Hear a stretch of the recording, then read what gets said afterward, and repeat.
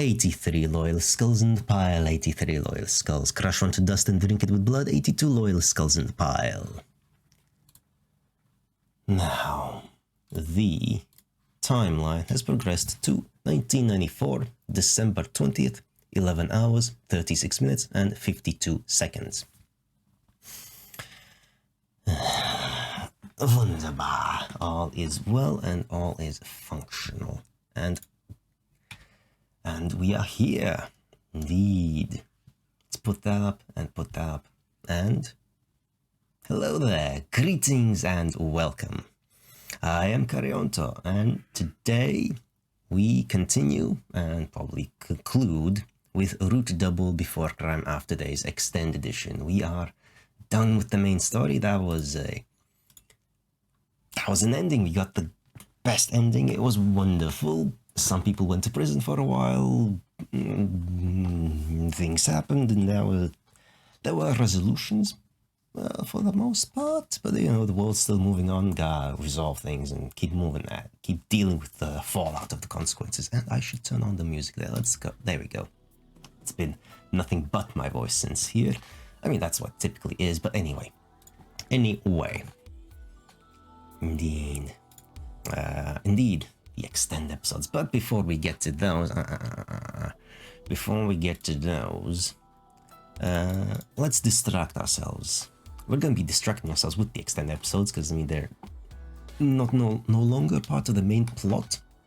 I mean, they kind of are, maybe. I don't know what they are, actually. All I know is that I'll be going through them in the order of characters I kind of care least about. I mean, I care about all of them to one degree or another, but, you know, the degrees are different. So we'll be starting with Ukita, obviously, because I mean, he's fine, but there's just not that much to him. And then we'll going in ascending order of my interest in the characters, but we'll be finishing with Natsuhiko. You know, he's not the most interesting one for me, but because the guy that I read previously suggested to watch his episode last, because of reasons. It might tie all the other things together or something like that, I don't know. But the guide did not guide me wrong, so I shall follow its advice there as well. But anyway, before we can do any of that, we have to let our minds be reset to a different functionality, essentially. And so, let us once more, as always, employ the services of theonion.com.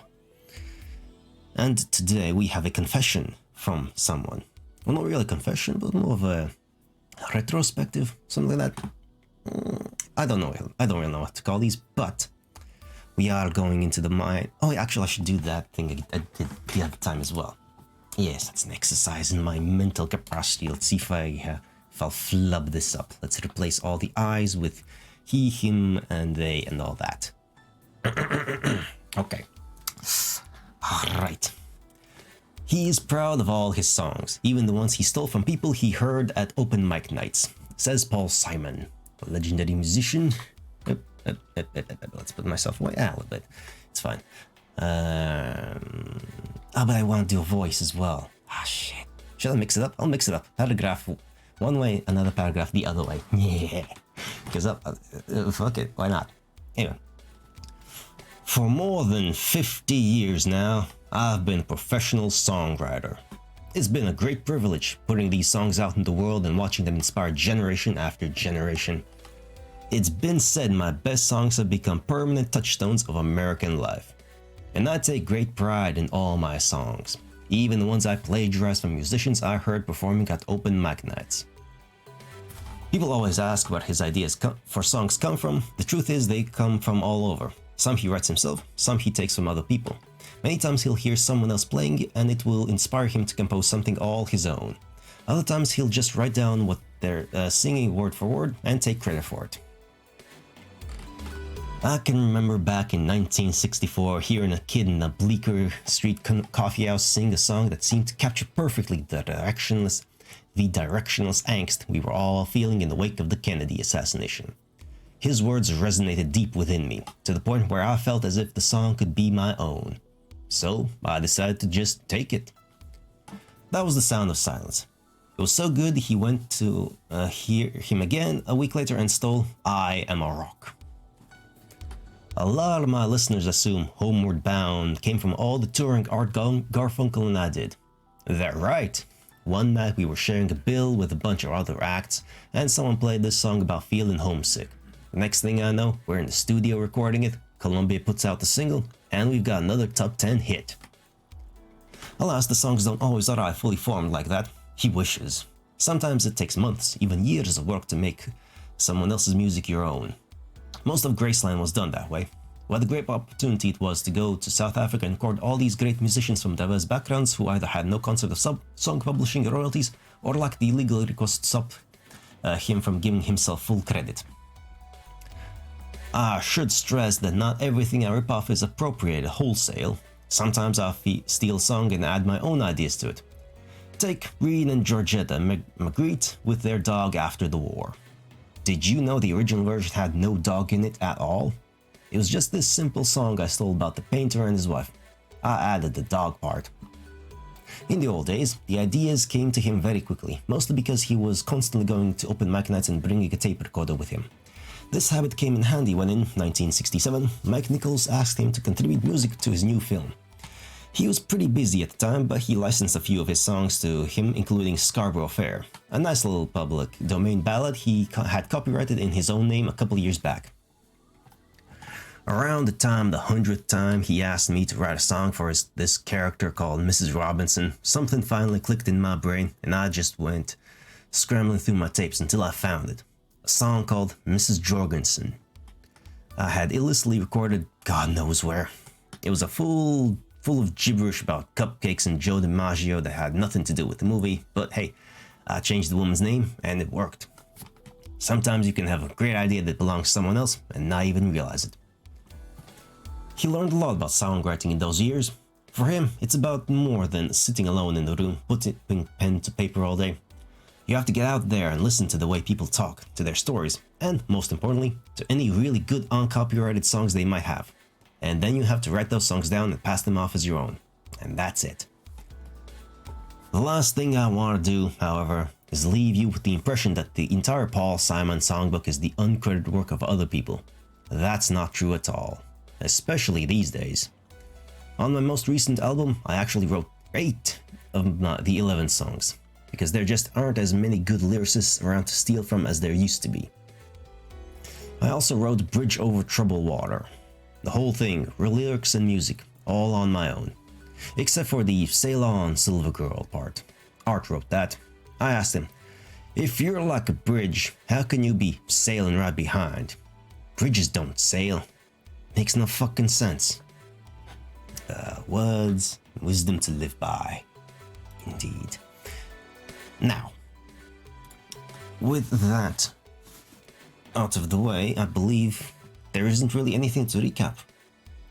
Go listen to the previous 70-something hours if you want the recap of the story. These are the Xtend episodes. This is the bonus material. This is stuff that I know nothing about. I don't even know how it's gonna be structured. So all I'm gonna do is, we're actually starting.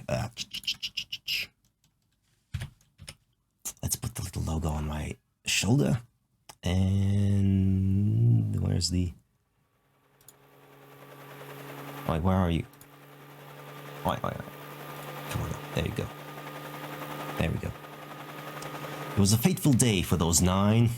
No shit. September 16th, 2030. Oh, the helicopter is really fucking loud. Jesus Christ. That absurdly long day. Yes, absurd. No shit. 70 hours of archive footage.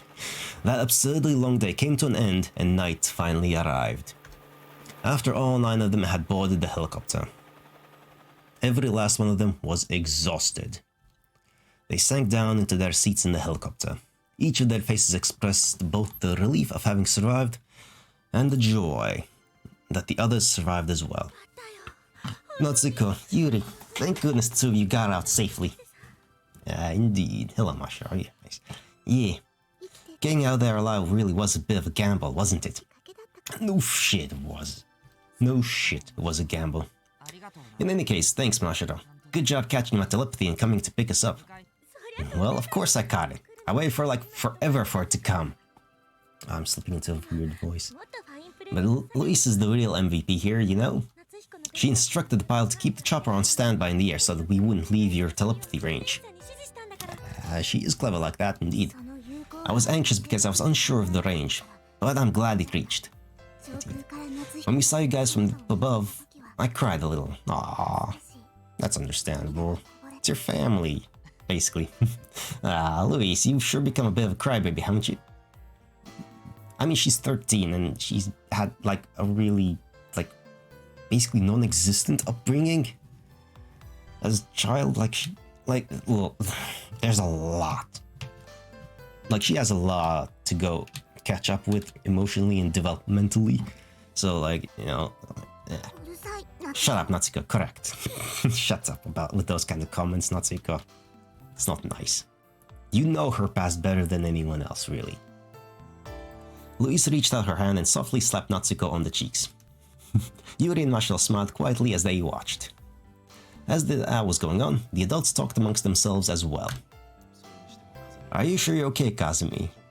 Well, she's mostly sure. I mean, she's a psychic demigod now. Actually, nah, this is annoying me. Kazumi was sitting near Nagisa's body when she answered. This girl told me that as long as I remember her, she'd always be with me. Well, yes, people live on in your memories. So, anyway, that was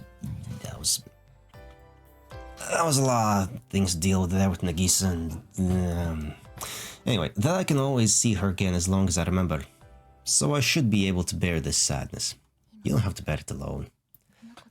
Now that I've been able to see her again one last time, I think that's my one solace. Kazumi said no more. Jun softly grasped her hand beside her. Sis, let's hold a proper service for Nagisa. Together. Yes, we should. You should. Kazumi responded as she wiped the tears away from the corners of her eyes. Watase quietly wrapped his arm around her shoulders. And that's when Ena finally broke her silence with an anxious tone in her voice. So, Captain Kasasagi, Mr. Ukita, what are you two going to do now? Since you're technically terrorists that planned a bombing operation and that resulted in the deaths of several people. Turn ourselves in, obviously. Oh, good. Indeed, we should let our crimes be judged by the public. Indeed. So once we get to the ESP bureau, arrest the old man and me. I see. Understood. We at the ESP bureau have the right to arrest, so I'll deliver you to the court personally. Yeah, that's fine. Watase then looked to the kids. He spoke in a low voice to Natsuko, who was leaning against the helicopter seat.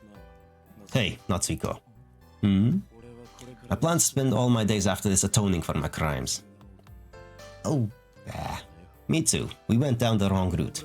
And we need to admit that, or else nothing will change. Even if my sentence ends before my days are up, I'll keep atoning after I'm released. Our crimes will never fade. But regardless, the reason I chose to atone is all thanks to you. Thanks, Natsuko. Well, sure. You don't have to thank me for that. I was just thinking that you of all people would want to make amends. He would, yes. Watase is the best person in this entire game, honestly. This entire story. So Natsuko cut off there. His sudden silence prompted Yuri to peer into his face. Hikori? Did he fall asleep? Guess he must be worn out. I mean, he was bleeding out for the better part of the day and running around a lot as well and using all of his mental capacity for all of the things. So, you know, no surprises there. It's only natural, isn't it? That boy wore down his own mind fighting to save us.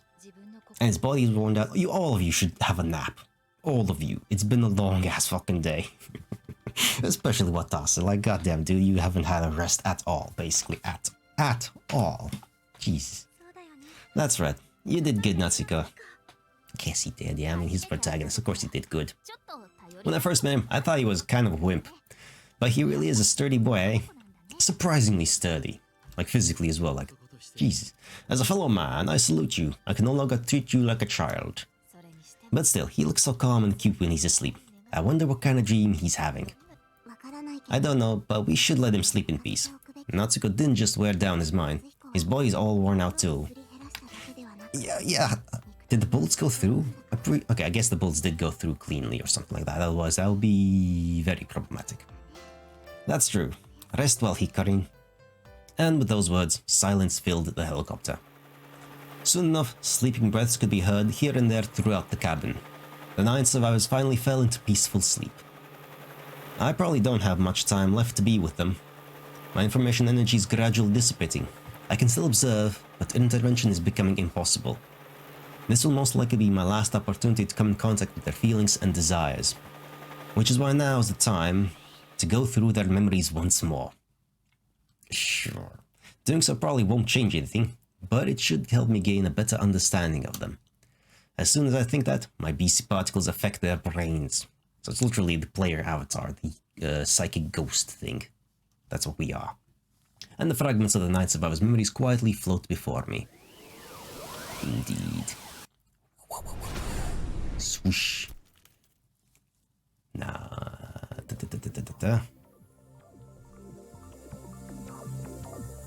Obviously, Natsuko's gonna be the last one, and there's a mystery one, huh?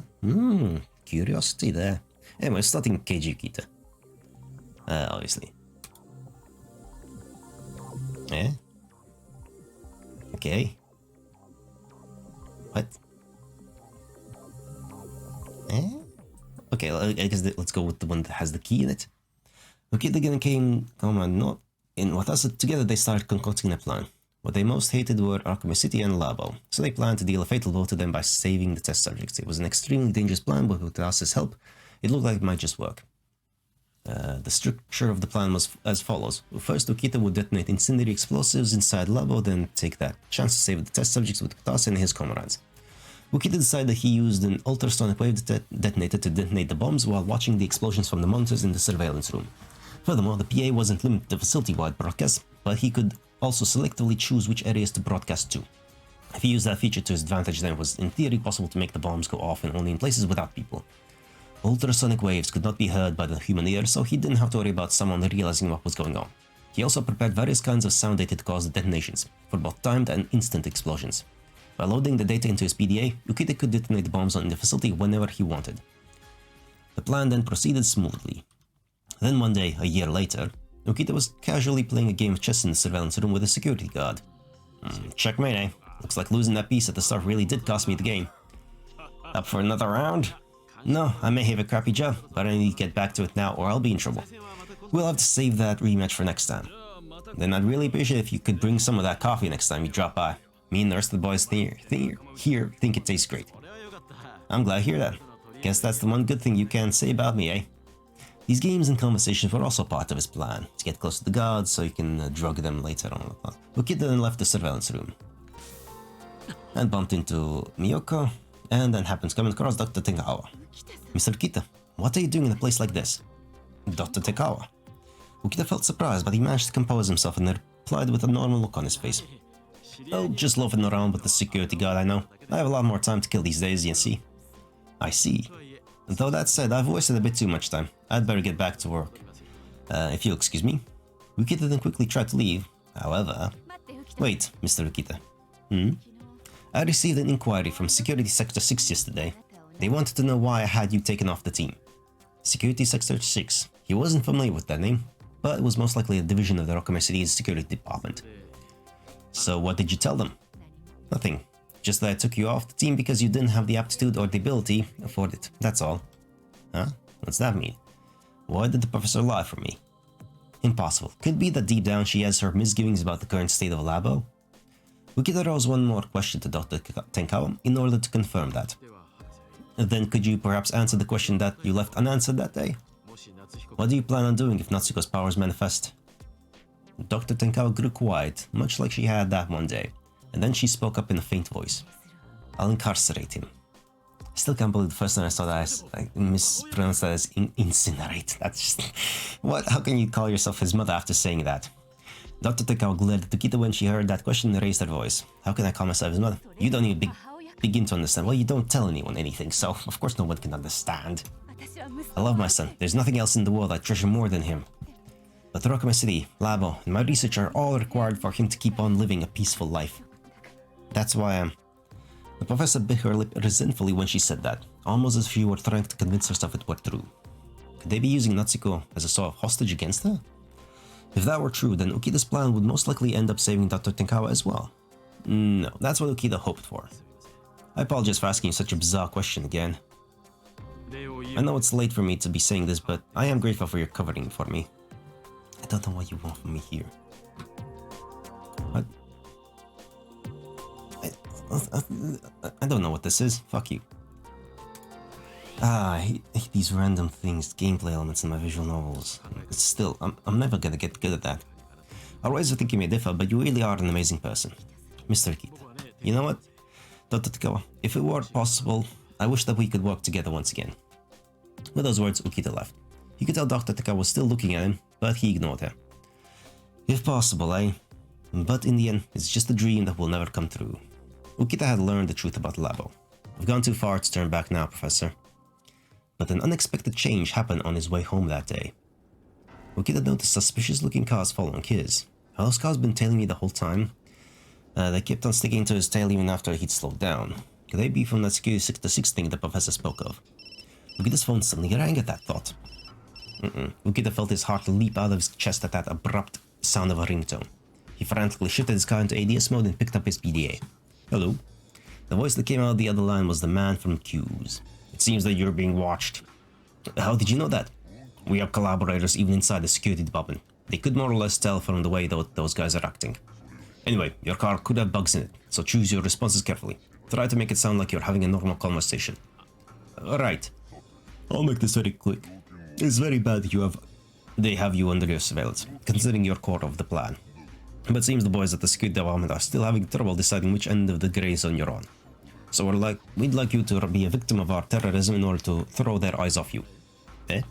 We will commence diversionary tactics in various places all over Rokumi City starting tomorrow to improve the plan's chances for success.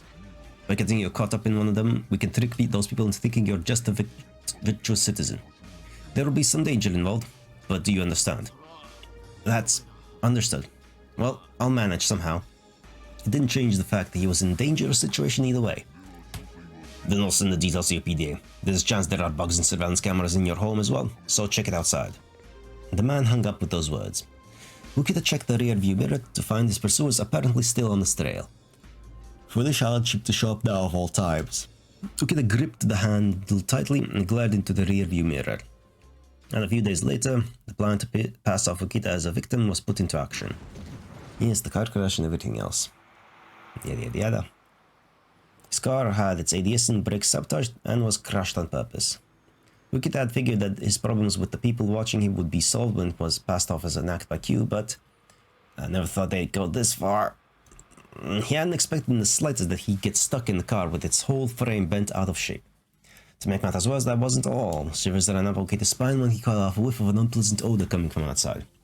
The smell is ghastly. Oh no!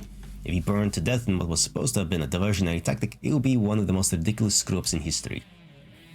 But his body was so hurt that he couldn't even twitch the way he wanted. There was no escape. This isn't good. If I don't get out of here, then I'll die for real. Just then, get away from there, Mashiro, that's gasoline. The voice that echoed in his brain was familiar to him.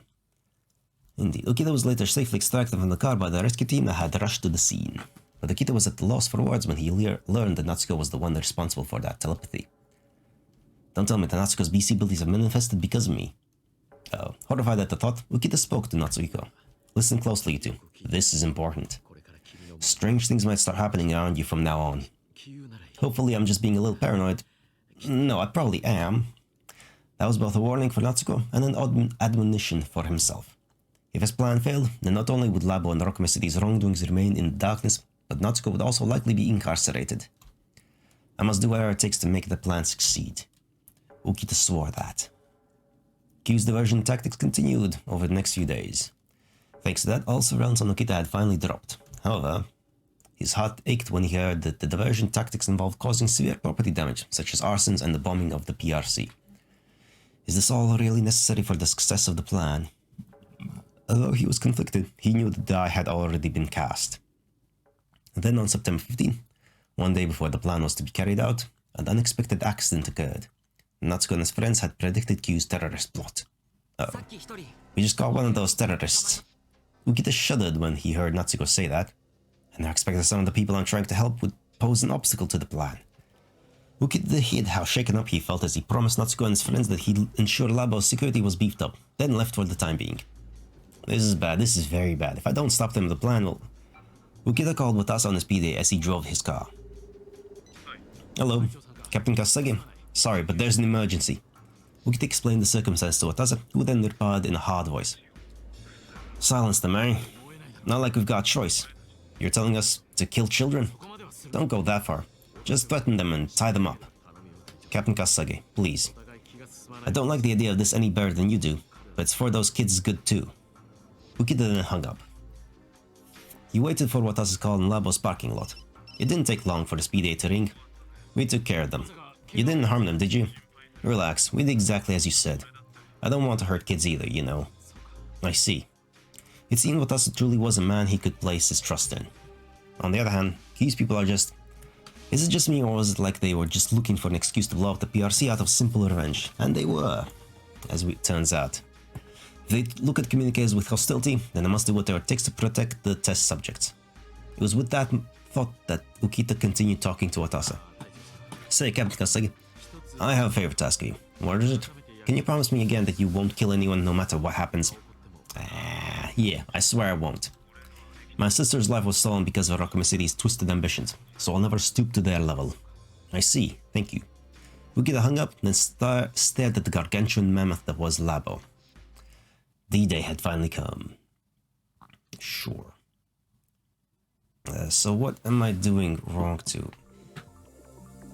I guess I just have to go... What? I don't really know. Okay, I guess.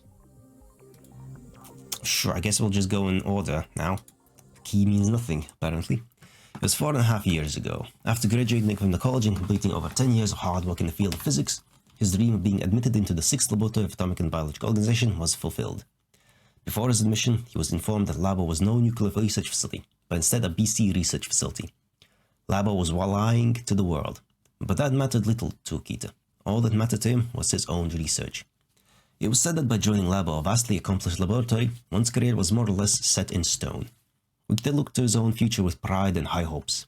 And when he first visited Labo, he met her. How do you do? I'm Keiji Ukita. I've just been assigned here. It's a pleasure to meet you. I'm Meiko Tenkawa, the supervisor of this section. I look forward to making your acquaintance. The woman greeting him was none other than Dr. Meiko Tenkawa, the world authority on elementary particle physics. She had been active in the world of physics before she'd even hit 20, and despite her young age, she had soared her way up to become one of the highest ranked researchers at the facility. Finally, I can finally work actively in the most cutting-edge elementary particle physics research under her leadership. Ukita was burning with passion that day. But after half a year of work at Labo, Ukita found himself faced with a number of problems. He spent his breaks in between work in the reference room, worrying to himself as he pretended to look for documents. Damn it, why is it that everyone I know is getting results except for me? Up until that point, he'd basically never been inferior to anyone else when it came to his field of study. But even the most outstanding of prodigies were easily overshadowed in a sea of geniuses. And Labo was filled with that very sea. Does all my scientific training amount to nothing more than this? He gritted his teeth in frustration at the thought. Just then, he heard the sound of the door opening up behind him. He turned around and saw Dr. Tenkawa there. Oh, you're looking for some documents too, Mr. Ukita? Oh no, but are you looking for some yourself? I can give you a hand if you'd like. Thank you, but I know where they are, so I'll be fine. She reached out for the top of a bookshelf as she said that. What's going on? She looks a tad unsteady on her feet. Just as he thought that, he saw Dr. Tenkawa's knees give out. Look out! Ukita quickly caught the purser, a number of papers raining to the floor. Professor, are you alright? Oh, I'm sorry, I've been working several sleepless nights recently, so I was a bit dizzy. I mean, the reason I'm going kind of quickly is because I've seen all these scenes before, and I'm just going through until we get to something that is new. She let go of Ukita and stepped away from him, but she was still walking on unsteady feet. Seriously, how pathetic of me. I didn't expect to be reduced to this after just 3 nights without sleep. That's a lot.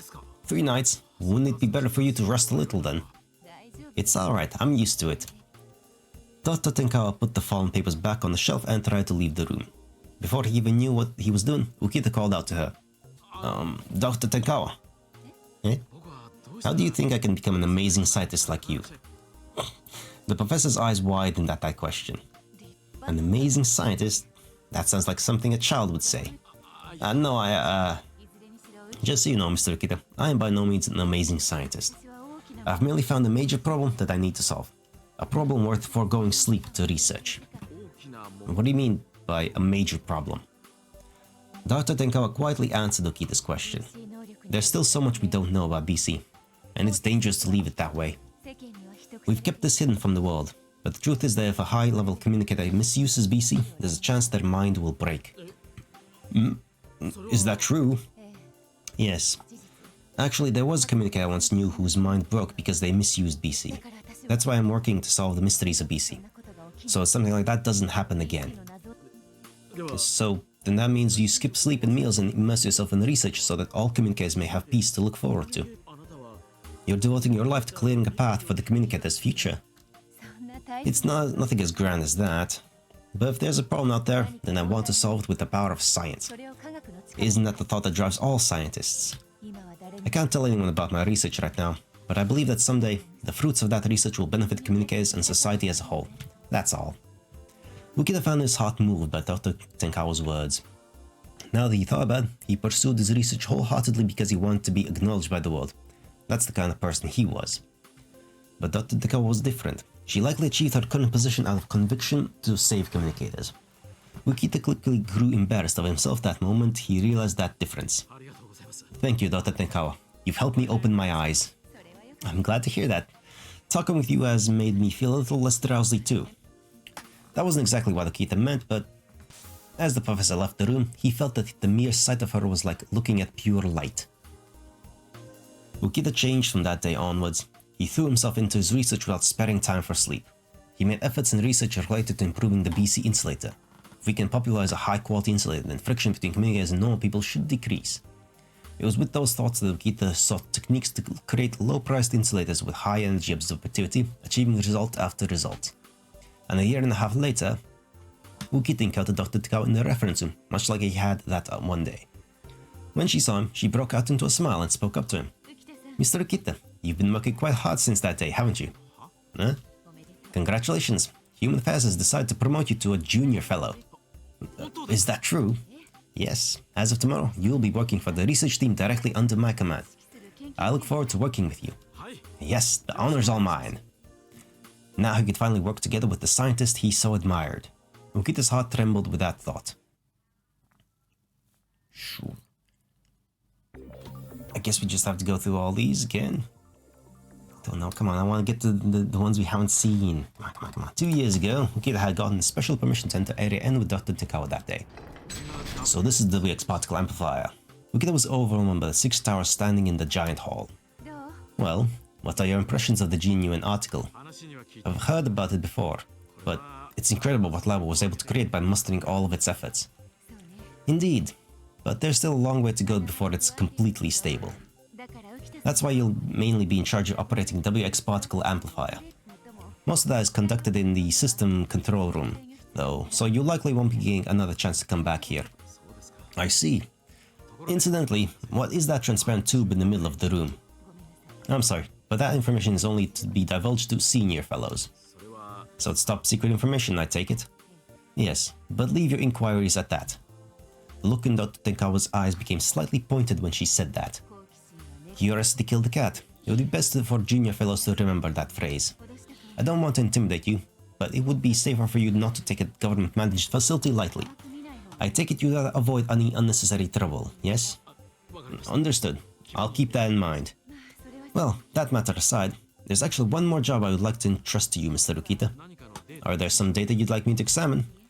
No, it's not related to your duties as a researcher. I'd like you to be my son's observer. What do you mean by observer?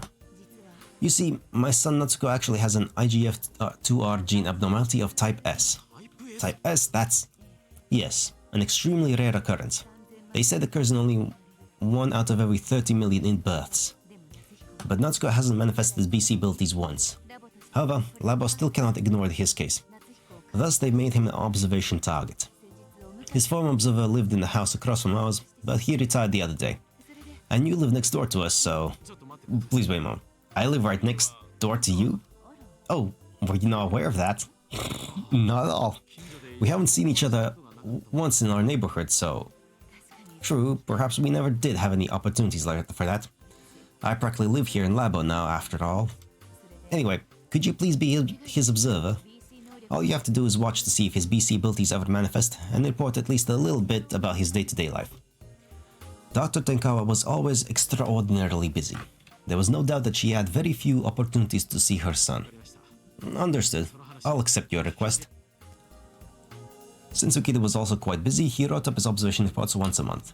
Natsuko had been given the rather pretentious designation of Special Observation Target Not 2. Because there's not one, and that was Nagisa who is the target then. 66 periodic report, current observation, greetings, everything's fine, blah blah blah blah blah, no signs, yada yada yada yada blah. Three of them always be best friends, blah blah blah blah blah, she's working hard, yada yada yada. Thought suddenly crossed to Ukita's mind as he wrote his report on Natsuko's day-to-day life. Come to think of it, Mashiro is always with Natsuko.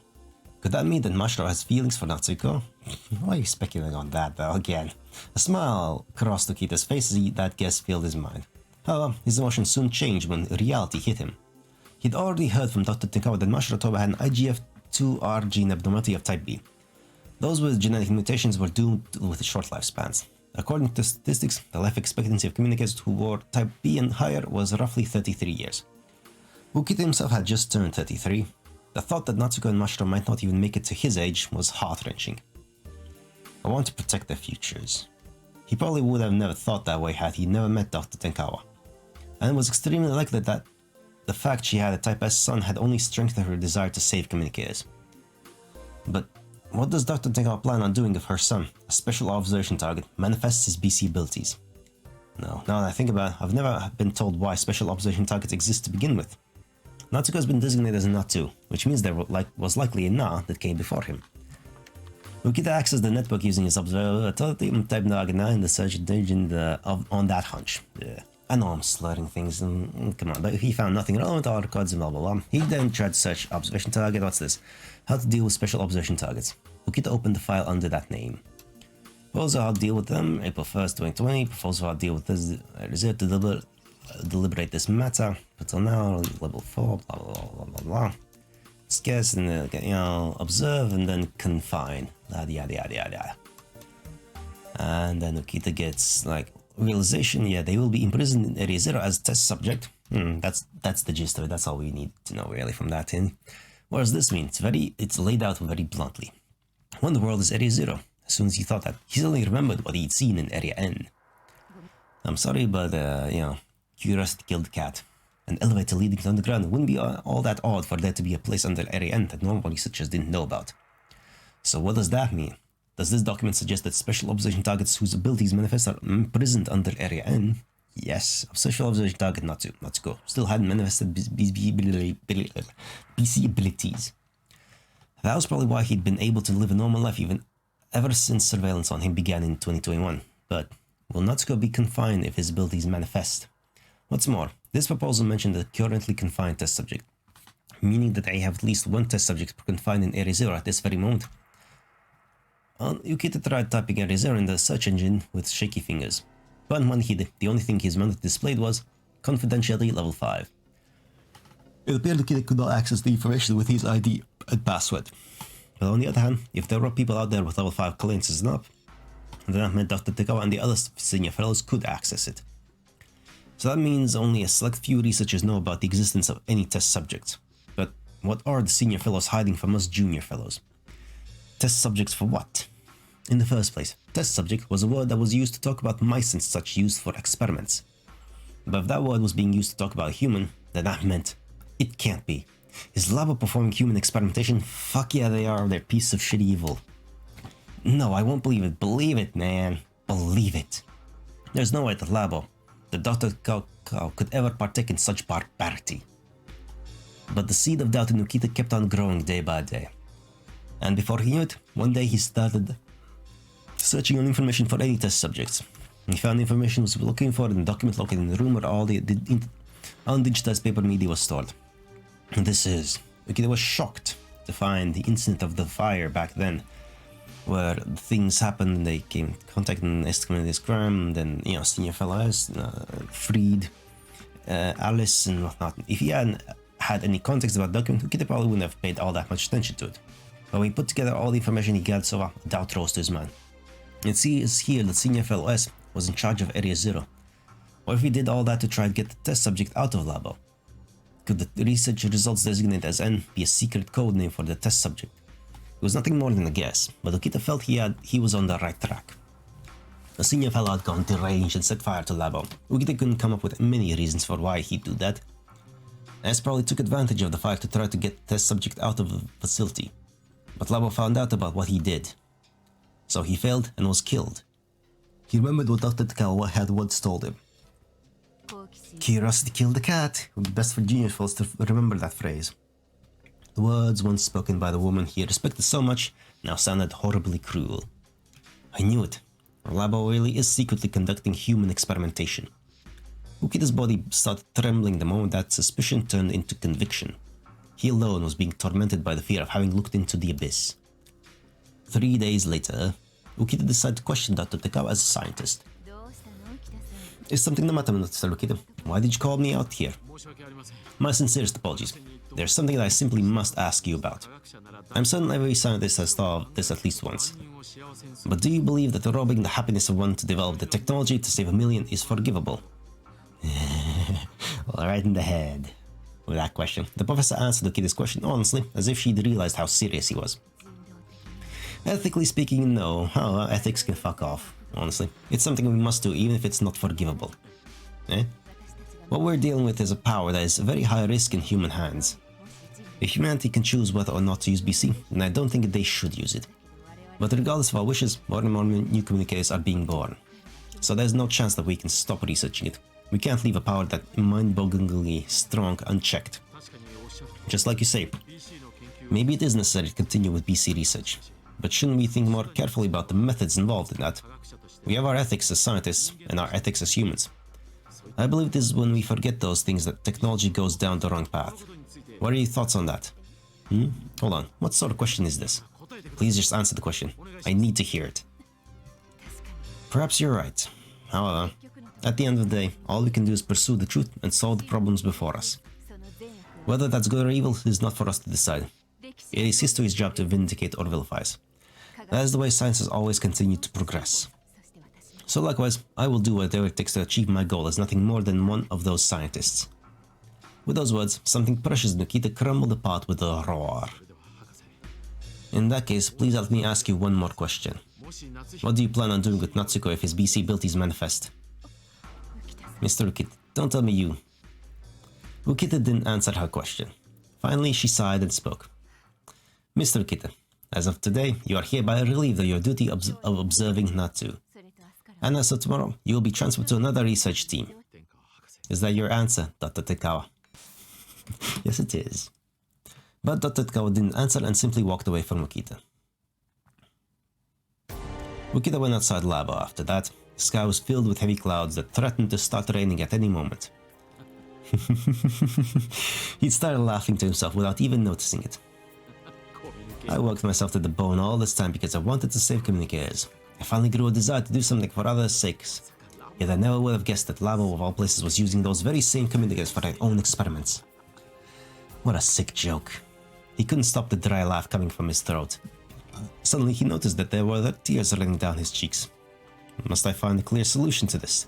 As a scientist, must I write off this sacrifice as insignificant in the grand scheme of things? Indeed, if he had just committed himself to that mindset, he could have continued living his life as he had up until this point. He could have lived as a highly paid Labo scientist with no inconveniences in his life. Whatever happened to that test subject he'd never even seen before would have had no bearing on him. He should have had no issue with any of that. Yet, preposterous. There is no way in hell I can accept that. He couldn't bear to live in such complacency.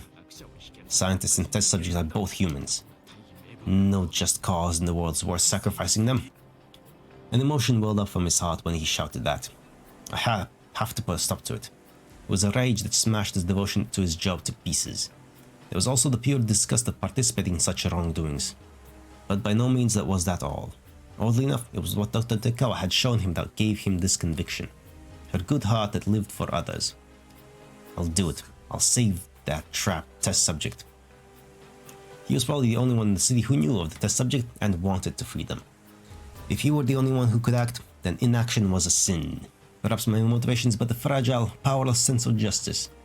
Perhaps I'll be erased just like Senior Fellow S was. Regardless, Ukita turned around and glared at Labo's gargantuan shadow. Cold rain suddenly poured down and crashed upon him. But the flame that had been lit in the depths of his heart would never go out. Alright. We have to go through all of these? I guess we have some context. Alright. Alright, let's just go. I'm not a big fan of going through things I already know and have experienced. Like, that's why I don't do things that I've done before on this channel at all. Like, I'm never gonna read things, visual novels and stuff like that that I have done in the past. That's not interesting to me. Like, I mean, you can see and hear how, like, less emotional and less involved I am in rehashing the same old things. There's no rambling, there's nothing happening in my mind, really. So, you know. Anyway, on the night he learned the truth about Labo, he began his lonely battle. He worked all alone in his personal office. The only work he did was the mind-numbing process of examining data sent to him, a fitting job for someone who had been kicked upstairs. There was a surveillance camera in his office, so he would have been found out immediately if he ever showed the slightest sign of doing anything suspicious. But they couldn't read his mind. Ukita was thinking over his next course of action as he did his job. What should I do? How can I stop the human experimentation? The Rockaway City government must be in cahoots with Labo if they're keeping up such a large-scale cover-up. So that means going to the police is out of the question. And leaking word out to the media will be difficult as well. Labo performed a strict body search on anyone entering or leaving the facility, so it would be extremely hard to smuggle out damning documents. And what's more, Ukita still didn't know anything more than the basic details about the test subject. One wrong step and he'd most likely meet the same fate as his Senior Fellow S had. Then that means the only reliable groups are... When that thought hit him, Ukita began participating in various internet forums to find organizations who looked like they'd help his cause. In question to others on the forums, do you think blah blah blah things? Blah blah blah blah blah. Just then he was contacted by Q and everything else. Yeah. That means I'm just gonna be skipping a lot of this. I might cut most of this out and just leave a bit of a recap, stuff like that. Is anyone there? No, like it's just another PDA and talk to him like that. Blah blah blah blah blah. Like we see, look up ahead and the city is all bad and blah blah blah blah blah blah. Okay, the fella's fine. Go. Anyway, blah blah blah. Yes, that's what I mean. Communicators, we're terrorists. No, you know, it's too big for a fight alone. So how about how about joining our forces and whatnot? About the incident about Labo and doing all sorts of things about Alice and all that stuff and how they covered it up then.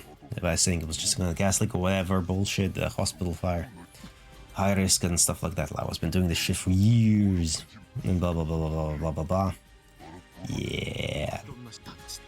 I don't know how to do this part, honestly. This is interesting. I'm curious. All right.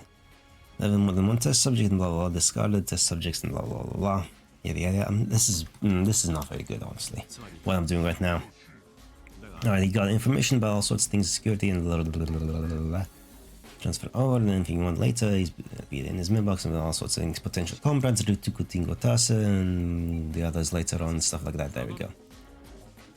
And that's that. Yeah, that's all known to us. Became Q members about the history of Q and everything else and blah blah. Okay. Yeah, the citizens group doing things, but you know, not really. And all sorts of things. The virus. Got the answer. What does that mean? We call ourselves a different name, but rested on false assumptions for the thing. and did everything else. To maintain public order, then Alice and the thing. Alright. These are unfortunate victims, but they live in peace, so they come in contact with the. Everyone just took those lies like a sponge. In other words, we were a scapegoat to be a thing. Now you understand our lust for revenge. Malice will continue forever. And who's this monster? There are no monsters. Everyone's a monster. And everything else. D-Day didn't arrive. The plan looked like it was going without hitch, but then Ukita finds waiting for him is Conrad's harsh betrayal. The day of reckoning had finally arrived. At 7:15, then Ukita was popular. Oh yeah, right. And they come here and he just knocked out the guards with the coffee. Then he goes to turn off the sprinkler system. Then over the PDA, he's beginning to explode the bombs. And there's the PA system doing alarms, everything else. Then he's doing his emergency broadcast to evacuate personnel out there. At the same time as he's blowing more things up. Then he goes into the thing. Again, a couple of things in there, summoning the two, alright, he's overloading the thing. It's possible, then he summons two of the researchers to be knocked out by Watase and his colleagues. And everything else, yada. And then, you know, all that happens. It's all good.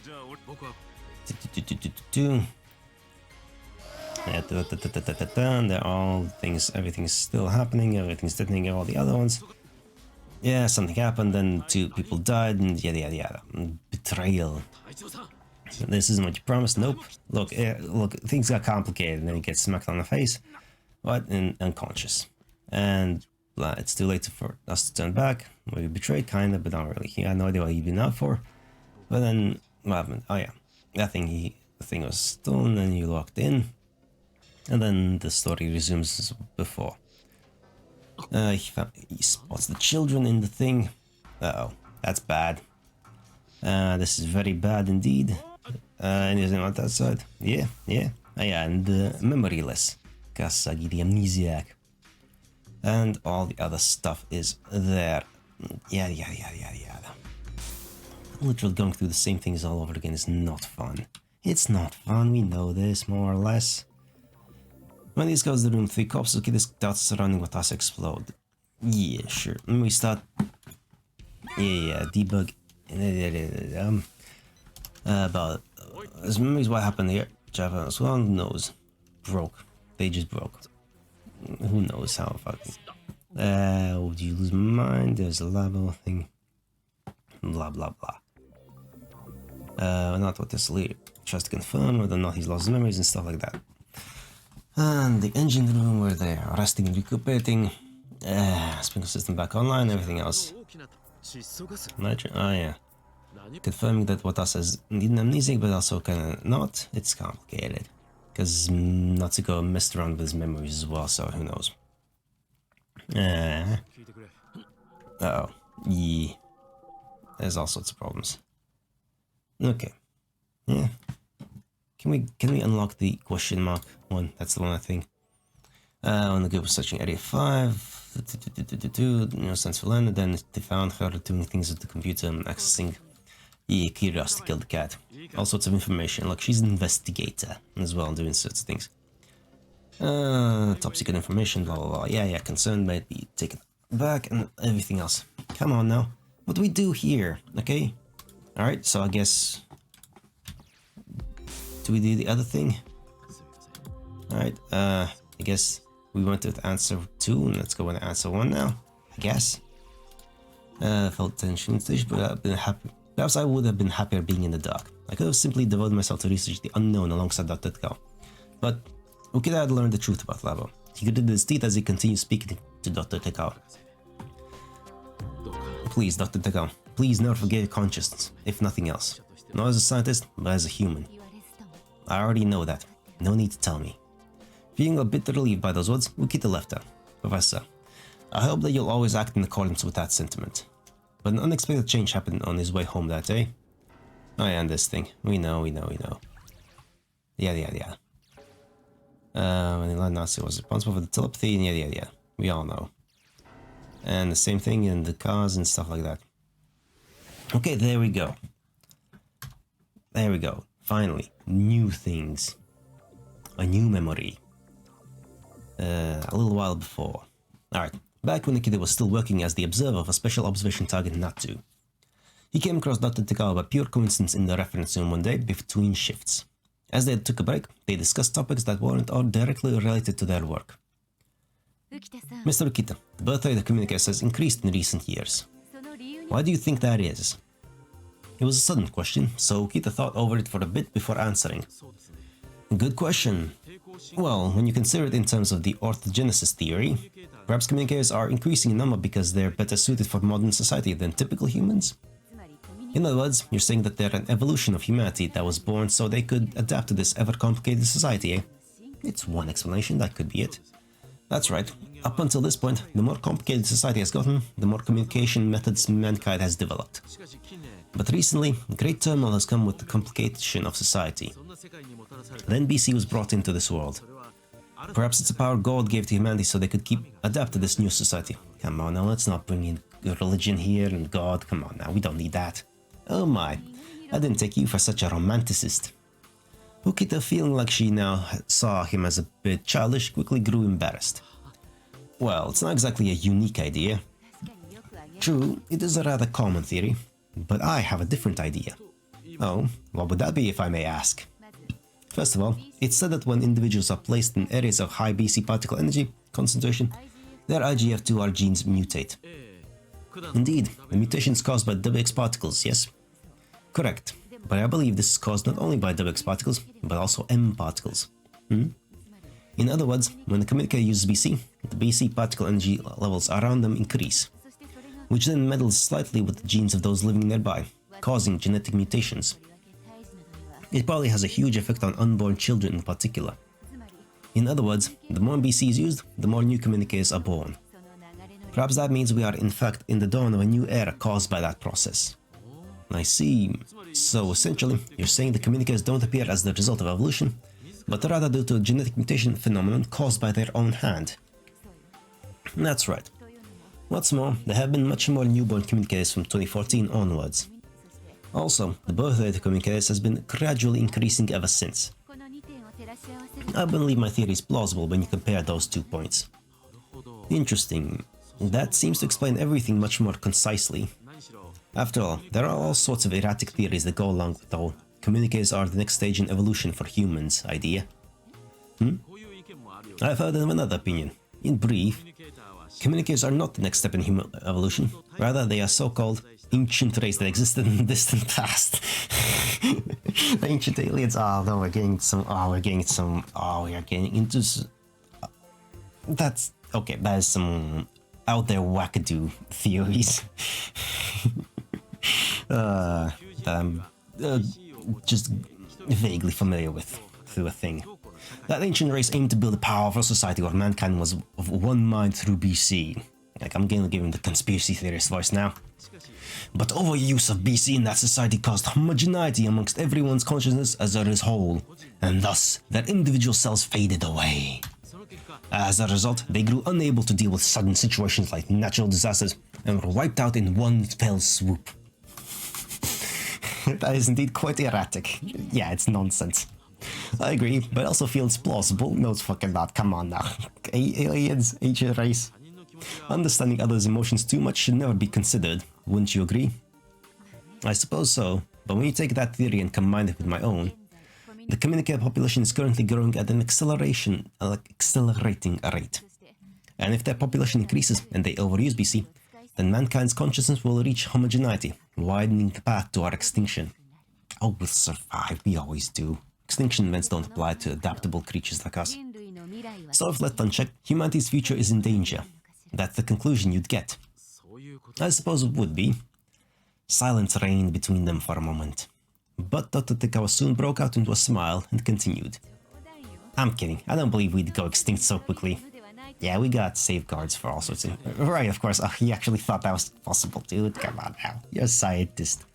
Although being a scientist doesn't stop you from being an idiot as well, in other fields and thought processes. Even if humanity is fated to proceed down that path of extinction, we'll find a way to keep that from happening, I'm sure of it. When you think of it that way, it makes this thankless job we can't tell anyone about completely worth it, don't you think? That's quite true. I believe that as well. Ukita then returned her smile. Times like this in between their shifts of hard work felt very pleasant to him. But only a week later, Ukita discovered Labo's secret and split away from Dr. Tenkawa. As a result, there was a part of each other's minds that they'd never learn about. Though they couldn't use BC, if they'd only just talked to each other a little more, they could have reached some level of understanding. Okay, I think...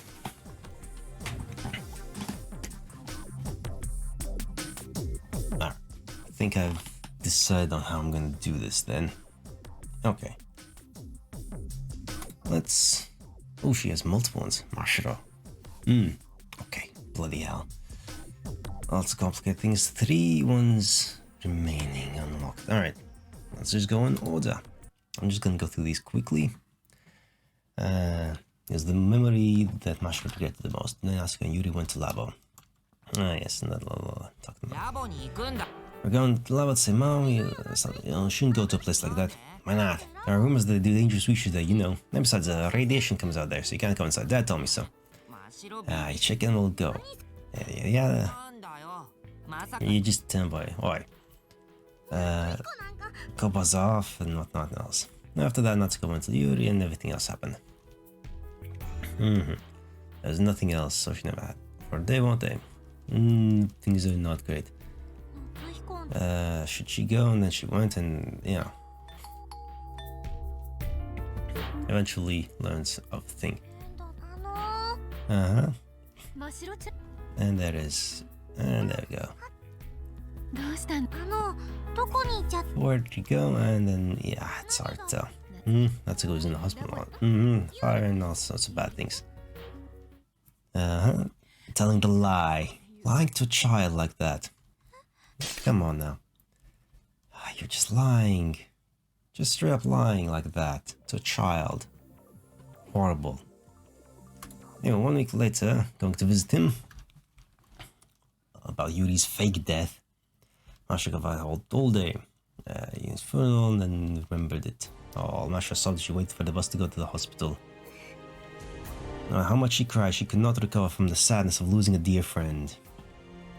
What you want? Like, I don't know, answer 1. I don't know what these mean. Yuri had an ever-gentle smile on her face. Yuri had told her she was cute, even when nobody else would treat her like a girl. Yuri had praised her cooking whenever they played house. Yuri was the gentlest, cutest girl that Mashiro wanted to be. Mashiro's memories of Yuri came and went in her mind. Hey Yuri, it was only about a year ago that we met, eh? I've admired you ever since that day. I thought that if we kept hanging out together, I'd grow up to be a lovely girl just like you. But I never thought we'd have to say goodbye just a year later. But even as sadness filled Mashiro's heart, just one other thing remained. Her worry for Natsuko. I wonder if he's okay. Natsuko didn't attend Yuri's funeral. He was apparently still in the hospital. He hadn't come to school at all. I gotta go pay him a visit. Mashiro wiped her tears as the bus arrived. As she got off the bus in front of the hospital, Mashiro went through a reception and headed to Natsuko's room. Inside the hospital room, Natsuko was lying on the bed. Beside him was Dr. Tenkawa. Professor. Mashiro. You came to visit, didn't you? Thank you for taking the time. No problem. Is Natsuko asleep? Natsuko, you see, is in a coma. She looked at him and gasped. It's just dead eyes. There's nothing, there's no light, there's no little, none of the highlights that you typically see in anime eyes. Like, you know, you see the wobbly things in my eyes here in the model. That kind of stuff. He wasn't sleeping, he was lying down with his eyes wide open. That must be really dry, by the way. I didn't even think of that back then, but that must be really fucking dry. There was no light in those eyes, he just stared blankly at the air. Natsuko? No answer. Natsuko? No answer. Hey, what's wrong? Can't you hear me? Hey! As Mashiro shouted in confusion, Dr. Tenkawa answered in her son's stead. He can't hear you. He's been like that ever since he learned about Yuri's death. It's not just you, Mashiro. He won't respond to anyone. Not me, nor the doctors. He couldn't come to terms with the truth, and he shut his mind away. Mashiro looked at Natsuko in blank amazement. His gaze pointed off somewhere far into the distance. Mashiro left the hospital in disbelief. As she headed home, her head swirled with various thoughts and feelings. But the strongest feeling of them all was regret. Regret. It's always regret. Yuri went to Labo in my stead and died because of it. That's why Natsuko was like that. Mashiro's heart was torn apart by the regret of what she could never undo. She couldn't think of a way to dispel that regret. At least until Natsuko turns to normal, while she resolved to put everything she had into watching over Natsuko. She didn't care if she was merely serving as a replacement for Yuri or about anything else. Mashiro swore to herself that she would watch over him. Indeed. Good kid. A new memory. Translucent. Okay. Let's go through the ones that we have done, so that we go through the new memories later on one fell swoop. After Natsuko fell victim to stupefaction, Mashiro frequently went to the hospital to visit him. She prayed for the day that he'd regain consciousness. Natsuko, how are you doing today? Well, today you see I was practicing VTuber. Actually successfully used telepathy for the first time. That means I'm finally ability level 1. Started using telepathy before you did, Natsuko. Aren't I amazing? No, I guess you want answer 1 is the correct one, or the best path or something, I don't know. I'm guessing, I'm just making that assumption, seems to be the case. No matter how much Mashiro spoke, Natsuko would not respond. But even so, she would come speak with him as she believed that was the only way to bring him back to reality. Man, Natsuko, I'm so bored this summer break. Last year we had a test of courage, we read series, we investigated the 7 wonders, and lots of other stuff. Good times, eh? Actually, doing that test of courage thing, I heard ghost voice, you know? I was too scared to talk about it back then, but it was evidence for one of the wonders. Cool, eh? I kinda wanted to go on a solution mission for this year too. But, you know... But even as time passed and summer break arrived, nothing changed. Actually, something kinda surprising happened today. You see, there's this boy in the other class, and he sent me this letter and said he liked me. Hey, Natsuko, what should I do? Though the world around Mashiro was changing, time remained still for Natsuko. I ended up rejecting the boy who sent the letter. I mean, I don't really understand all that stuff. Like, what it means to like someone. Mashiro started to prevent her world from changing so that she wouldn't slip too far from Natsuko's time. And in the blink of an eye, 3 months passed. That day, Mashiro visited Natsuko's hospital room. Today at school, the boys were asking if you were still in the hospital. Your mom doesn't let anyone else visit but me, see? Everyone's really worried since they haven't seen you in 3 months. You really are popular, you know? Still no response. Everyone's waiting for you to be discharged. No matter how much she talked to him, there was no response. Eventually, hey, say something, Natsuko. Her voice rang out from the bottom of her heart and echoed through the hospital room. I'm waiting for you to come back, Natsuko. Now that Yui's gone, I've been all alone. Mashiro suddenly realized just how much her own voice was trembling. Her vision had blurred before she noticed. Natsuko. Mashiro touched Natsuko's cheek. She could feel his body warm through the palm of her hand. He was warm. Blood was flowing through his veins. He was suddenly there right in front of her, and yet they couldn't exchange words. Even though she could touch him, his mind was somewhere else, far away. Natsuko. Mashiro touched his lips. She brushed up his hair. She brought her own lips close to his, but stopped. What am I doing? This wasn't some fairy tale. There was no way that would wake Natsuko up. He wouldn't wake up no matter what she did. Mashiro muttered without expecting any response. Hey, Natsuko. I'm so lonely. I want to play with you like we did back then. More tears spilled as she uttered those words. Her sobs echoed through the quiet hospital room. But then... she heard the voice she had been waiting for to hear. Eh? The light is back in his eyes. Mashiro gasped and looked at Natsuko in disbelief. Eh? Natsuko looked around, confused. The light had returned to his eyes. Eventually, those eyes fell on Mashiro. Mashiro? He called out her name. Natsuko! Natsuko twitched at the sudden shout. What? No, where am I? Natsuko appeared unaware that he was in the hospital. Mashiro grasped Natsuko's hand and answered, You're in the hospital, you don't remember? Ah, that's right. Yuri and I got caught in the fire in Labo. Yeah. He appeared to be gradually recalling the circumstances. Mashiro softly spoke to him, holding back all the words she wanted to say so they wouldn't overflow. Natsuko, you've been in the hospital ever since then, you know? I've been coming here to visit you. I see, thank you. It's not that big a deal. What matters is that you're back. I'm sorry, I must have made you worry. Natsuko spoke apologetically. Mashiro wiped her tears and smiled. I said it's no big deal. More importantly, I gotta call the professor. She needs to know that you're woken up. That's true. Besides, Natsuko smiled as he spoke, but the music faded away. But I'm sure Yuri's worried too. The air froze in the hospital room. Huh? Yuri, she should be waiting for me at home. Natsuko? An ominous premonition arose from the pit of Mashiro's stomach. She asked him again in a raw voice. What makes you say that? Well, I just remembered what happened when they carried me to the hospital. I nearly died from breathing too much smoke. But Yuri was safe, wasn't she? So Mom told me Yuri didn't have to be hospitalized. That was an impossible memory. Natsuko had shut his mind after he learned about Yuri's death. But Natsuko appeared to believe what he had just said from the bottom of his heart. Hey, Natsuko, you didn't forget, did you? Forget what? You see, Yuri's already... She's already gone, you know? And the light fades. Natsuko looked at Mashiro with blank eyes. Gone? Where? Like I said, because of the fire. Yuri breathed in too much smoke, and she died. Once Mashiro repeated herself. Uh-oh. Natsuko suddenly grimaced. Natsuko, what's wrong? My head just started... it hurts. Natsuko, are you okay? Natsuko groaned for a while, but eventually his face slackened as if he were at peace. It doesn't hurt anymore. I see, that's good. What was that just now? Natsuko tilted his head. Mashiro had no answer. She had the feeling that Natsuko's headache was no ordinary headache. Mashiro's body trembled from an unknown fear. Well, whatever. Anyway, gotta go call them. We gotta tell them I'm awake, right? Besides, I'm sure Yuri's worried too. Once she heard those words, Mashiro finally understood. Natsuko still had not returned to reality. He had become emotionally unstable. Natsuko. Mashiro called out his name. She called out the name of her friend who looked the same on the outside, but was completely different. The tears she had wiped away had come back. Natsuko looked at her quizzically. Mashiro, why are you crying?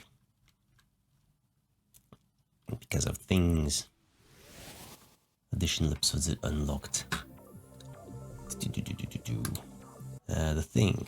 It was a memory of just about a week ago. The sights of the morning of September 10th flowed before my eyes. Mashiro was making breakfast in the Tenkawa kitchen as usual. And soon enough, she heard the living room door open as Natsuko greeted her. Good morning. Good morning. Mashiro returned to the greeting and quickly continued cooking. The newscaster on TV was rambling on in a matter-of-fact tone of voice. Next on the news, early this morning, York City's BC Trading Center received subjectional literature from the extremist group.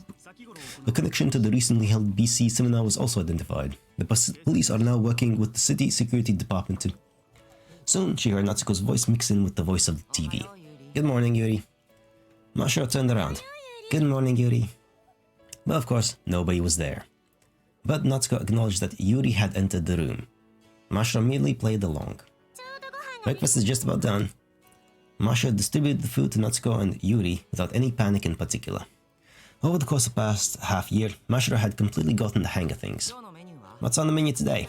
Hash browns, bacon and eggs, salad, omelets, and orange juice. A classic all-American breakfast. Wow, starting the day off with a full meal, eh? During that exchange, Natsuko was probably hearing Yuri's voice. Even at this point in time, he still had not accepted her death. He didn't just hear her voice. He always seemed to see an illusion of Yuri. Charles de Bonnet syndrome, eh? Mashiro remembered the name of a condition she had read in the book before. Charles Bonnet syndrome, blah blah blah blah. All sorts of lore. It's less interesting to repeat the technical stuff and more interesting about the character things. Developments, emotions, relationships, that's the interesting stuff that I can read again and again probably. Although kind of like had partially forgotten this. But whatever, logical, blah blah blah blah, causing hallucinations and whatnot. But aside from that, one detail Natsuko was completely normal.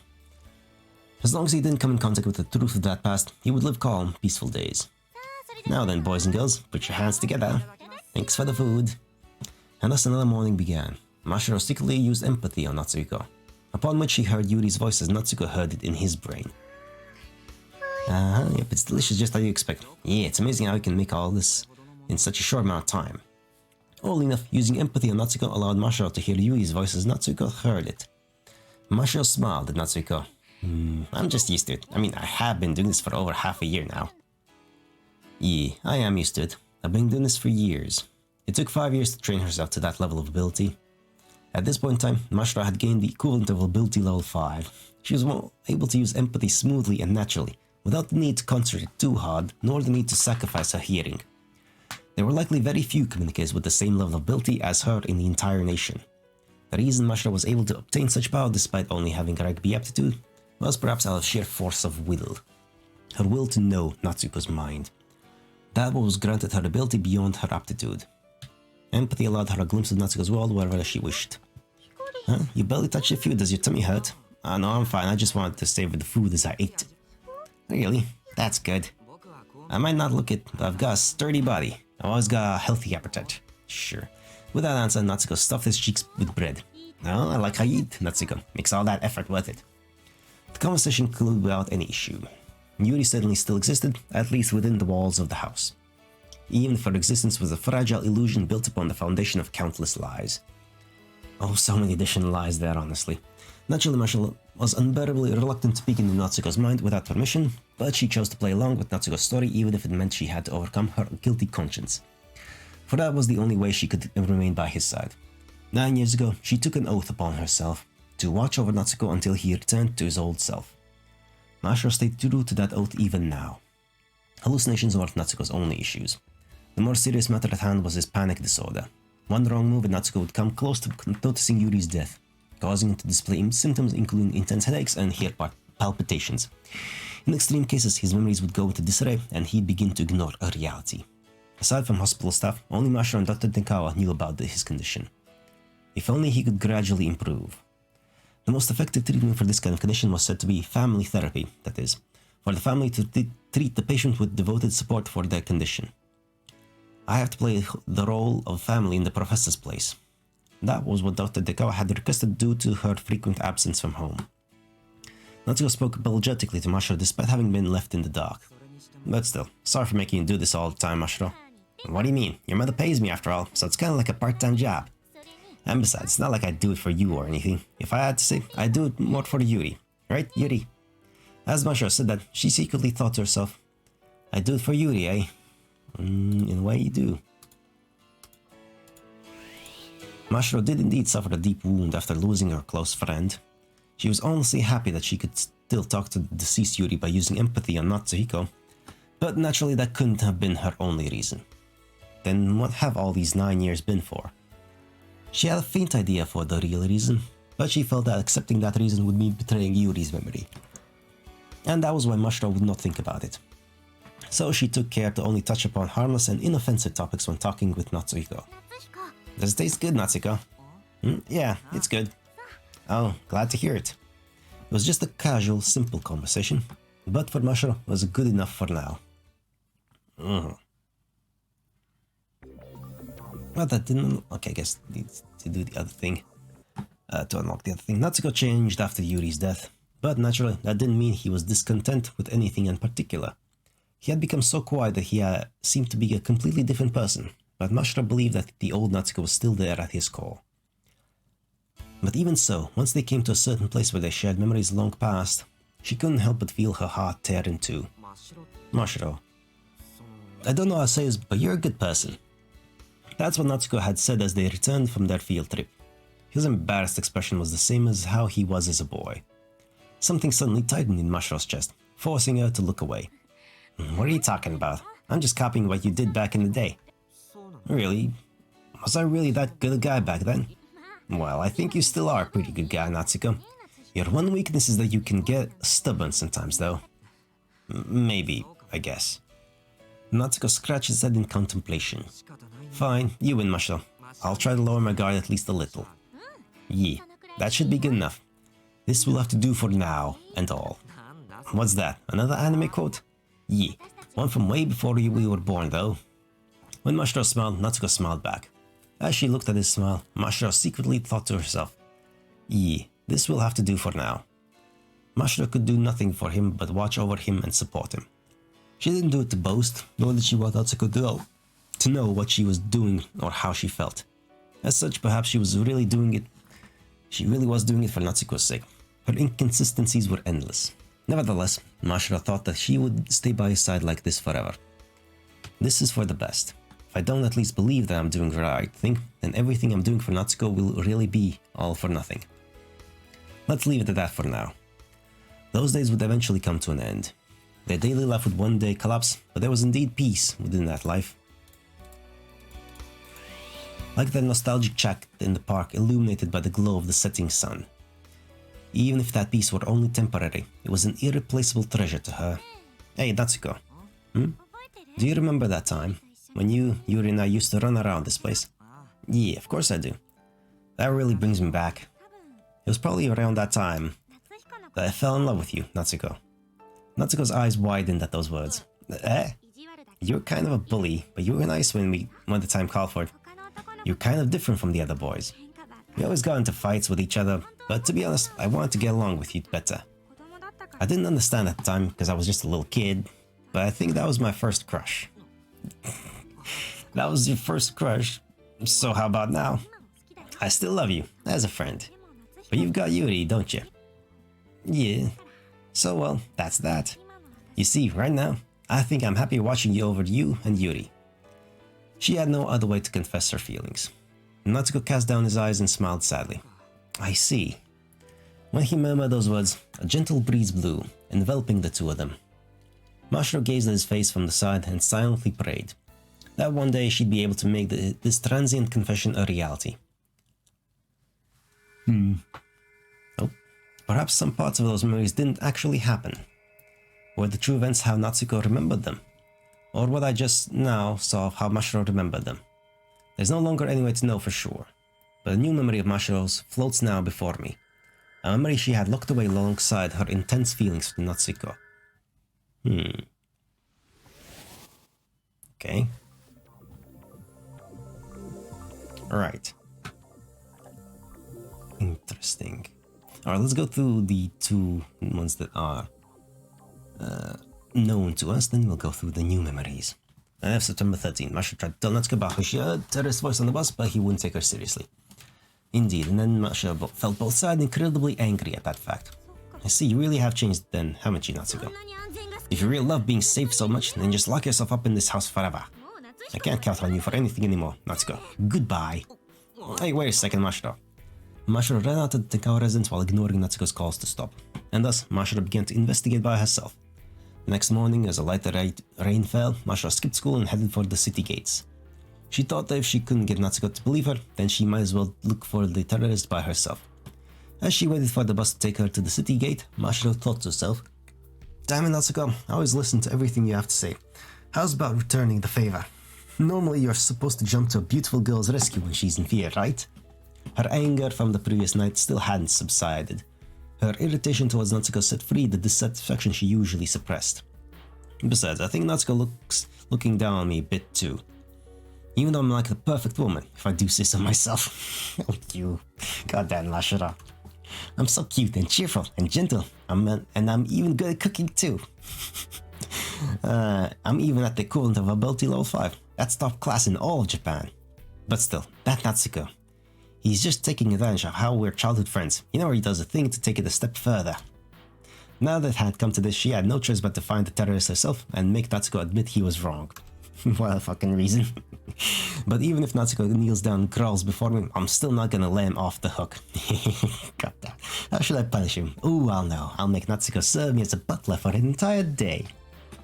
This is silly. Okay. This is silly. I'm not sure it's being silly. I like that. You'll have to prepare black tea, pull out chairs for me, and pamper me all day. Natsuko in the butler suit, huh? Ah, it's so great. So more. Wait, no, I'm getting off track here. No shit you are, but that's great. That's a great off track to go on. That's fun. That's a fun fantasy. Silly. Silly you. Mashiro's train of thought derailed that far before she quickly pulled herself back together. Right. I'm searching for terrorists now. Well, that escalated. That's a mood swing. I shouldn't let my time waiting for the bus go to waste. First, I gotta gather some information. Mashiro took out her PDA and connected to the internet. She had already done a simple preliminary investigation yesterday. What terrorist organization could be lurking about the city? It was probably the largest domestic anti-BC organization, Q. Well, it's not like you can trust everything you read on the internet, though. But what can you trust? It's difficult to confirm information. As Mashiro muttered that, she looked up at a site that compiled information relating to Q. There were several interesting articles. Q's first incident, September 16, 2018, newly established we're just gonna skip past the boring things like that. All sorts of things, yada yada yada, finding information that's just freely available on the internet. Did a better job than the ESP Bureau, apparently. Mashiro finished reading the article and muttered to herself. That organization was the Anti-BC League. The Anti-BC League members were arrested as the culprits behind the Great Arson, eh? But after they were released, they changed their name and continued their activities all over Japan, it seemed. And now, 16 years after the Great Arson, they had descended upon the city once again to cause another incident.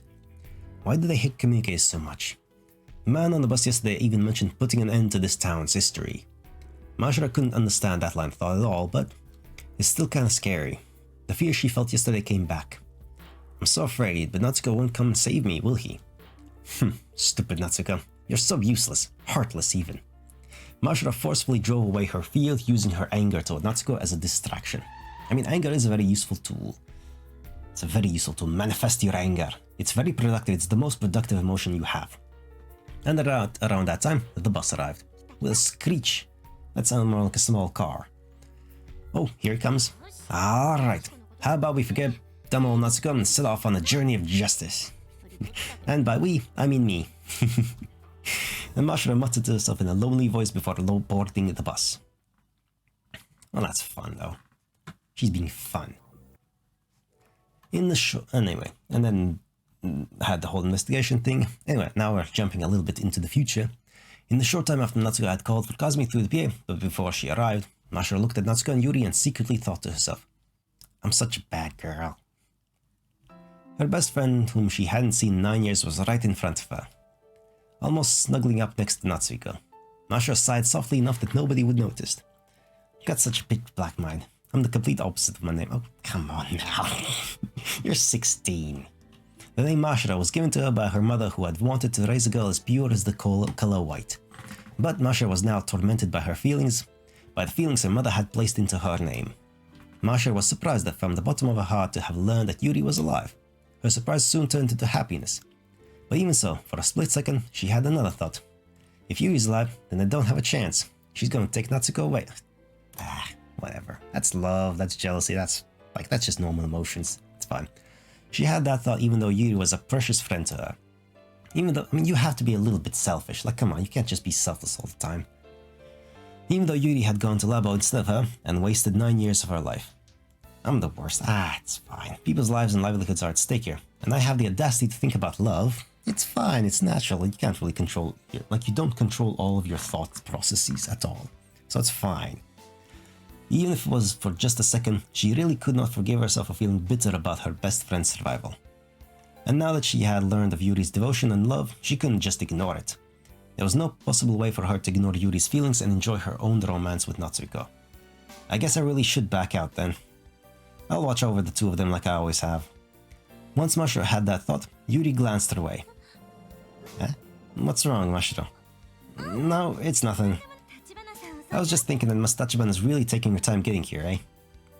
She tried to smooth things over and look away, but she still felt Yuri's gaze upon her. Yeah, Yuri's no slouch. Yuri's pretty observant. Please don't look, Yuri. You're the last person I can reveal these feelings to. With that thought in mind, she tries to close her heart. But then, Yuri's voice echoed in her head. Mashiro, could be. But you thought I was going to take Hikarin away from you. Right in the head. Mashiro gasped and asked back with telepathy. Yuri, no way. You read my mind? No, I didn't. You don't really need to read your mind to guess that. I just thought that if I were you, I'd be feeling the same thing. I was thinking I would back out too. God damn it. Be a little more selfish, both of you. Noticing the sorrow in Yuri's expression, Mashiro bit her lip. Yuri looked at Mashiro and continued.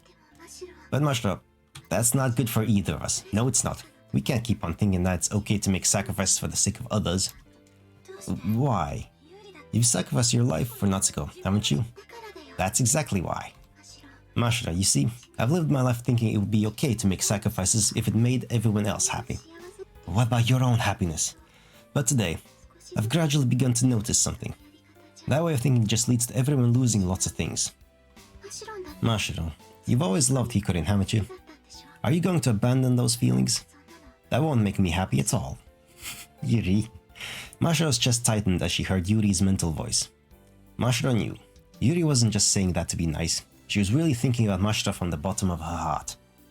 It was true. If Mashiro backed out now, she would have wasted 9 years of her life thinking about Natsuko. But if I backed out, would Yuri be able to have a proper romance with Natsuko? Of course not. Just a minute ago, Mashiro was thinking about how she wouldn't have been able to either. No matter how far apart they were, no matter how different their environments were, Mashiro and Yuri had still lived with similar thoughts. If either of them backed out, it would cause tension between them and fundamentally change how they could act around Natsuko.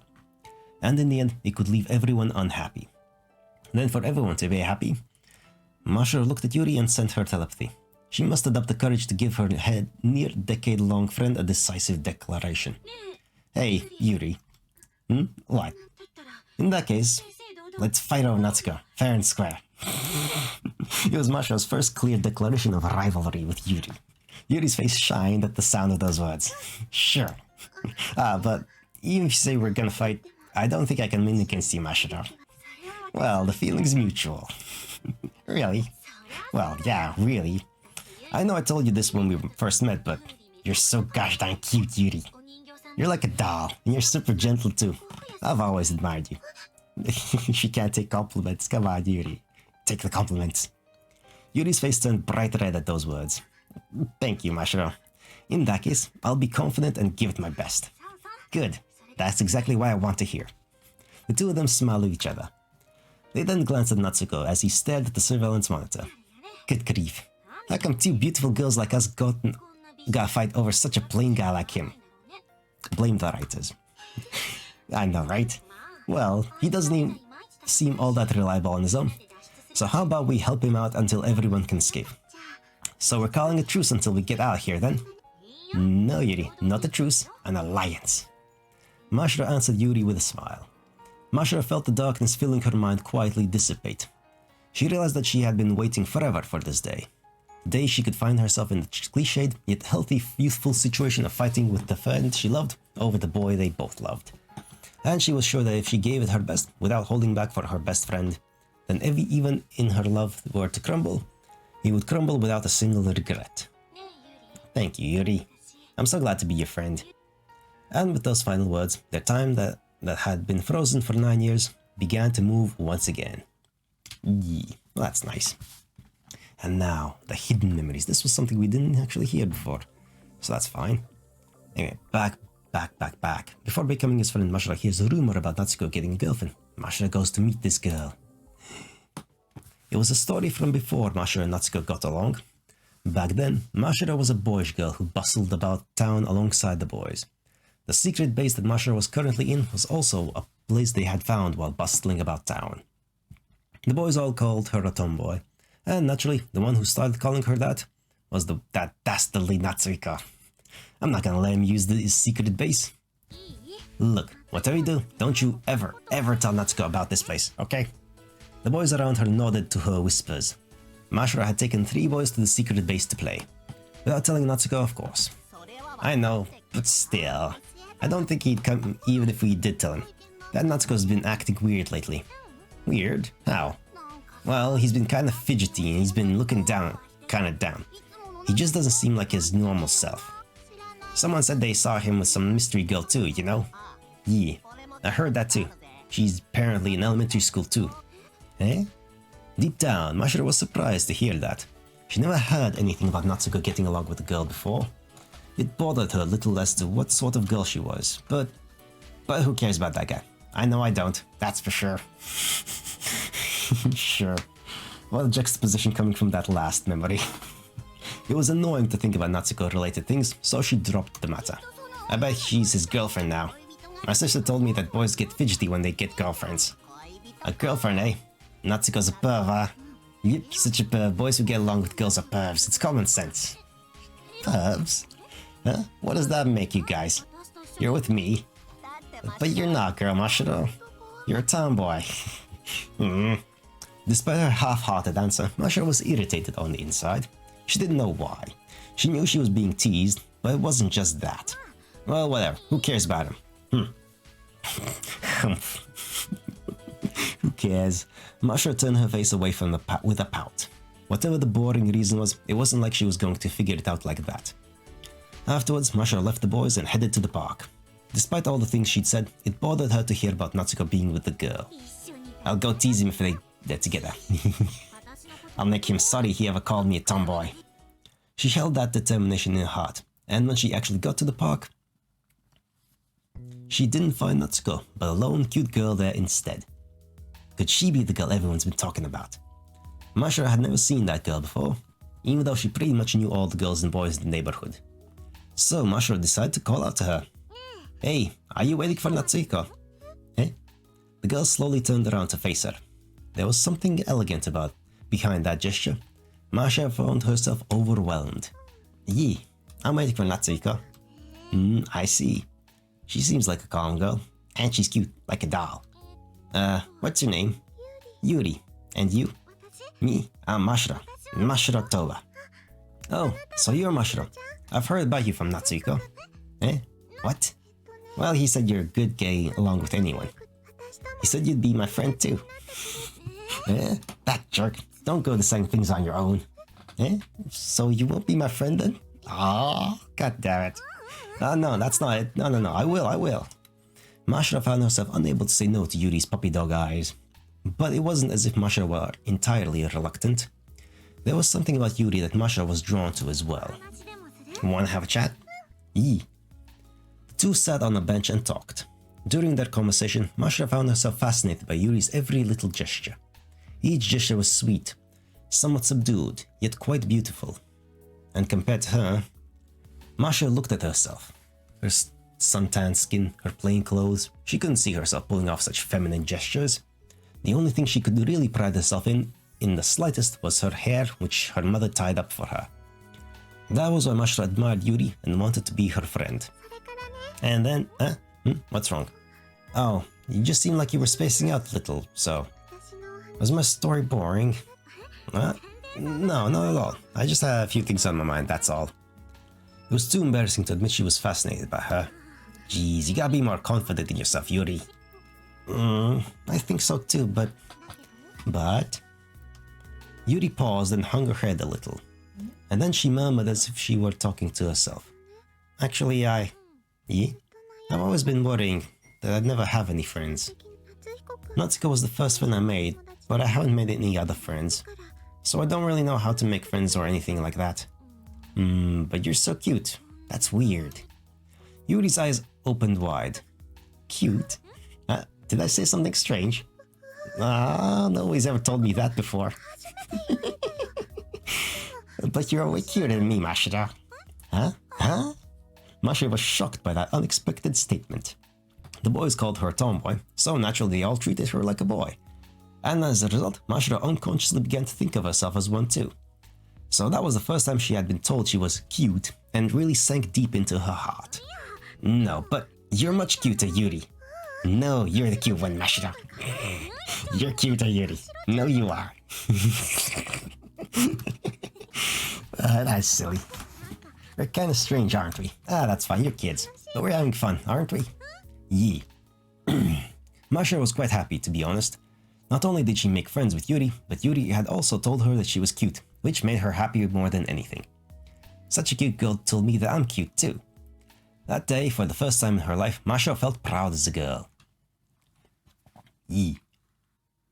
And a bit later, 2 months and 9 days later, it was a story of when Natsuko and Mashiro had gotten along and had also become friends with Yuri. Mashiro had come with the other two to a ruined building on the outskirts of town as part of a test of courage. Yuri muttered with a quivering voice as she walked next to Mashiro. I'm scared. It's okay, Yuri, I'm here for you. Mashiro, your voice is trembling.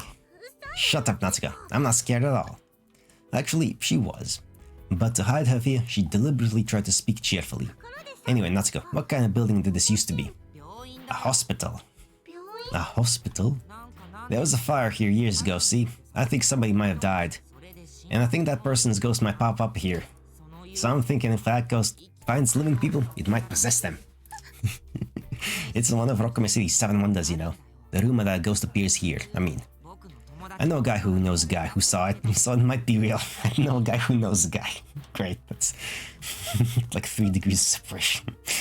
It's okay, Yuri, I'm here for you. Masha, you already said that. Shut up, Natsuko. Well, whatever. How about we make a few rounds around this place? You can wait outside by yourself if you want to, though, Mashiro. No way, we came all the way out here, so it'd be a waste not to go in. Come on, let's go, Yuri. Yeah. Mashiro grabbed Yuri by the hand and started walking in an effort to distract herself from her fear. Bum, bum, bum. An uncanny atmosphere filled the silent factory.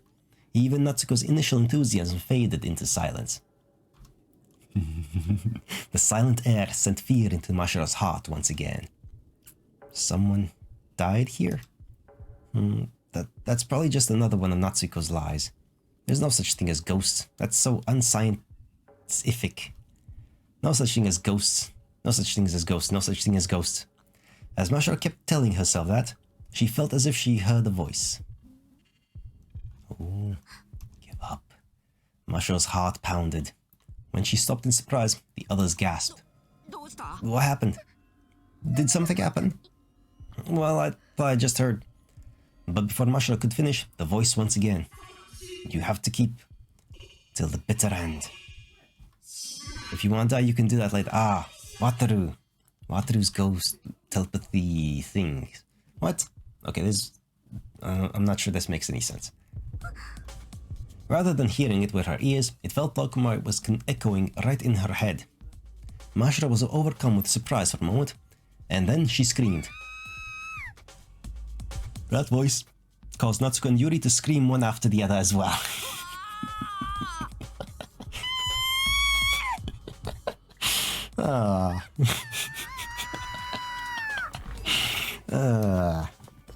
Mashiro screamed again and made a mad dash for the exit. Hey, wait, Mashiro. Mashiro, wait. Natsuko and Yuri screamed as they chased after. Mashiro just kept running without looking back. Once they were outside, Natsuko and Yuri finally caught up to her. When they asked her what happened, Mashiro lied to keep up appearances. I tried messing around with you guys to try and surprise you. Yuri tearfully said, Mashiro, you're so mean, while Natsuko grumbled. Mashiro regretted lying, but it was too late to back down on it. And so the truth of the ghost slipped away into darkness.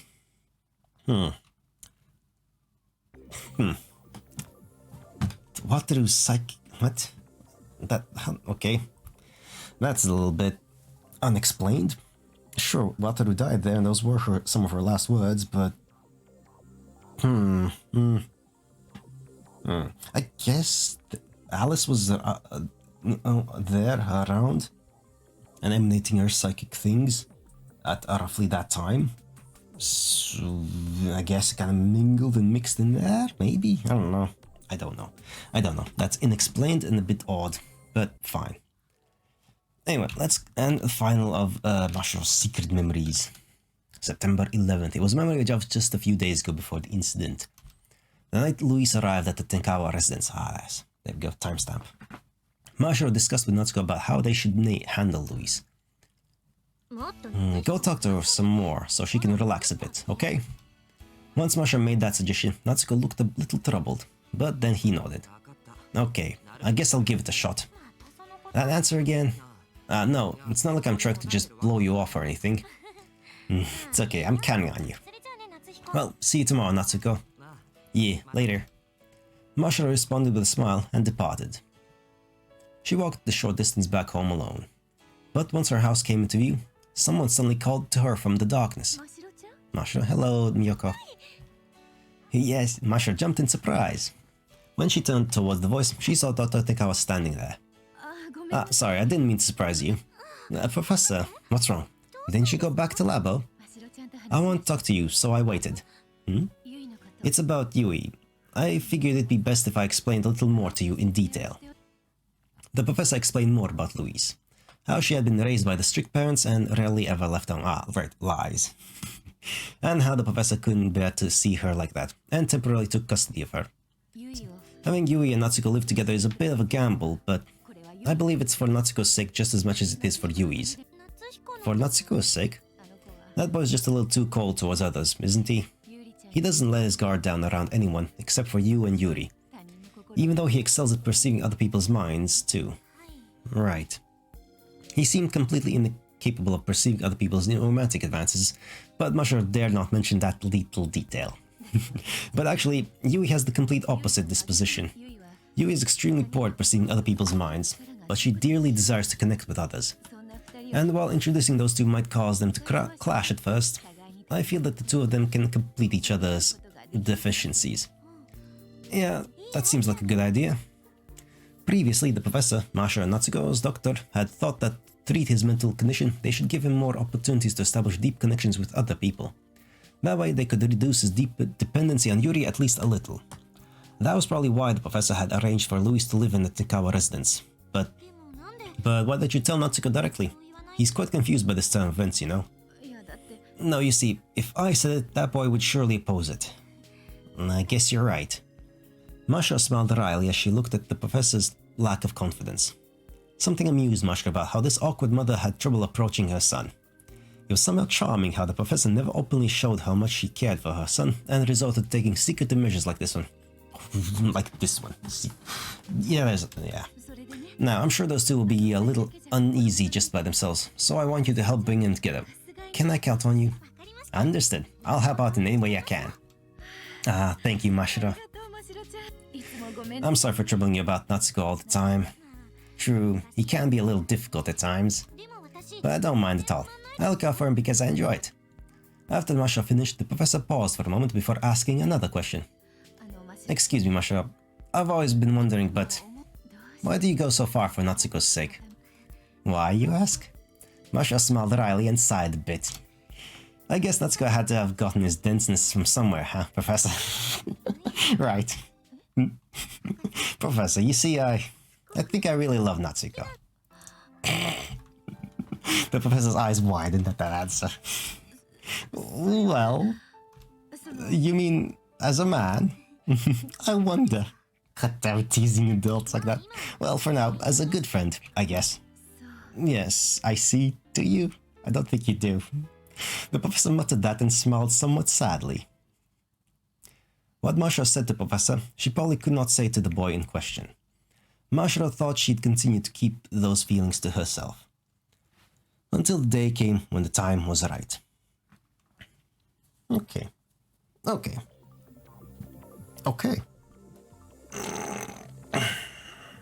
Alright.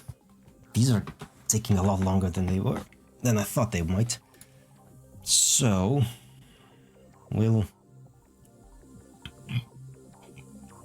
yeah, okay.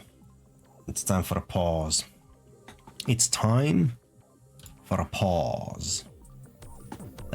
We'll return to Ena's thing later.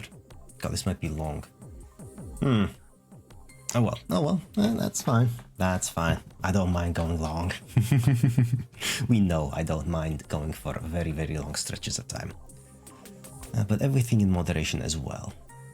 Alright, so, with that pause, for now, out of the way, let's do the usual thing of some music recommendations. What do we have this time around? We have the Rolling Stones, Beast of Burden, Yo Oyama, I guess, I don't know, Ohiyama? No, I don't know how to pronounce that.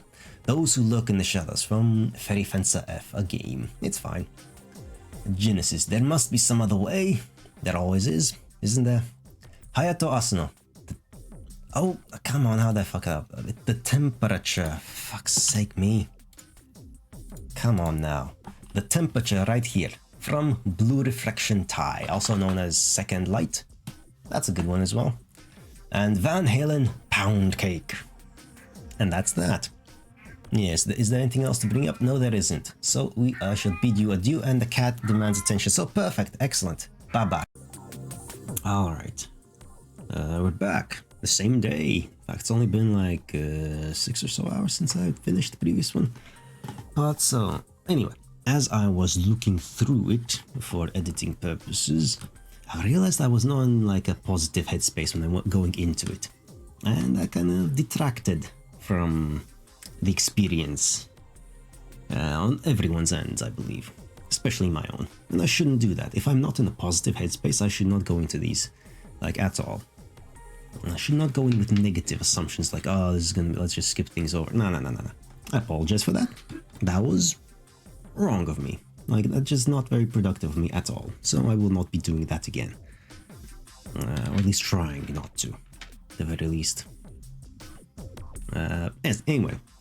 You may see over here in the song that apparently when I was looking them up to add to the spreadsheet, turns out some of the translations, because these two, the Toyama and Hayato Asano, those are from the games, and generally speaking, many times, I've encountered that at least 3 or 4 times now, where the translation over time changes.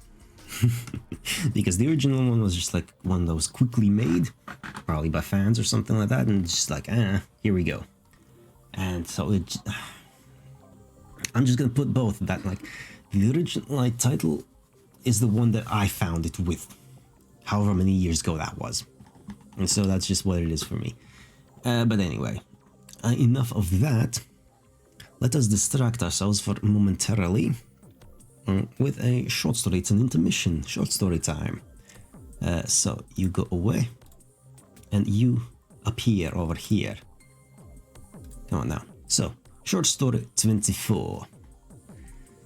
Festering light descends upon the unsuspecting. Overwhelm minds and thoughts. Let nothing slip through the cracks. Pollution of zeal. Let it blot out deliberation. Wasted is time on them, on the lost and foolish. Racing for time, on fake tracks and faulty support. Can't stop, won't stop. Why stop? If only they knew our words, understanding and rightness, black and light, so shiny and warm, but only we feel it. Cuddled around our light, they huddle around dead dreams. Can't let them near our light, not enough room. We don't know it grows, the more and merrier we become. We know the light would change. We, like our light, theirs is corrupt. If they come, we become corrupt, somehow. Are they stronger?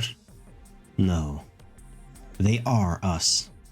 But we can't have that fact. Alright, open to interpretation. This one, sure. Completely open to interpretation. Yes. Don't really have anything to say. There's nothing to recap. We just had some additional memories and going through them, and you know what? I'm going to go through all of the available ones first, unlock the things that need to be unlocked, and then gonna go through the new memories. And now we're going through Ena Tsubakiyama, the achiever. Mashiro was the helper, and Keiji Ukita was the reformer. I don't think I mentioned that. Anyway. And in these orders. So, back in the past, 16 years ago, the time of the fire. Let's go. Take that away. It was 16 years ago, back when Ena was still 8 years old. She was strolling around town with the father she loved. Ena. This is where Daddy works now. Wow, it's such a pretty building. Ena's father took her to his workplace. He gently responded to her innocent voice. It's called the Parapsychology Research Center.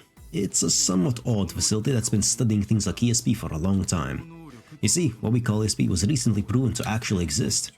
ESP? Wow. Exciting, isn't it? All the grown-ups are really excited about the discovery too. And so this place is set to get a lot of new staff members. So Daddy's been reassigned here too.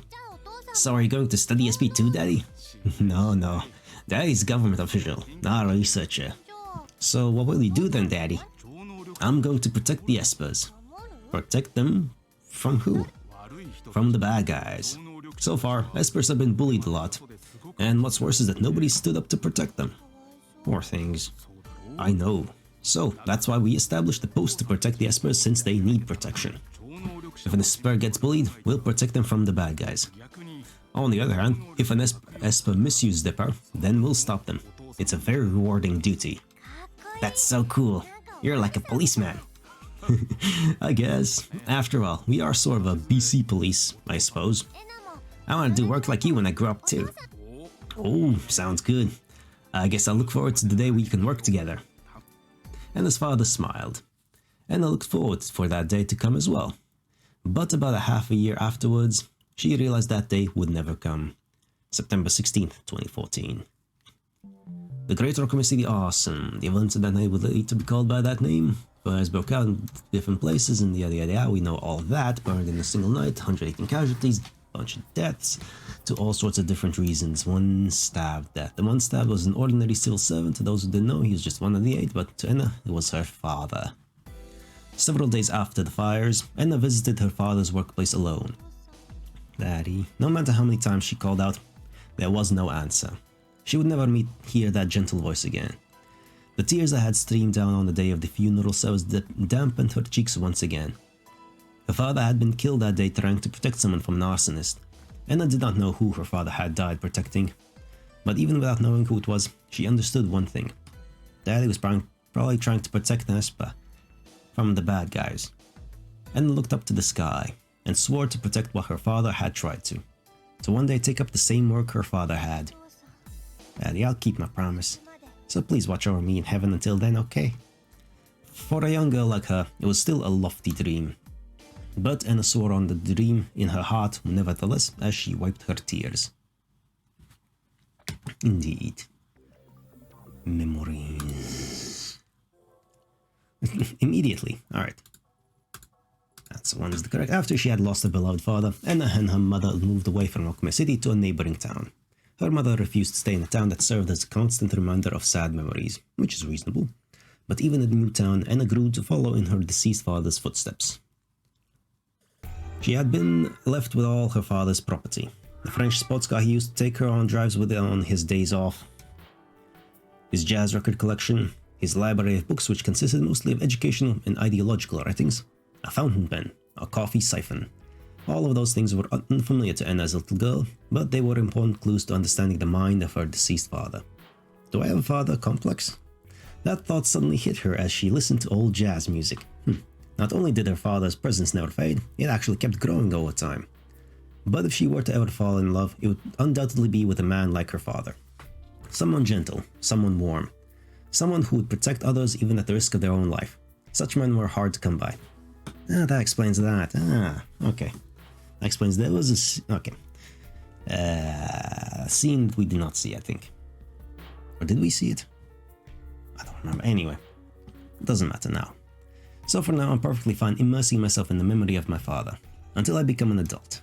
And I grew up little by little with that thought in mind. And during that time, there was something that she had always wished for. To take up a job protecting communicators, just as her father had done.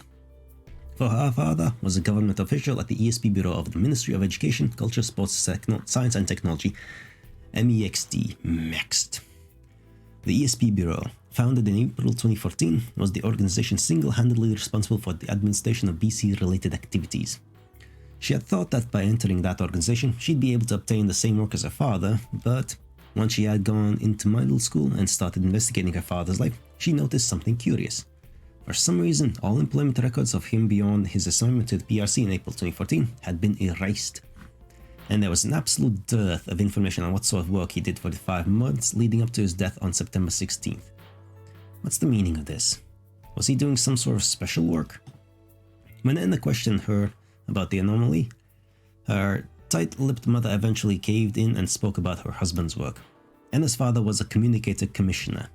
Communicator commissioners managed and protected communicators outside of the public eye. With that knowledge, Ena pursued her father's footsteps even more fervently. She majored in parapsychology at university, earning exceptional grades, and as she graduated, she slipped through all the obstacles to enter the ESP Bureau. Before she knew it, 13 years had passed since her father's death, On her first day at the ESP bureau, Ena went to greet her direct superiors. In a certain building in Tokyo, Ena opened the door and went inside a room. "Excuse me." On the other side of the door were two men. He turned to look at Ena and spoke up. "Oh, you must be the new girl. I am Ena Tsubakiyama, newly signed here today. Pleasure to work with you. I am Kuroda, chief of the Communicator Division, Commission Division 1. And I am Commissioner Higa of the same division. Well, no need to be so stiff. We may be teased as a sort of BC police, but we're not actual police, obviously. So relax." "Yes, thank you, sir." Despite her words, Ena didn't relax her posture at all. The man named Kuroda smiled wryly to see that as he spoke up to her. "Well, okay then. How about we change the topic? I'm sure you're aware of this, but we are in charge of various administrative duties regarding BC-related activities. Our work is quite extensive, ranging from communicator protection, management and observation, all the way to the exposure of BC-related crimes. Our staff consists of people transferred from not only MEXT, but also the police agency, public security, and the Ministry of Health, Labor and Welfare. Anyway, at best we're a team of experts, and at worst we're a ragtag gang of misfits. At any rate, the situation at Communicators has gotten tense over the years and outgrown what the MEXT can handle by itself. So compared to when your father was still with us, we've been strengthened into quite a large-scale organization." "Huh? Chief Kuroda, you knew my father?" "He was my superior when I was young. He taught me quite a few things. I'm truly in his debt. Back in those days, there weren't any more than 10 of us, including me and Chief Tsubakiyama. But now we've grown to quite an extensive family." "Is that so?" Ena was pleased to have met someone who knew her father professionally. "Now then, daughter of Chief Tsubakiyama, what sort of commissioner do you wish to be?" "I want to be like my father. A commissioner who will protect communicators, even at the cost of my own life." "I see." Kuroda smiled sadly at that declaration. "I don't want you to become like your father. I understand why you'd want to follow in your father's footsteps, but you still lack awareness of the true dangers of communicators. And because of that lack of awareness, you'll end up with the same fate as your father." Kuroda watched Ena as she caught the meaning of those words. What gave us that awareness was, unfortunately, the communicator who was under Chief Tsubakiyama's protection. She was the communicator brought into the PRC as a BC research subject, codenamed Communicator A. Unlike your ordinary communicators, she possessed an extremely dangerous ability known as sensus sympathy. Sensus sympathy, that was an ability that even Ena, a parapsychology major, had never heard of. It's only natural that you haven't heard of it. Its very existence is hidden throughout the country. It's extremely dangerous even compared to other BC abilities. The reason we manage communicators so strictly is directly related to that danger. Kuroda explained the ability to Ena: sensory sharing, memory manipulation, memory erasure, and the final phenomena associated with the ability, the collapse of the communicator's mind. With repeated usage of sensus sympathy, the communicator's sense of self would cease to function, and at the same time, they'd become a lump of malice, spreading curse-filled thoughts throughout their surroundings. But it was hard for Ena to believe. Is that true? I wouldn't get anything out of lying about it, would I?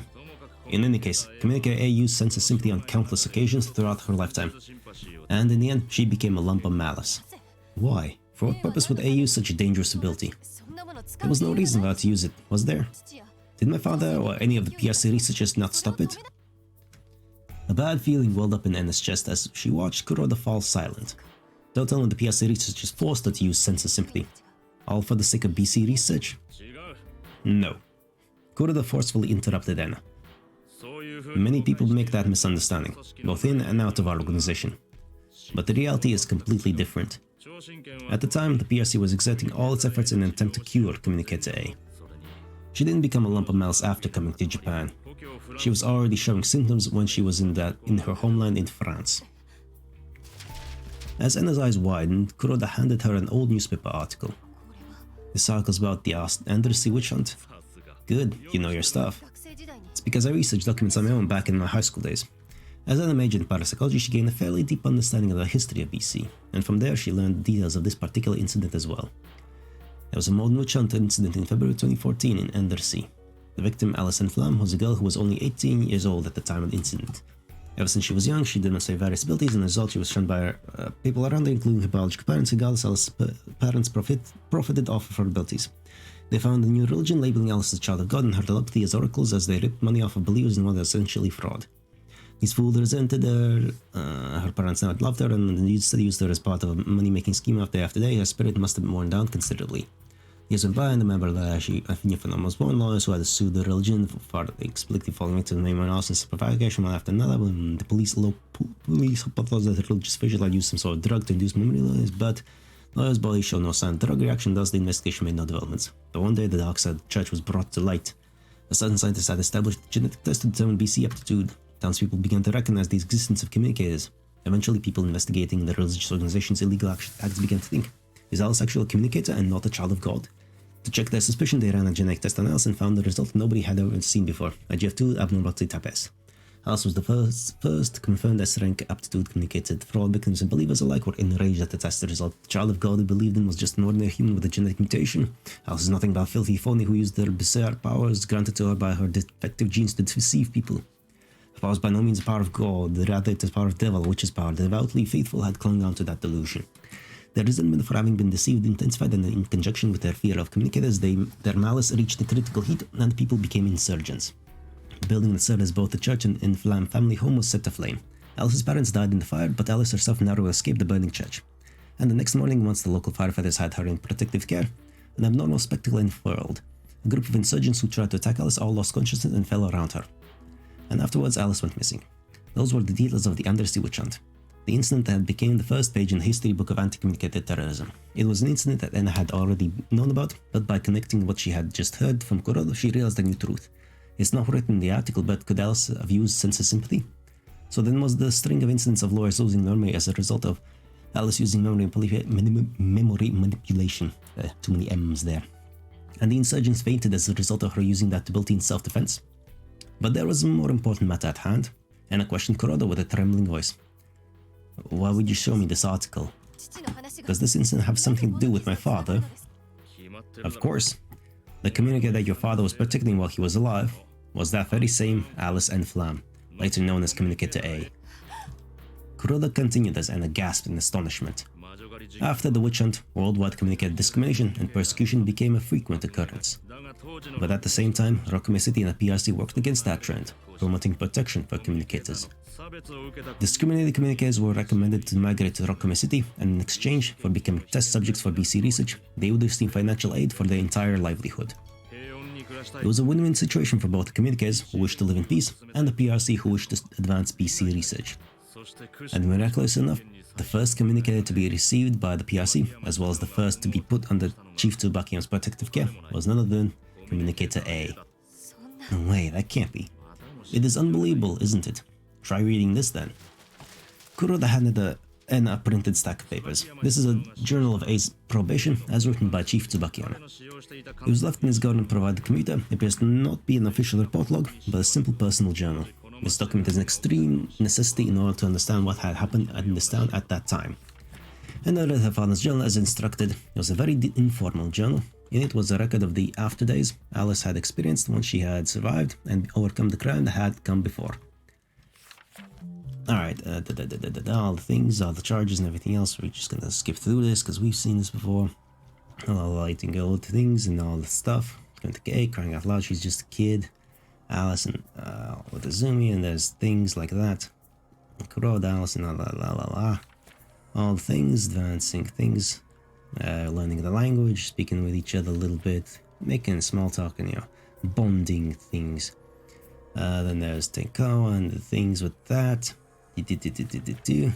People are all sorts of things, reprimand for smoking or something like that, and blah blah blah blah. Affection, developing some feelings around it. You think it's too hard here. Problem occurred, see instance group, there's terrorists start acting up basically like all sorts of junk.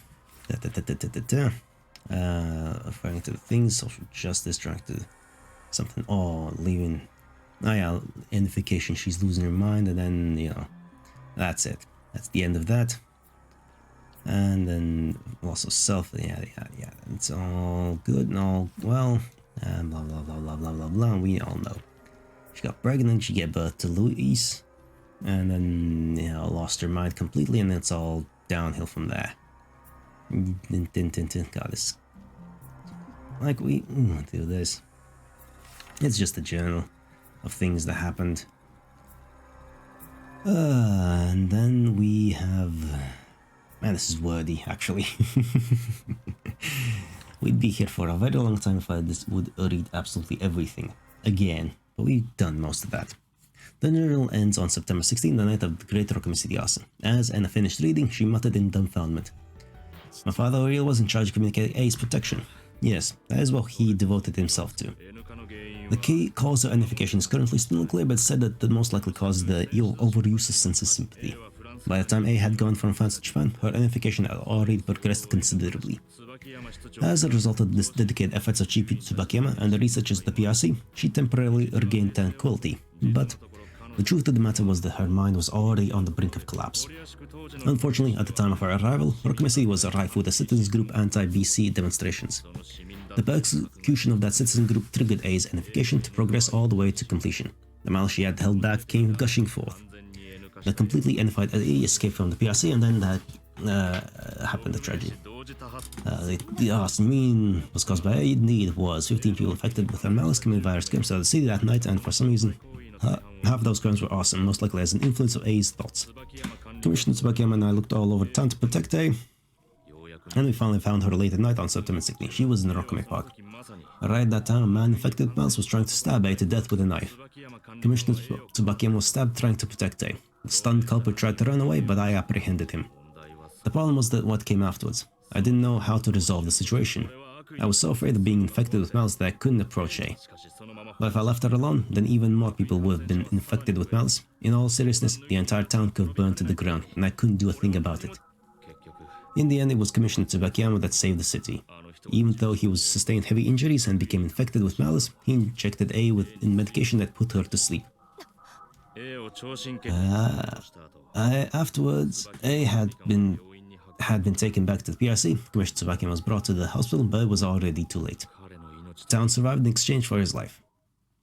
Ena was at a loss for words. She couldn't say nothing about her father's heroic life and death.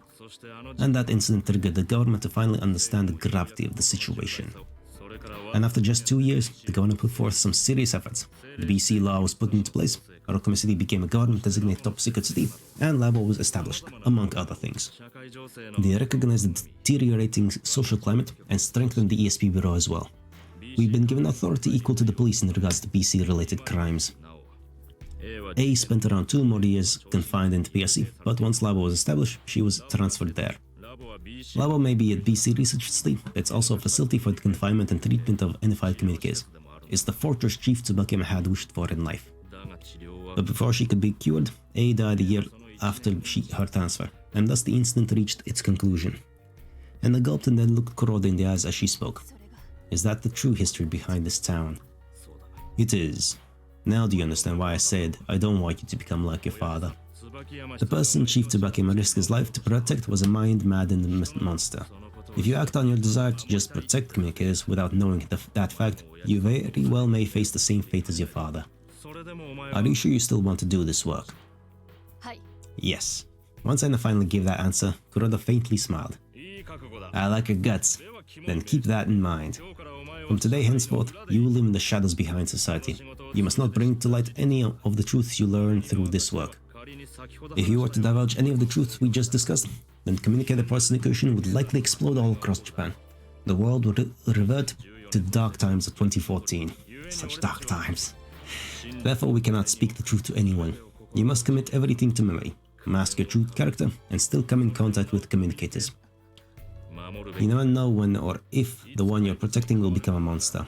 Protection and surveillance are two sides of the same coin. If you want to protect communicators, then you must never let your guard down around them.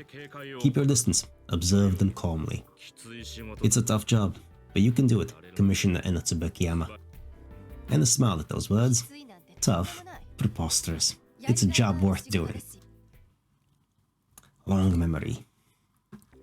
Then, next one. And thus began Ena's days as communicator commissioner.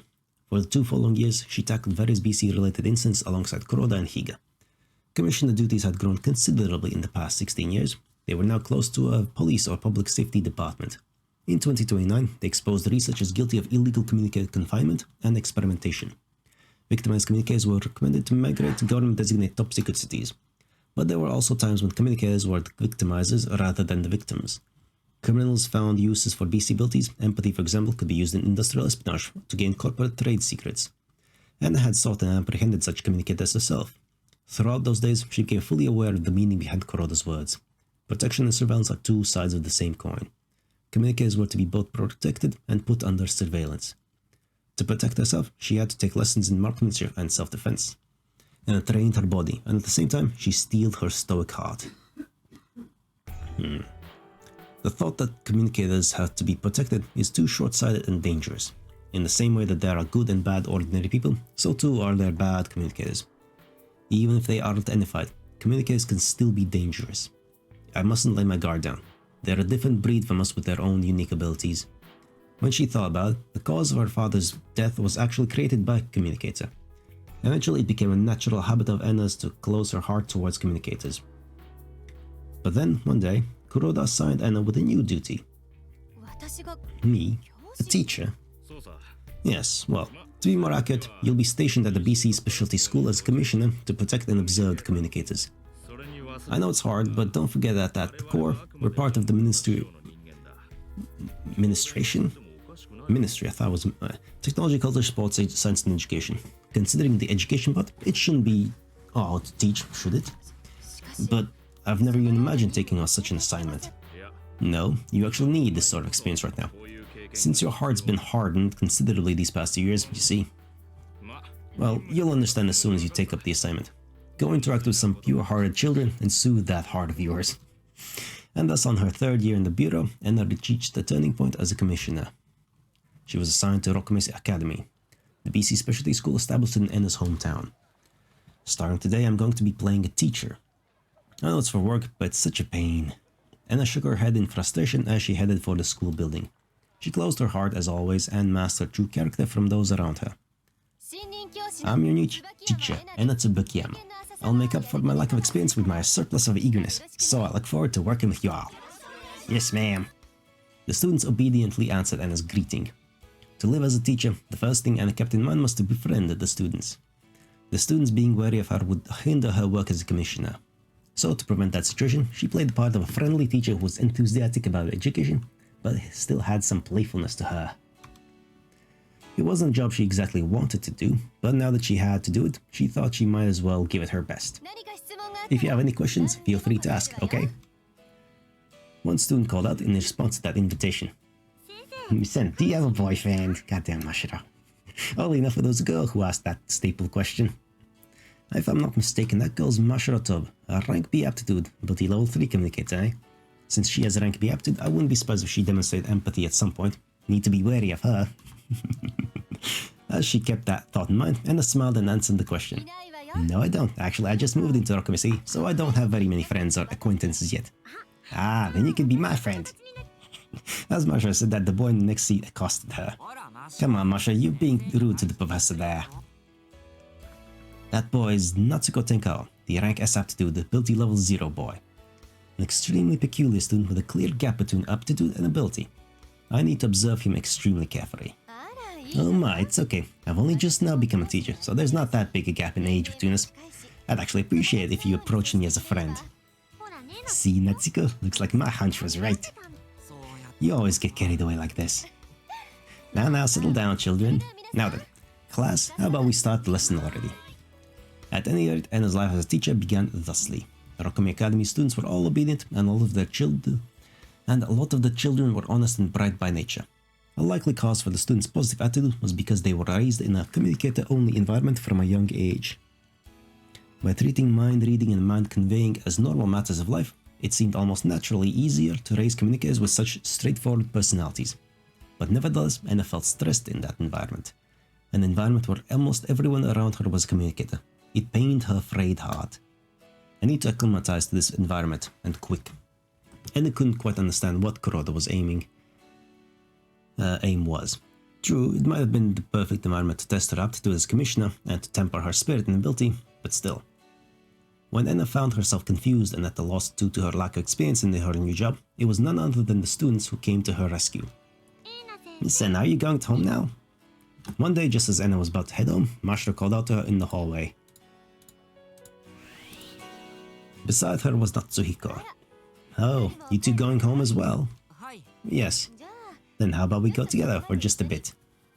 Just the other day, Ena had met Natsuko's mother, Dr. Miyoko Tenkawa. They discussed how Ena should handle the boy. The professor said so herself, so I guess I should observe Mr. Tenkawa carefully then. She had thought that right now was a perfect opportunity. And they walked. As they walked, Ena spoke to the kids, all the while carefully choosing harmless and inoffensive words that fit the image of a new teacher. Say, I hope you don't mind asking, but were there any problems with my lesson? What do you mean? I'm only just starting out, so I'm not too confident. If there were any parts that were hard to understand, it'd be a big help if you told me. And there weren't actually any at all. It was really easy to understand. Yee. Besides, you were enthusiastic and engaged the class directly. You're somewhat different from the other teachers. Huh? Different from the other teachers? How? Well, I guess that's to be how all the other newly appointed teachers to the school would build up a defensive wall against us. I guess it's easy to make the misunderstanding that all communicators are experts that read minds and stuff. That's true. Normally we're not all that conscious of how we're communicators, but it might seem a little uncanny for newcomers, so it's a bit of a shock to them, perhaps. But you didn't shy away at all, Miss Ena, so it was a relief for us all. Well, it's only natural. I am a teacher after all. I'd be a failure of a teacher if I let my students intimidate me. Natsuko and Mashiro smiled in relief to hear that. But in the back of Ena's mind, she felt a little guilty. For she was only playing the role of an amicable teacher, temporarily, while her true mission was something else entirely. To keep Rokume Academy students under constant surveillance to see if any of them became Enified. The school constantly monitored the students' aptitude and ability through genetic tests and ability level exams entirely for that purpose as well. Particularly Natsuko, one of only 6 rank S aptitude communicators currently in Japan. Both the ESP Bureau and Labo had recognized him as a top priority observation target. If by any chance Natsuko were to awaken to his BC powers and demonstrate a sense of sympathy, he'd be restrained immediately.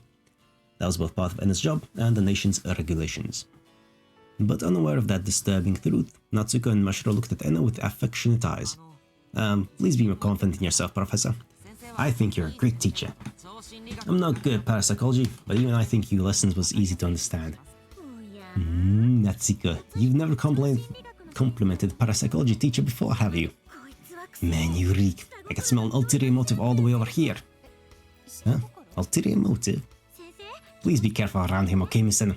This scoundrel's got a thing for older women, so he sucks up to any woman older than him. God damn it, Mashiro.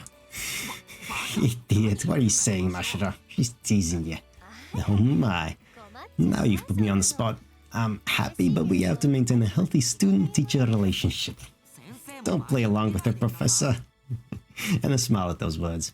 Her smile was still fake, but at least a little bit of it was genuine. Ever since that day, Ena's heart gradually softened.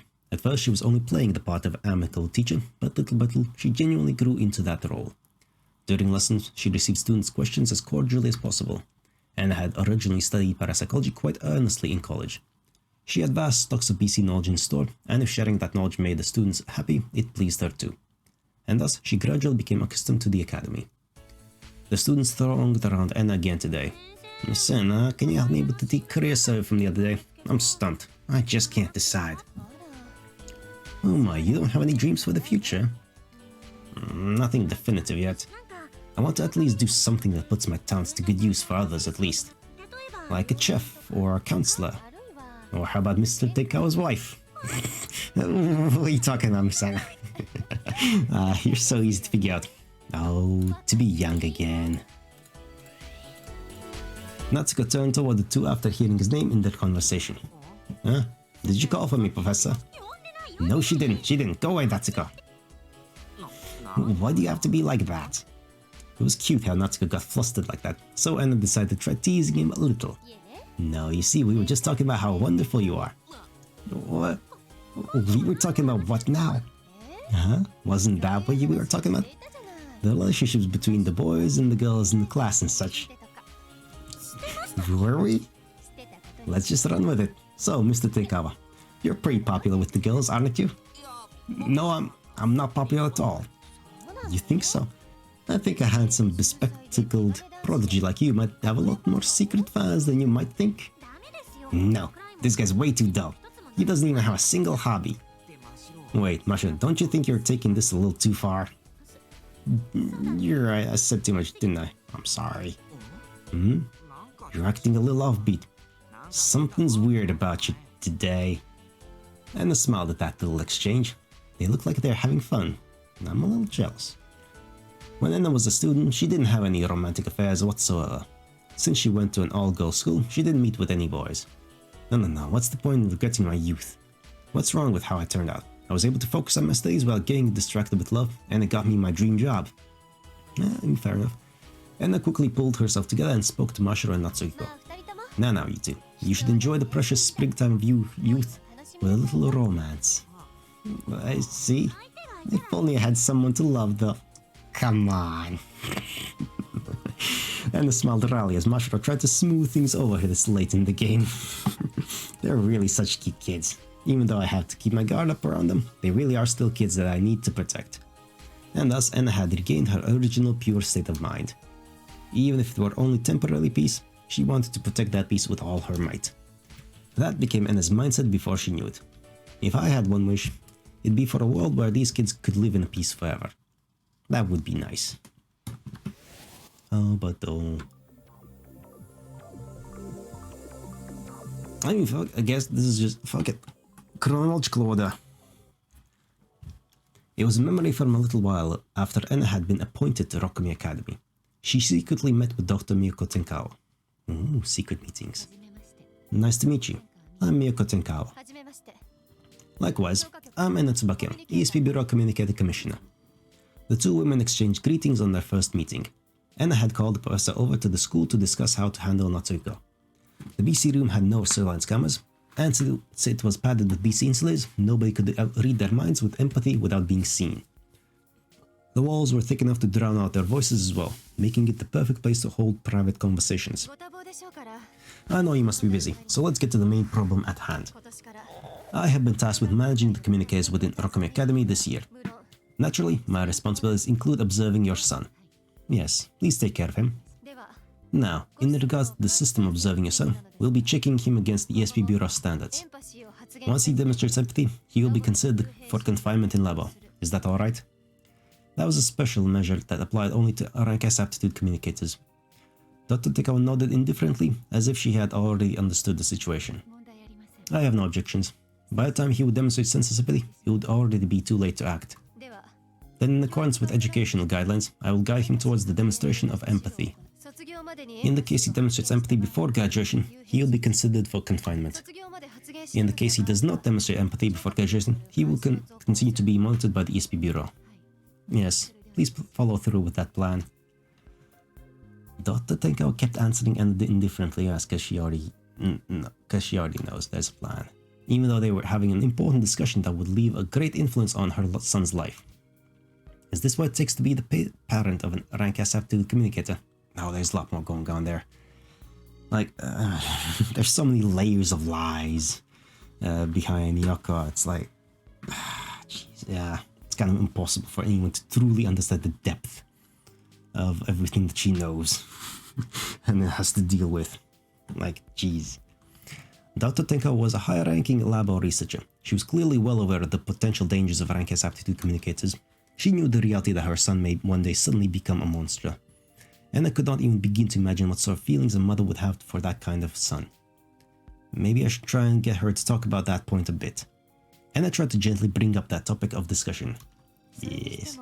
It must be tough for your own son to be an observation target. No, I'm already used to it.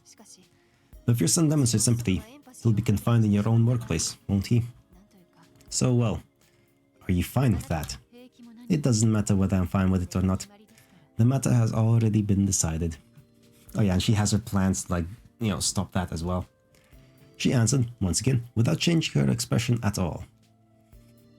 Ena started to feel a freezing cold air drifting about the woman in front of her. As part of the ESP Bureau, it helps me greatly that she's so understanding, but something here just doesn't feel right to me. Yeah, no, it doesn't. Lots of things are really off. Normally, no mother would easily consent to their own child's confinement, would they? No. Once that thought hit Ena, Dr. Tenkawa sighed. You think I'm a cold mother, don't you? Well, because you keep secrets, there's really nothing else that can, no other thoughts that can really occur. Like, you keep all of the secrets, all of them, literally all of them. Like, she literally holds all of the secrets for everything that happens here. No, that's not an exaggeration. Like, let's remember all of the things. She knows that Yuri's alive and is using her for manipulating her son's illusions, basically. She knows about Louise's existence and, like, you know, how she was conceived, where she's been, what she is, everything, all the things. Everything. She knows about all of the research that's been happening in Labo. All of it. The positive and the horribly amoral kind as well. She knows about how all the individual pieces and people connect to one another, and all the different events throughout the entire thing connect and are related. Like, it's pretty much everything. She knows everything. No, that's not what There's no need to hide it. The previous manager had the same reaction. Well, it's understandable. Normally, mothers don't talk about their surveillance of confinement of their own children. That much is certain. But if you're from the SP Bureau, you should be well aware of the details of the tragedy 16 years ago. Right. I do not wish for my son to turn out like Alice. Even the stress of confinement is a preferable alternative to enification. Is that not the obvious mentality for a mother to hold for her child? It's complicated. Those words reminded Ena of something. Now that she mentions it, my father wrote about it in his journal too. Dr. Tenkawa was once a researcher at the PRC. She had closely witnessed the entire process of how Alice was loved by those around her, but eventually succumbed to enification and caused the Great Rokomicity arson. So perhaps in spite of her personal feelings for her own flesh and blood, Dr. Tenkawa came to the mentality that Renka's aptitude communicators should be strictly monitored. But even if Ena understood where she was coming from, that didn't mean she agreed with her. So she spoke up without thinking. Professor, let me ask you one more thing. Do you wish for your son's happiness from the bottom of your heart? Yes. That alone is for certain. She answered the question immediately. She then cast her eyes down and continued. From my standpoint, I am unable to love my son in the same way that normal mothers can. I cannot convey to Natsuko even a shred of my love for him. As a result, we've gone apart and gradually stopped talking over the years. Honestly, it's tough, but I've resigned myself to this fate. I've hidden my professional duties, lied to the world, deceived even my own son, and continued to conduct PC research. If Natsuko were to find out, he'd be unable to forgive my many lies. So many lies. But throughout my entire life hidden behind a facade, if only one thing were to be true, it would be the desire for my son's happiness. How can you push yourself that far? I have no reason in particular, only that I am that boy's mother. Before Natsuko was born, I believed that everything in this world could be explained by logic. And I mean, technically it can, but you have to account that logic also has to, just acknowledge that emotions don't really follow logic sometimes. I was a foolish little girl who saw even human emotion as nothing more than a target of analysis. But when I heard that child's first cry, that shrewd way of thinking disappeared in an instant. Unconditional love is something that worldly logic can never explain, is it not?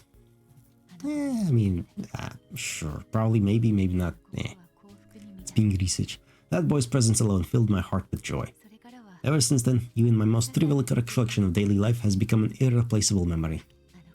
The first time he called me mom, the first time we walked hand in hand to play in the park, the day I brought him his first bicycle, the first time he called my horrible cooking delicious. I can vividly remember it all as if it happened yesterday. And years later, when my husband passed away from illness, that boy offered me words of consolation, even though he himself had to have been sad from the loss of his father.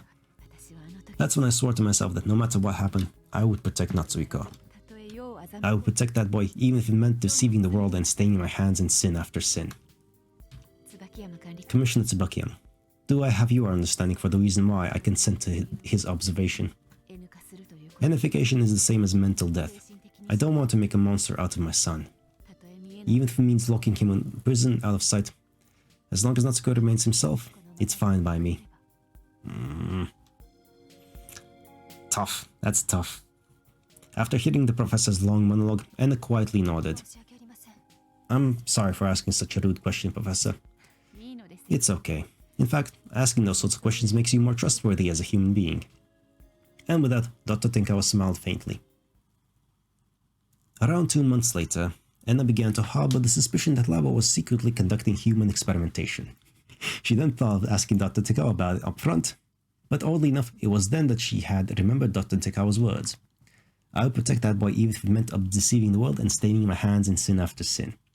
If that meant she was willing to sacrifice everything for the sake of her son, then Ena couldn't bring herself to ask Dr. Tekawa about it. Not after Ena knew about her boundless love. Indeed. It's rough. After interacting with Natsuko and the others, and regaining her love for communicators, Ena put forth her effort into her commissioner work once again. She analyzed data from all students, not just those in her class, but everyone from elementary to high school. She also scoured archival data to find if any students in the past had shown signs of unification.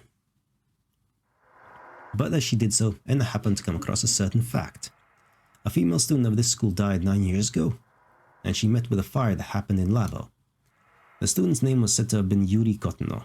For some reason, this knowledge stuck in Ena's mind. Labo was supposed to have been protected by perfect disaster prevention and security systems, so why would a fire happen there? I'll go look into it a little later. Ena began a personal investigation into the matter. She spent a weekend researching the fire that happened 9 years ago. As she finished fished for documents and gathered information here and there, various unusual points came to light. Mr. Tekawa was there too at the time of Yuri Kotono's death, and immediately afterwards, Mr. Tekawa's aptitude rose. Furthermore, Labo's performance improved soon afterwards. It became the top-performing BC research facility in Japan, releasing innovation after innovation. Development of the BC inhibitor, AD. Development of the BC particle energy measurement instrument, the Procyon. Development of anti-BC suits. Improvement of BC insulators. Enhancement of WX particle amplifier output. Verification of the informational field hypothesis and upgrading it to the informational field theory, among many other results. How was Labo able to produce so many different results? Ena couldn't find the connecting thread among all of these facts, but she really didn't think it could have been a coincidence. There was another time when Labo's performance improved this much. A year after Labo was established in 2016, when Communicator A was still alive and confined as a test subject within Labo. Around that time, the AD prototype was made and the WX particle amplifier's output was vastly strengthened. But with Communicator A's natural death in Labo in 2017, they had no results that stood out all the way through 2020. But starting in 2021, their productivity rose again, and it's still rising to this day. It'd be great to write it all off as a coincidence, but there was one other thing that bothered Ena. After A's death, 13 years passed without them confining a single test subject. That in itself might have been a joyous occasion, but it instead felt unnatural. Communicators who demonstrated sense of sympathy were all confined to various labs, and each lab's administrator reported confinements to the ESP Bureau. That was the secret law of the nation. But Rokome City, with its 350 communicators, had not reported a single communicator demonstrating sense of sympathy. Was that not odd? Have there really not been any appearances of Ability Level 6 communicators in Rokome City? Or has one really appeared and they're already confined in Labo? And Labo has merely neglected their obligation to report it to us at the ESP Bureau. There's only one reason to neglect the obligation to report. They must be doing something they really don't want us to know about. Ena's skin broke into goosebumps the moment that thought crossed her mind. Human experimentation. That was the term that came to mind. No way, that can't be. But as Ena had traveled across the country as a commissioner, she had encountered a similar incident before. She had arrested researchers that had abducted and entrapped a communicator to perform illegal experimentation. The same exact incidents happening in a government-designated top-secret city. It was just baseless conjecture without proof on her part, but as soon as she had harbored that suspicion, Ena's eyes changed from that of a teacher to that of a commissioner. After that, she continued her investigation even further. And after 3 months of investigation, she brought her results to ESP Bureau headquarters. You're saying there's a possibility that Labo has been illegally abducting and confining communicators? Yes. Ena gave a clear answer to Kuroda's doubtful question. First, concerning Yuri Kotono, a victim in the Labo fire 9 years ago. By putting the heat on the company that carried out her funeral service, I found out something quite interesting. That being, Yuri Kotono's funeral service was a complete farce. When she was laid in that coffin, she wasn't dead. They gave her sleeping medication, applied funeral makeup, and passed off the real Yuri Kono as her own corpse. What? And before they cremated her body, they replaced it with a monkey's corpse. The bereaved family believed those ashes to be the remains of Yuri Kono and laid them to rest. And thus, she was dead to the world. Impossible. Isn't that too elaborate for an act? Yuri Kono's death was a sudden accidental death, wasn't it? It appears the funeral service company had prepared for the opportunity beforehand. Somebody had commissioned them to do it. They did not disclose any information about the client, but it was probably somebody from Rokome City, or perhaps Labo. So then you say they feigned Yuri Kono's death and confined her in Labo. The possibility is extremely high. It's 100% correct.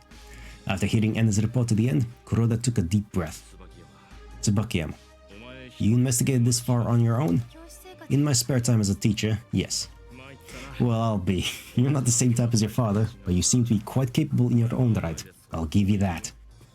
As Kuroda smiled wryly, Ena continued. More importantly, how should we handle this case, Chief Kuroda? Our duty is first and foremost to protect Kamikes. Any illegal experimentation on them must be exposed. Yes, of course. Then we should conduct an on-site inspection of Labo post-haste. Given the ESP Bureau's authority, that shouldn't be much of a... We can't, Tsubakiyama. Ena's eyes widened at Kuroda's response. Higa and I have already suspected Labo and Rokome City are up to no good. But even if we requested a compulsory inspection, the higher-ups wouldn't approve of it. What? Why? Are we not a national agency? So why are we unable to search a facility administered by a local, self-governing body? Normally, we could. We do have the authority to inspect every government-designated top-secret city and research institution. But for some reason or another, Rokome City's Labo is the only place that's off-limits to our inspection. The reasons for the top brass's refusal seem to be insufficient evidence and to ensure Labo's secrecy. Impossible. Even for just a simple inspection? If they don't have anything to feel guilty about, then there shouldn't be a problem at all. Yeah. So what I'm thinking is that even the top brass here at the ESP Bureau have probably fallen to Labo's side. Perhaps by bribery or by blackmail. When Ena became speechless, Kuroda continued. Labo is an independent administrative institution. Strictly speaking, they're not under the rule of a government agency like us. Naturally, at first they received national guidance and were set up in accordance with national policy. But they gradually grew out of our control. Currently, Labo's management is handled by Rokome City, but the research results are sold over to a corporation called Beetlejuice New Treatments. In short, Labo is a commercial corporation posing as an administrative institution. Furthermore, since it's protected by the city, Labo can withstand all sorts of strain. It's an extremely nasty secret research facility. Then, the facility that my father wanted established to protect communicators has been reduced to a sinister corporate entity performing human experimentation for profit. Well, I have circumstantial evidence, but yes, that appears to be the case. And they gritted their teeth at those words. When her father was alive, he and the BC researchers he worked with all supposedly attended to the communicators with good faith. Did the researchers' ethics decay through the 16 years following? Based on the nature of the facility, if Labo so wished, they could conduct inhuman experimentation without anyone being the wiser. Had they gone so far off the deep end to do just that? There's also another reason why the higher-ups are reluctant to do a compulsory search. Inspection. National interest. Regardless of what happens internally in there, Labo undeniably produces results. Do you know just how much foreign money the development of BC insulators and AD earned? Roughly 800 billion yen. It's not that much. We checked the math before. It's not that much. A sum that large more than compensates for the abduction of 1 or 2 communicators in the eyes of the Japanese government. It's really not that much. Come on now, it can't be that much. Even if the confined communicators become enified, it should be fine if they've been shut away from the beginning. Public safety shouldn't waver. And nobody bats an eye. Nobody said, and they all live happily ever after. Please don't joke like that.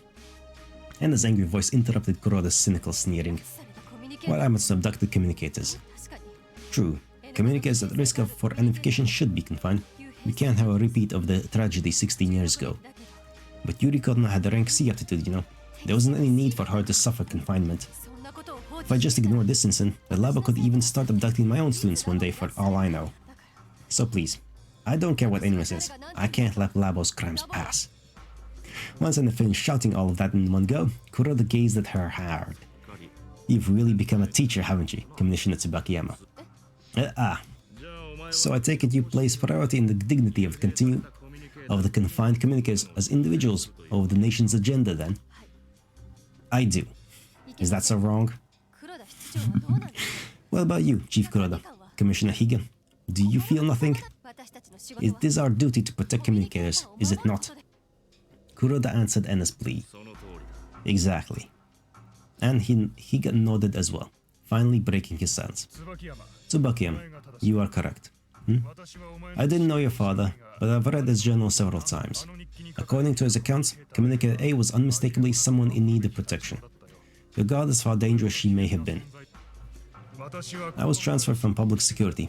From an objective position, the national agenda is absolute, and I believe that the safety of the public should receive priority over everything. But unless it comes at the cost of the safety of the public, the dignity of the individual should be protected with the utmost care as well. Two types of people live in this country: the great majority who does not know the truth, and those of us who do know. Those who do not know the truth should be allowed to live in public peace in blissful ignorance, unaware of both justice and evil. But we are different. Among those who know the truth, we are the only ones who can execute justice. If we forget justice, it means the decay of ethics. Isn't that correct, Tsubakiyama? Yes. Kuroda smiled at Ena's response. Guess that sells it. We don't need no stinking permission. Let's make that compulsory inspection. With which members? Well, we don't know who's in the pockets of the Rokume City government, so let's just go with the three of us. It's a dangerous mission though, so you don't have to come with us if you don't want to, you know, little missy. No, I'll go with you. Ena answered without hesitation, for she believed that was what her father wished for. Several days later, the date of the compulsory inspection was set. Early morning, September 16th. A fateful day for Ena's division, as it was the anniversary of her father's death. Their prepared protections include the forged inspection warrant and a single handgun for Ena's self-defense only. Labo is a den of demons. We don't know what's waiting for us in there. If worse comes to worst, you need to prepare to use this. And with those words, Ena steeled her heart.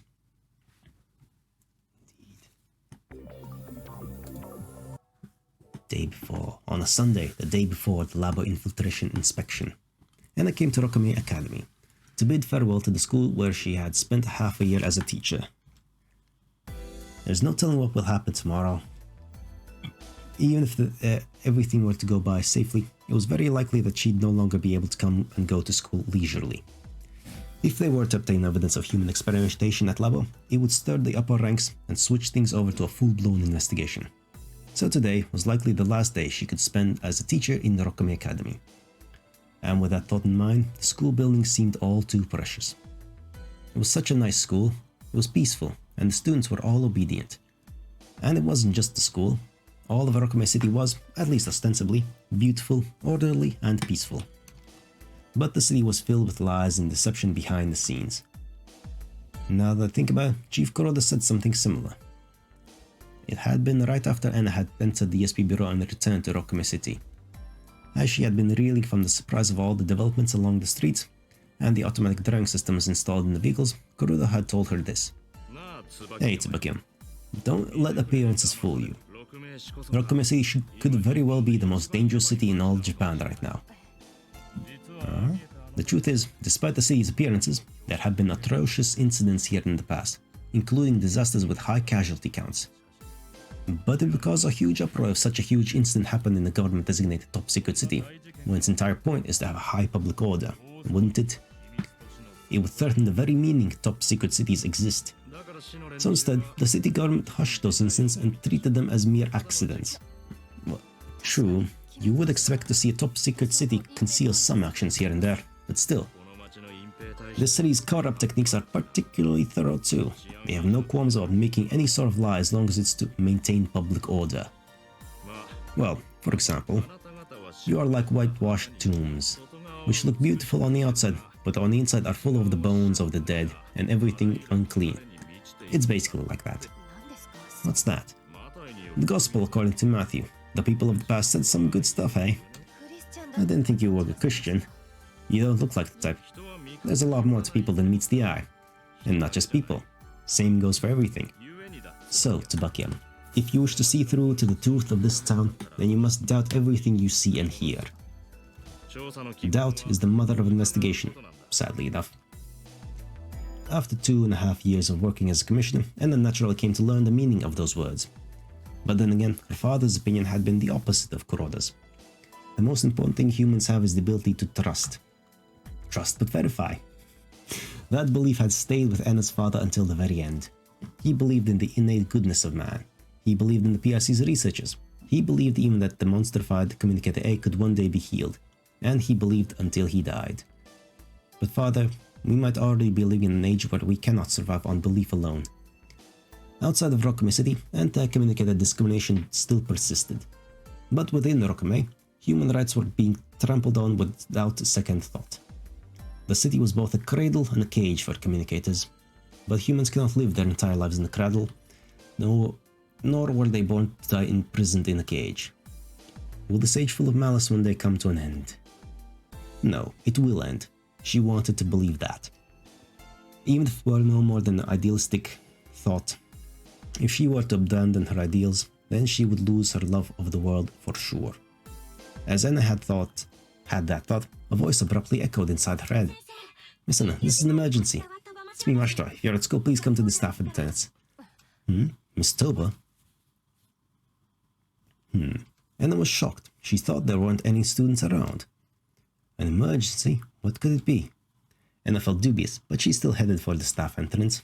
And at the staff entrance, she found Mashiro, as well as Natsuko and Louise.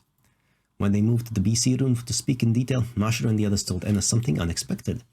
Q had infiltrated the city. And Natsuko, Mashiro and Louise had been somewhat dragged into the affair. I see, so that's what happened. Miss Ena, you believe us? Yes, you are my students, so I believe what you say. She had to believe it. And I had already heard that Q had recently been conducting the destructive activity in the city. Higa had also mentioned something a while back. There have been next to zero examples of Q causing terrorism inside the government-designated top-secret cities, but right after they formed, they certainly did continue to target top-secret cities. And in the spring 9 years ago, they conducted just one small-scale destructive activity. Ever since then, the city shot up security, establishing city gates and surveillance cameras. But even so, it seemed Q had come to this city once more, driven only by a wholehearted hatred for communicators. They were another figure of malice, different from Labo's sinister shadow. And students of mine have been dragged into their grasp.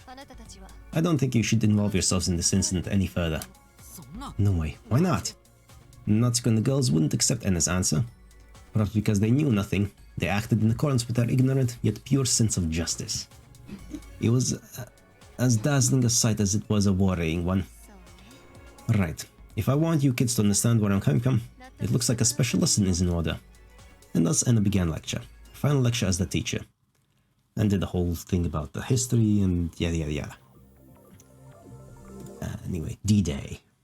And then the fateful day had finally come. In the early hours of September 16, Ena headed to Labo with Kuroda and Higa. They were stopped at the entrance by a Labo security guard, but using the false warrant, they half-forced their way inside. They were given white lab coats to change into and were taken all the way to Area 6's inner ring. But once they had arrived there, the researchers called them to a halt once more. According to them, not even ESP Bureau commissioners could be allowed further in, for the sake of preserving secrecy. Now that it had come to this, Ena was about to threaten them with her gun and force them to open up the path to Area N, but... oh. Before she could, she suddenly heard a thunderous roar. Yeah, Ukita and Watase's plan coming to fruition. What's that sound? As if to answer that question, more and more sounds echoed forth. Explosions! Yeah. The automated disaster prevention system began broadcasting warnings like mad. Ena was caught completely off guard. She had not expected such a thing to happen today of all days. Was it a coincidence? An inevitability? Either way, the SP Bureau members got dragged into the terrorist attack. The researchers who had called them to halt began to scatter in all directions like headless chickens. What in the world is going on here? I don't know, but it might be a Q terrorist attack. Q? You mean those bastards know this place is a BC research facility? That's only a possibility. Ena, Kuroda and Higa had heard rumors that Q had infiltrated the city, But while Q may have infiltrated the city, Labo couldn't have just conspicuously strengthened security. That would be the same as installing a sign saying, "This is a BC facility." And perhaps Labo had maintained security at normal levels for that very reason. But did they take advantage of that window of opportunity? Then let's just look for an exit for now. In case we do encounter any terrorists, well, it might be completely out of our scope of work, but I guess let's try and see if we can apprehend them. Understood. The commissioners broke off into a run to search for an exit. But they ran across a huge fire in the factory, and they got separated from Kuroda and Higa. "Chief, Commissioner Higa, where are you?" Voices called out in response to Ena from across the fire. "Tsubakiyama, we can't regroup like this. Let's split up and search for exits separately. Wait for us on the other surface." Understood. And a little while after they parted, an ominous siren blared out. Case N, everything is being blockaded, and thus Ena became trapped underground. Before she could regroup with Kuroda and Higa, she was chased by fires in the connected passageways. Oh. Like hell am I gonna die here? Ena tossed off the lab coat given to her by Labo and made a mad dash away from the fire and smoke. And then she pulled the hose out of a hydrant and began fighting the fires herself. After extinguishing the fires, she began planning how to escape from the connecting passageway, when eventually rescue workers appeared. "What's your name?" "Ena Tsubakiyama. And you guys?" "I'm Lieutenant Tachibana. This is Ensign Moribe. And this girl is Yuri, a civilian we found trapped down here." "A civilian? So there's someone beside me who was caught up in this incident." "Yes, well, yes and no, Yuri." The girl named Yuri looked at Ena with fearful eyes. "Yuri, the same name as Yuri Kotono? Something's bothering me. Looks like the best course of action is to put on the veil of an ordinary person for a while and work with them for now." Besides, she had to search for an exit anyway, and she was also worried about Kuroda's and Higa's safety as well. Ena decided to work with this group. She took the AD just as Kazumi had instructed. Through her work experience, Ena had already gained knowledge about the dangers of WX particles and the effects of AD, among other things. And naturally, she also knew how Labo had maintained their facade that was all related to nuclear power. But it's not like I can tell everyone about that. If any ordinary person were to know about those things, they would immediately be targeted by Labo for the purposes of concealing information. In any case, the dangers were still real, and they still had to keep administering AD either way. With that thought in mind, she decided to play along and kept going for a while, and eventually she saw Kuroda and Higa again. Not in a nice way though. Ena couldn't help but scream, for when she saw them again, Kuroda and Higa's appearances had completely changed. Perhaps they were masquerading as Labo researchers, considering they were still wearing their provided lab coats. But the lab coats were no longer white, having been stained deep red by the blood oozing from their countless gunshot wounds. They were shot. Given that they were lying with their heads turned towards the door, it was possible that they'd been trying to escape from the room. The various sized holes in their body, especially the big ones in their stomachs, exposed their rust-colored viscera. But Ena couldn't peel her eyes away from the dead bodies. What's any of this supposed to mean? Why were Chief Kuroda and Commissioner Higa shot to death, but the rescue worker alone had his neck snapped? I can only think of two answers. All three of them, these people were together when the terrorists carried him in, shot Chief Kuroda and Higa, and massacred the rescue worker. Or perhaps the rescue worker was the terrorist himself. Chief Kuroda and Higa tried to apprehend the terrorist and fought him barehanded, and the scuffle ended the draw, with all three of them dead. She had a feeling the answer was most likely the latter. If she remembered correctly, her father's journal stated that Kuroda had transferred from the National Police Agency and had been an expert in martial arts since childhood, and Higa used to be with public security. It wouldn't have been surprising if he had matching strength too. I don't know the truth of the situation, but there's one thing I know for sure. Chief Kuroda and Commissioner Higa were killed by the terrorists. That is correct? Well, yes. Ena gritted her teeth. Please rest in peace. I swear I will avenge you. I swear I won't let there be any more victims than this. She decided to keep up the facade of an ordinary person as she searched for the culprit. Or at least she tried to, but despite her determination, a new victim came up. Watase looked at the dead body and muttered dumbfoundedly. Who is this girl? Ena didn't know either, but she had a hunch. This girl's clothes look almost like a hospital gown. Could it be that this girl was a test subject confined in Labo? Yeah, that's Nagisa. In that case, it was highly possible that Q had killed her. Then was Miss Yuri a test subject too? Could the cause of Captain Kasagi's amnesia be related to the test subjects? If his amnesia is due to sense of sympathy, then who erased his memories, and why? Was it this girl before she died? Or could it have been Miss Yuri? Several doubts seized Ena's mind. She considered revealing her true identity and using her gun as a threat to seek out the criminal, but that was too risky.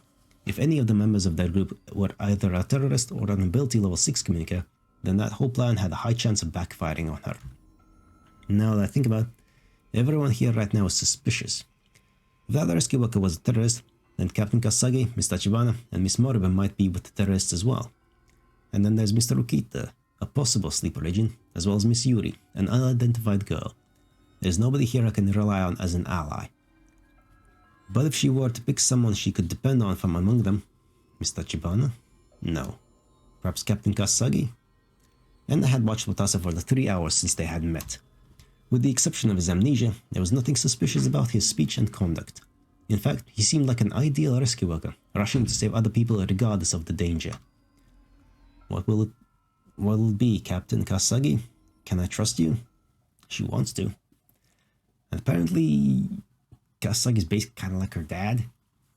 So, a subconscious soft spot for his type of personality and stuff like that, his behavior, his actions. After they left the cargo lift room, Ena made up her mind and tried to scope him out, but acting like a normal woman. Captain Kasasagi, I'm scared. Yeah, can't blame you. We've lost our escape exit, and we keep finding murder victims. It's gotta be tough on a woman, or anyone, really. It is. Hey, Captain Kasasagi, if the culprit tried to attack us, would you protect me? Yeah, I promise. Those reassuring words soaked into Ena's heart. New memory, and thus as I go back through those memories and various feelings intensify, a new memory rises up from the innermost depths of Ena's mind.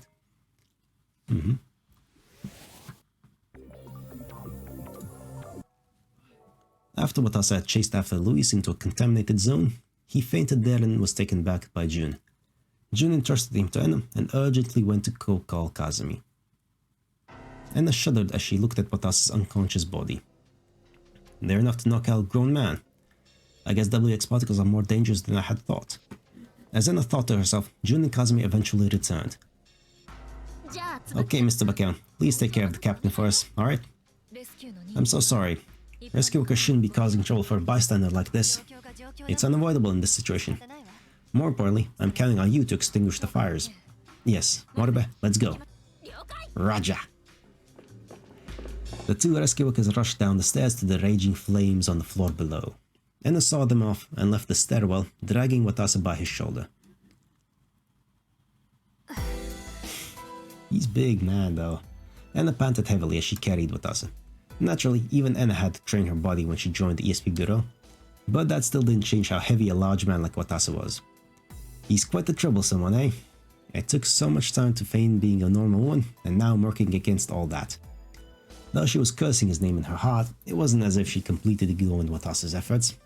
When Louise had run away into a contaminated zone and shook off June and Watase, not even Ena herself could follow after the girl. And the reason Ena couldn't was simply because she was afraid of entering the contaminated zone. But Watase dashed into the contaminated zone without hesitation, even though he was under the impression that it was contaminated with radiation. Even though he had lost all his memories as a rescue worker. Ena would have to say it was an extremely reckless act. But I guess I don't really hate that kind of thing. And I knew two others who were like Watase. A father and a dog. Now that I think about it, the rescue squad's name is Sirius, isn't it? And it kind of brings me back. That was the name of a dog Ena had kept in the oh, they're even tying this up. They're even tying this tiny little strand up. Ah, really? Okay, this is okay. It's a little much, but fine. It's acceptable. It had already been 9 years ago since that day. After her father's death, Ena had moved out of Rokume City to a neighboring town, where she one day found a dog. Sure, I mean, it's just a coincidence, but sure. There was a wooden tag around the dog's neck with the following message. Yeah, we know that one that Natsuko and Mashiro or Yuri wrote. I am a smart dog. My name is Sirius. Please adopt me. The handwriting was definitely a child's, and there was a telephone number written below. That child was probably the previous owner. When Ena's mother called that number, the boy on the other end seemed really happy. And Sirius was a smart dog indeed. Whenever Ena fell down, he would rub his nose against her to console her. He loved small children, so whenever she took him out for a walk in the park, the children would always play with him. He even dived into a river to try and save a drowning child. But in the end, Sirius couldn't fix the situation. I ended up having to save both the kid and Sirius. Oh, sure. But nevertheless, Ena loved the gentle Sirius for giving it his best. He died right before Ena joined the ESP Bureau. Now that I think about it, carrying Captain Kasasagi like this now is kind of like the situation back then, isn't it? It was a little amusing when she thought about it like that. But the first time after seeing Kuroda and Higa's dead bodies, Ena finally found a moment of peace. But in spite of that, sheesh, Captain Kasasagi, you sure do weigh a ton. Sirius the dog wasn't this heavy. Jeez, get together, Sirius the human. As soon as that thought crossed Ena's mind, Watase woke up. Okay, and then they have their little conversation. Okay, that's cute. That's cute. A little bit too much of coincidences there, but it's fine. It's cute. It's a little detail that doesn't really change much of anything, but it's nice. It's fun. But yes, in concluding this, God, these are taking a while actually. I might do a different thing with this part. After she had been seen Kuroda, Higa and Dojime's corpses, Ena began to harbor the doubt that the rescue squad could be terrorists. That doubt inevitably led her to doubt those around her as well. What about Kazumi? What about Jun? And what about Captain Kasasagi? Is he a terrorist? Yes, he is, but he doesn't remember that. That question eventually became the most pressing issue within Ena. And then when she came across Louise in Area 2, that doubt deepened instantaneously. Ena, I will warn you about one thing out of consideration for Natsuhiko. Be careful of that captain. He's a dangerous man. Right after that, Watase appeared, shouting, "Hey, what's that supposed to mean?" Miss Sannomiya, wait! Louise ran away without listening to Ena when she tried to stop her.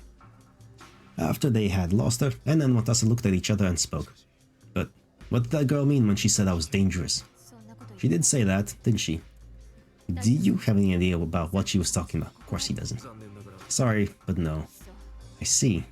She looked at Watase's face and thought to herself, judging by Miss Sannomiya's tone of voice and what the kids told me yesterday, that would make Captain Kasasagi the terrorist.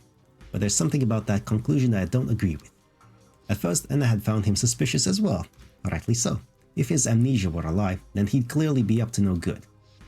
But if his amnesia were real, then there was a high possibility that somebody had erased his memory. She could think of two reasons somebody would erase it. The first possibility was that Watase really was a terrorist, and someone with good intentions erased his memory to nullify him as a threat. Correct assumption. The other possibility was that the test subject happened to come across Watase and erase his memory to escape the facility. That could have happened, potentially. Hopefully it's the latter, but it's not. That was what Ena hoped. For regardless of what the true Watase's nature was, the current Watase at least was an extraordinarily desirable man. Reliable, I would put there, but sure. He had the courage to leap into blazing fire, poisonous gas, and high contamination to save complete strangers. He had the kindness to risk his own life to protect those in danger. Ena didn't want to believe that the Watase she knew was only a temporary personality born from his memory loss. So afterwards, when everyone's trust began to get strained, Ena gave Watase a warning. Listen, Captain Kasasagi, doubt everything around you. That includes the people nearby, this facility, and occasionally everything you see. Your own preconceptions may be tricking you after all. We might overlook something vital if we lower our guards, something that may cost us our lives. She thought that unless she told him that, he might fall into someone's trap. Watase had a tendency to believe others too easily. That would normally be a virtue, but it was an invitation for danger in these circumstances. However, Watase looked Ena back in the eye and responded, True, the things I believe in could be tricking me, but I still trust you in spite of that. Faith without risk is a downright lie, isn't it? If you say you trust or don't trust something, but you keep yourself in a safe position, your words hold no power whatsoever. So if you're ever doubted from this point onwards, I will trust and cover for you unconditionally. I'm sure that's what your father would have done too. Those words impressed Ena. Those were the thoughts of a soft-hearted person who paid no heed to human malice whatsoever. However, she suddenly recalled her father's words. The most important thing humans have is the ability to trust. Perhaps Watase would stick to that conviction just like her father had. Ena had somewhat started to realize that possibility. If Captain Kasasagi isn't a terrorist, but a righteous rescue worker, then Watase seemed like he could be the most reliable partner for Ena at that point. Then I'll open up my heart. My true heart that I've never opened up to anybody. Ena looked at Watase's face and secretly swore that to herself. Oh, that's nice. And that concludes Ena's thing. Man, that took a while still. Jesus. Okay, I'm definitely gonna be doing different thing with this entirely. Oh boy. Alright, so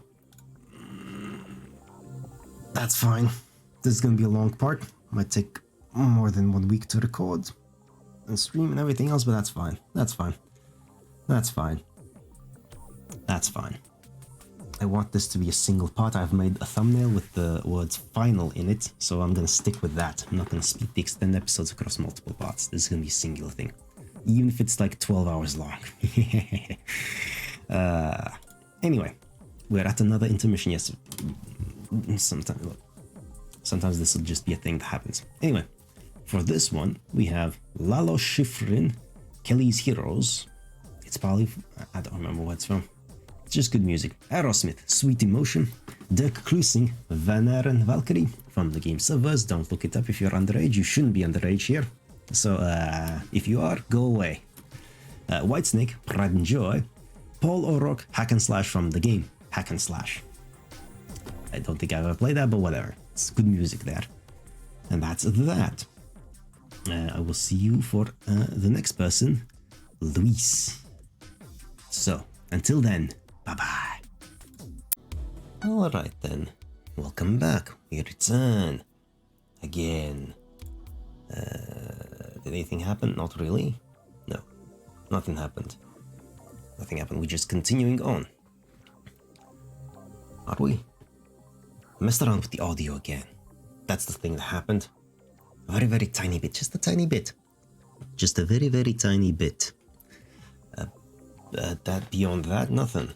Yeah? Yeah. I have decided that this is going to be one long ass part. I'm not gonna split this across multiple weeks and multiple parts. No. If this is gonna be, I already said this probably, I think I did. This is gonna be like 12 hours long, then so be it. Anyway, now we continue on with Louise Yui Sannomiya. Bunch of things. Alright. Let's go back to the past. It was a cold, gloomy room, almost like a prison. Louise stood still in that room, thinking to herself, my entire world lies within this facility. At that time, the door opened. Yui, come out. And that voice beckoned her. It's time for experiments. Yay! As Dr. Tenko entered the room, Louise asked her a question. Whose memory are we transferring today? Professor Emeritus Kagano, an authority on fluid mechanics. Fluid mechanics, not interested. You might actually find it interesting once you understand it, you know. After all, it only takes a moment. Dr. Tenko was indeed right. Louise nodded and followed her outside the room. I'm kinda annoyed they're using her nickname, which she hasn't been given yet and won't be for another 3 years, but oh well. Other researchers were waiting outside. They brought Louise through the underground garden and stopped in front of Subject N's room. There they blindfolded Louise and bound her feet and hands. Beyond that door was Subject N. Anyone who wanted to meet her had to be either completely bound or injected with AD. Dr. Tenko and the other researchers opened the door and brought Louise into Subject N's room. Welcome back. Hello, Nagisa. They heard Subject N's voice. The researcher soon responded. We're starting now, Subject N. Starting memory transfer experiment, phase 2, trial 316. From number 3 Subject N to number 2 Subject Y, begins senses sympathy. Okay. And with that signal, a flood of information flowed into Louise's head. It was the memory of the Fluid Mechanics Authority, or whoever it was that Dr. Tegawa spoke about earlier. Louise groaned. Though it only took a moment each time, Louise could never get used to that feeling. Even though it was only memories that were being written onto her brain, it felt like even her own mind was being rewritten. Done. But as soon as Subject N gave the word, the bizarre sensation faded. Roger that. Now withdraw Subject Y. Louise was then taken out of the room again. Once they were in the underground garden, Dr. Tenkao took out her PDA and handed it over to Louise. Yui, try solving this problem for me. On her PDA screen was a problem relating to fluid mechanics. In August 2015, a solid body was flown as Python. Was confirmed near Jupiter's South Pole. The following data table represents a two-dimensional model of that flow pattern. Based on the data, explain the mechanism behind the formation of the flow pattern. Roger. Louise took the PDA and smoothly solved the problem. Dr. Tenkao looked at Louise's solution and then spoke. Yes, that is correct. Naturally. It was no surprise, for that problem itself was made by the very same fluid mechanics authority whose memory Louise now had. Thus, there was no conceivable way Louise would be unable to solve it. Successful memory transfer confirmed. Memory transfer experiment phase 2, trial 316 complete. It's just going through the rounds with these trials and phases. Dr. Tenkao spoke those words into a voice recorder and then addressed Louise. That finishes up your work for today. Let's head back to your room. Alright. Why, well, come on now. Why is her room such just a prison? And with that answer, Dr. Tenkao brought Louise back to the room she started out in. This was Louise's one and only unconditional role. To be a part of Labo's 40 years and ongoing memory transfer experiment. The subject matter of the experiment was simple. First, Labo would invite guests with technical expertise to come to the facility. After putting a guest to sleep with drugs, they would quickly bring them to Subject N's room. There, Subject N would apply sensor simply to steal all of the guest's knowledge. A skilled level 6 communicator is able to handle memories inside the human mind almost as if they were digital code, data. The communicator could copy and paste the memories into their own mind, as well as bestow their memories to a third party. Such tasks were easy, assuming one could manipulate intercerebral PC particles at will. Furthermore, the entire process took only a negligible amount of time. The guest would be left with a memory gap, but all Subject then had to do was fill it in with a fabricated memory. Once the drugs were off and the guest woke up, they would not remember a thing. They would not even be aware that anything had happened to them. It was an extremely efficient, perfectly imperceptible theft of trade secrets. The backbone of industrial espionage effort created by Laba, Raccoon City, and a certain corporation. It's a well-planned system. That was what Louise thought. There were several ways of inviting the guests as well. Sometimes they'd be invited directly with made-up business. Sometimes they visit Labo of their own accord. Raccoon City Hospital was yet another entity in on the deal, and thus there were cases where they had drugged patients who had useful knowledge and transported them to Labo. Thus, Labo obtained knowledge from visiting guests and applied that knowledge for use in its own facility. In its greed, Labo also stole trade secrets that had no direct relation to BC in order to sell them off to other research facilities they had connections with. Louise's role was to be one of the final cogs in the process. All of the memories and knowledge Subject N stole from the guests were transcribed onto Louise's brain. As a backup, so to speak, Louise was thus a spare brain for Subject N. That said, Louise didn't think much about it. She had already been burdened with that role for as long as she could remember. Just once or twice a week, the professor would come bring her to Subject N's room and back, just like today. And as long as she did that, she received all of her living necessities. The bare necessities. All necessities except for freedom, that is. Good work today. Dr. Tenkao thanked her as always, but Louise noticed her voice was just a little bit quieter than usual. Professor, what's wrong? It's nothing. I'm just a little tired. We've been busy recently, you see. Louise was relieved. As long as the professor said so, it was probably just that. I'm sorry, but I've got matters to attend to, so I'll be going now. I'll show up again later. When's the next appointment? It might not be for a while, actually. Subject N hasn't been well lately. Really. Louise felt glad that she wouldn't have to deal with that troublesome sensation, but at the same time she felt a little lonely that the appointments were diminishing. I'll be sure to tell you when an appointment's scheduled. See you later. And with that, the professor left the room. Louise gazed at the shut door. As long as nobody opened that door from the outside, it would never open. Louise thought that she would have a bit of free time until the next time the professor came. Louise herself wasn't quite sure of how long this had continued. Such a trifling past had sunk to the bottom of her vast, often rewritten pool of knowledge. But what she did remember was that when she was younger, she had a different sort of role. If I'm not mistaken, that was the experiment to inundate the body with WX particles. In those experiments, Louise was exposed to a WX particle field environment created in Area N for extended periods of time. Exposure to such an environment could artificially raise BC aptitude, or at least that was the goal of the experiment. But Louise showed no results. The experiments failed, leaving her with the rank F aptitude she was born with. Compared to back then, any experiment would be better. Louise was thankful that those experiments had ended 5 years ago. The current memory transfer experiment hadn't had a single failure. Wait, those experiments happened. Okay, this is 3 years before now, so she's 10 now, 5 years ago. She was 5 years old when they did that fucking thing. When they just basically exposed her to mental radiation. Fucking hell. God damn. I don't remember if I realized that back then, when I discovered this information, but fucking hell, that's just fucked. Let's remind ourselves that Labo is just fucked. Terrible. Terrible, terrible, evil organization. Unlike the experiments in the past, these ones have a definite purpose. Although she was a backup, Louise was unable to leave and had gained all sorts of knowledge. She proved that even knowledge of how to perform physical techniques could be inherited. By the age of 6, she had a complete understanding of Kant's critique of pure reason and was able to identify its points of issue from an existentialist perspective. By the age of 7, she solved the mystery of the zeta function that had been plaguing mathematicians across the globe. She also proved the Riemann hypothesis. By the age of 8, she inherited the knowledge of an elderly pianist and successfully played the extremely difficult piano piece Gaspard de la Nuit. By the age of 9, she had learned all sorts of athletic techniques ranging from artistic gymnastics to ball games and martial arts.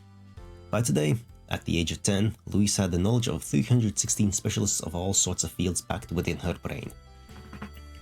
And thus, I became a monster. The amount of knowledge in Louise's brain had undeniably exceeded the apparent limit for human beings. Her swelling pool of knowledge was her entire life's history.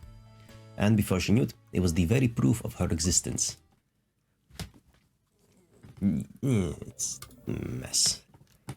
3 weeks passed after Dr. Tengao said there would be no experiments for a while. And true enough, not a single experiment took place that entire time. Louise spent the whole time alone in this room reading a book. What she read was a sci-fi novel based on themes of self and memories. The story involved a scientist attempting to create an electronic brain with a sense of self, and in that process was the following excerpt. The self is formed by memories. Humans decide their wills and behaviors based off of their own memories of the past. But I still don't quite understand the process behind this formation of the self. If one were to gather a sufficient number of memories, would that necessarily form a self? One would assume that as more and more memories are accumulated, the self would become more and more defined. Let's take, for example, the process through which an infant first begins to speak. After an infant is born and they hear their parents speak, the infant gradually appears to memorize sounds. At first, the infant does not know how to utilize its memories. But one day, as if the puzzle pieces in the infant's brain finally snap into place, their countless disjointed memories become one connected network. I see, so that's it. Stringing these sounds together is a way to convey my will to other people.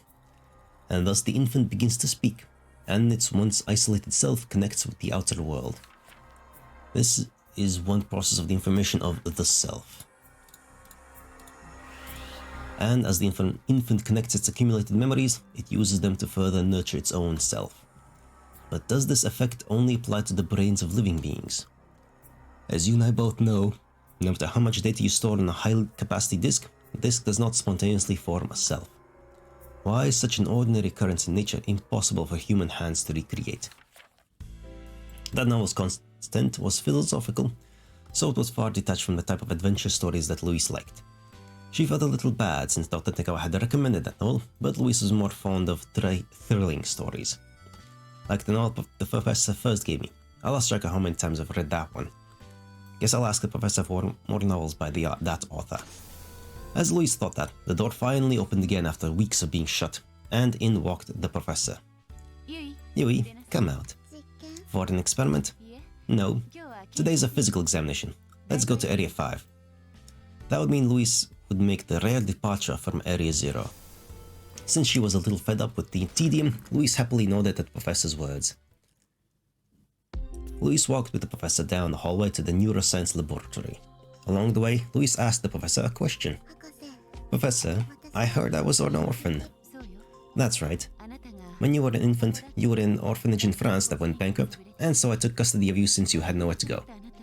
Just casually lying like that. Just straight up casually making shit up. The professor answered without any change in her facial expression. But Louise shook her head. Yeah, lies. I was born in Labo, wasn't I?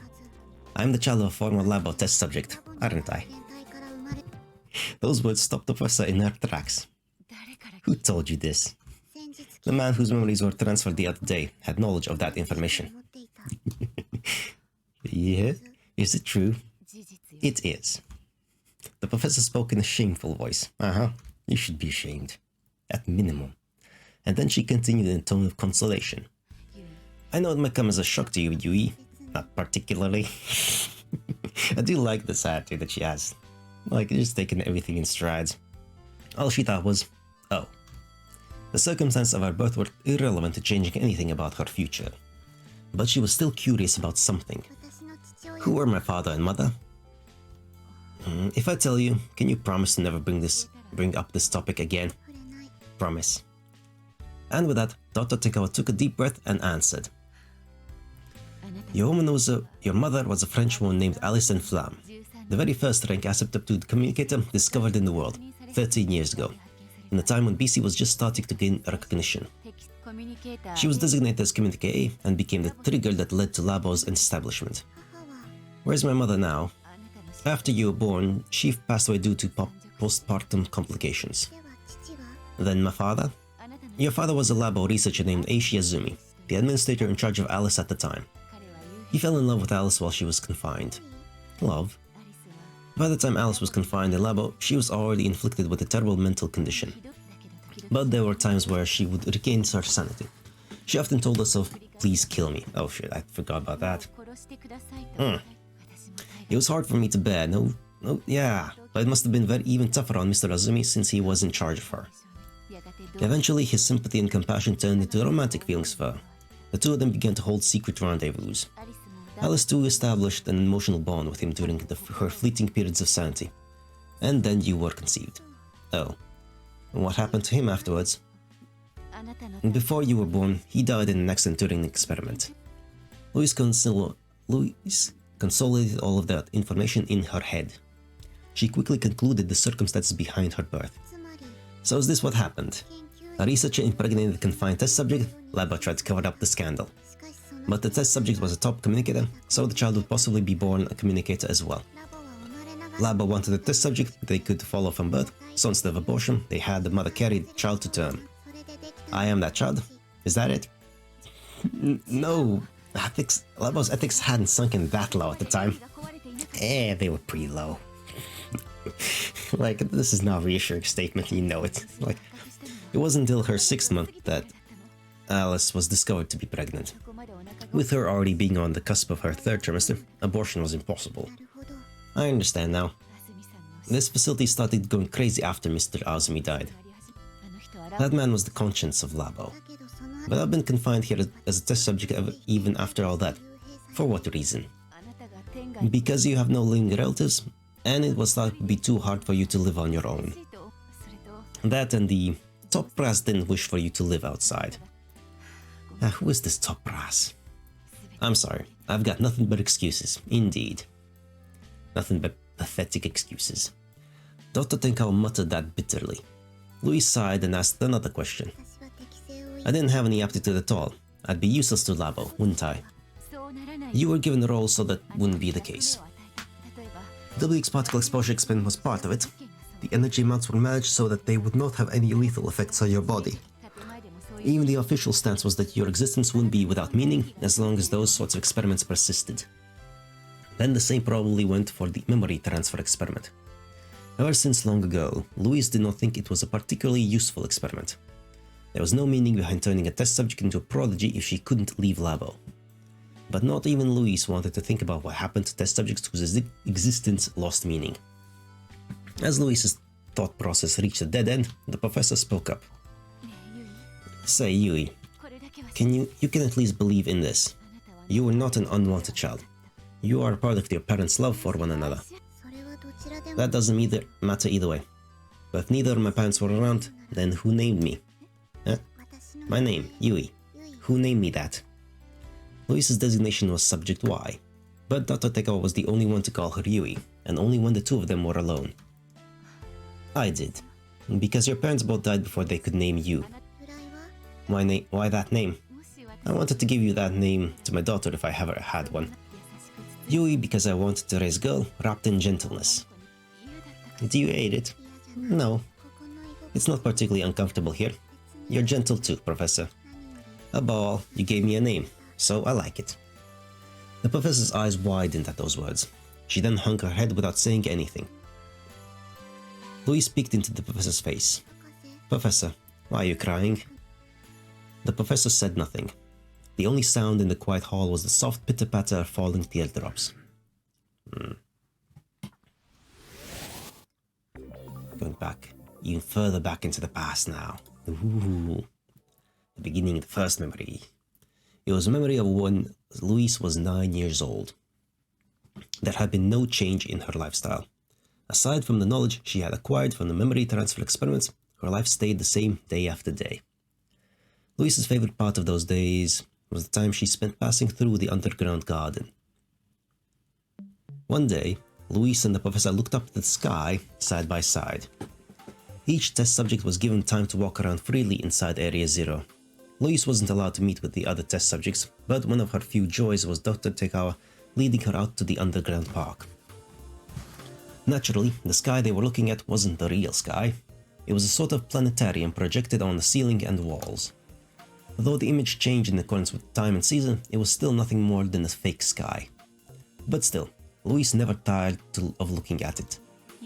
Yui, are you having fun? Yes. The sky changes with time, and the constellations change with the seasons. Quite interesting. I see. That's good then. By the way, Professor, I want to hear more about the stars. Eh? Today too?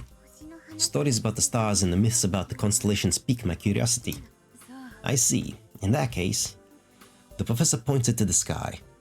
She pointed at 3 noticeably bright stars. That's the summer triangle, an asterism drawn out by 3 alpha stars. Their names are Vega of Lyra, Altair of Aquila, and Deneb of Cygnus. In Japan, Vega and Altair are recognized as special stars. Special stars? There's something called the Legend of Tanabata. Legend. That word fascinated Louise's mind. A story created by man, the culmination of human imagination. That was what Louise truly desired. Vega and Altair are personified and given the names Orihime and Hikoboshi, respectively. Orihime and Hikoboshi are separated by the heavenly river, the Milky Way, and can only meet once a year. The tragic legend goes that the 2 lovers were torn apart against their will. I see. Informative. But why? Huh? Why can the 2 of them only meet once a year? Why was it again? I'm sorry, I'm not very informed outside of my field of research. Too bad. Louise slumped her shoulders and looked back up at the sky. Before her eyes flickered an infinite number of stars. According to the professor, the world they were on was another spherical heavenly body like these stars. It's something that I know, but I can't believe it. Were there other worlds in the vastness of space beyond that dome? Were there other beings like humans living there? In the same way that we live on Earth? Probably. In all likelihood, yes. But do they exist at the same time as us? Who knows? Maybe, maybe not. The universe is old and has potential lifespan of infinity near so, for all practical purposes. So yes. Do aliens exist? Absolutely. Are they civilized and multicellular organisms? Maybe? Who knows? Are they advanced civilizations? Probably not. I mean, life on Earth was around for what, like 1 billion years or something, or more? And civilization and intelligence have existed for what, maybe like 10,000 years? 15? Something like that? A drop in the bucket. And we've been communicating to the universe for how long? Like directly? Like what, 150 years at most? Or something like that? Which is literally nothing. Like, only a tiny portion of our galaxy knows we exist, has the potential to know we exist. So, yeah. That always gets me about these people that complain, if aliens exist, where are they? Like, dude, the universe is so fucking, just fuck huge. Like, the words, like, that's not, like, that's an understatement. So, and old. You gotta take into consideration both the, like, the 3D space of it, and also the time span of its existence. Because worlds come and go. So it's entirely possible that there was a planet that was full teeming with life. And, existed for billions of years, but then the star, it was orbiting around, died, and life on it ceased to exist, never advancing into a civilized form, for one reason or another, millions of reasons. And we'll never know, because the planet is dead now, turned to dust. And we will literally never know if this planet full of giant alien life forms ever existed, because it was all just burnt away to a crisp. Literally impossible. And then reformed, eventually turned to space dust, flung away, and maybe formed into a new star. Who knows? And all that happened billions of years ago. Or maybe will happen billions of years from now. We don't know. We might be the only things that exist as living beings currently. That might not be true in the future. Because the universe is constantly boiling giant petri dish of experimentation. Anyway, is that possible? Yes, it is. Professor, have any humans flown into space and reached other heavenly bodies? Yes, we have. It happens a lot in fiction, but in reality, only a select few. In 1969, Apollo 11 reached the moon. Yes. Fantastic achievement, especially. We haven't reached any other planets or stars. Then I don't care if it's fact or fiction. I want books relating to that topic. You really like books about the stars, don't you, Yui? Okay, I'll gather as many books as I can. Thank you. Now then, it's about time we wrap things up. It's almost time for lights out. Louise was taken back to her room, hand in hand with Dr. Tekao. The light of the stars twinkled in her heart until she fell asleep. The next day, a pile of books was brought to Louise's room. God damn, I almost fucked up there. The pile pretty much consisted only of scientific textbooks relating to planets and stars. Louise finished reading the dozens of books in just 3 days. I mean, she literally has nothing else to do, so yeah. But she found the materials relating to the Apollo missions to be surprisingly boring. What? That's bull. That's nonsense. What? I mean, sure, it's very technical stuff, but like, come on, it's fascinating. There's a podcast called 30 Minutes to the Moon. It's just fucking thrilling and just... Okay, maybe not thrilling, but like illuminating, fascinating. Go listen to that. It's brilliant. Again, 13 Minutes to the Moon, a BBC podcast. It's excellent. Go listen to that. Like, stop this. Go listen to that. It's much better than whatever the fuck I'm doing here. The surface of the moon is bleak, even more lonely than this room. Indeed, there's literally nothing. It's just dust. A world without warmth, just cold rocks and sand. What impressed Louise more was fiction. Oh yes. Oh my. After those 3 days, Dr. Tekao came to Louise's room for the first time in a while and spoke up in surprise. She took notice of the book Louise had been reading. Yui, do you like that book? This book is truly interesting. I've already read it 3 times. Louise held up a juvenile sci-fi book. A story of a tomboy who dreamed of adventure and flew off into space. There she met the only friend to whom she could open her heart. The story of a nearly miraculous bond born in the far corner of this wide universe. My heart tightened when I read it. I've never felt something like that before. That's unexpected. I thought you would get tired of just reading scientific books. So I only put that one in on a whim. Professor, I want to have more books like this one. I don't need any more on things like the Apollo project. Got it. You like sci-fi novels then? Sci-fi? Science fiction. But you know those stories aren't real, right? I don't care if they're fiction. Louise said just that and returned her gaze to the book in her hands. In that book was everything that Louise had dreamed of. Even if I'm stuck in here, I can go anywhere on an adventure if I take a look inside the book. I can fly to the shining stars in the night sky. Tomorrow, the professor should be back with a bunch of books.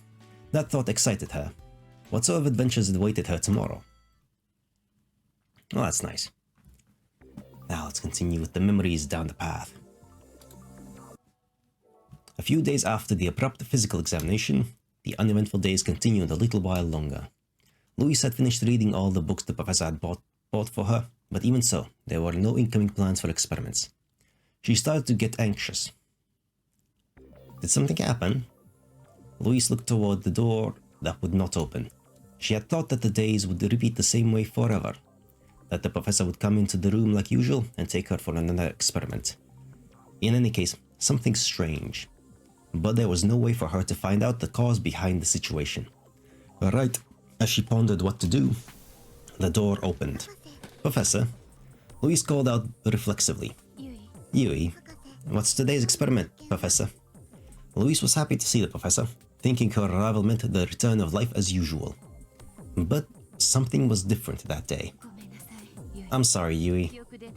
The memory transfer experiment has been terminated. You are no longer participating in experiments. Louise doubted her ears. In other words, she had been released from her one and only duty. Why? Subject N has lost her individuality, and the experiments cannot continue with her in that state.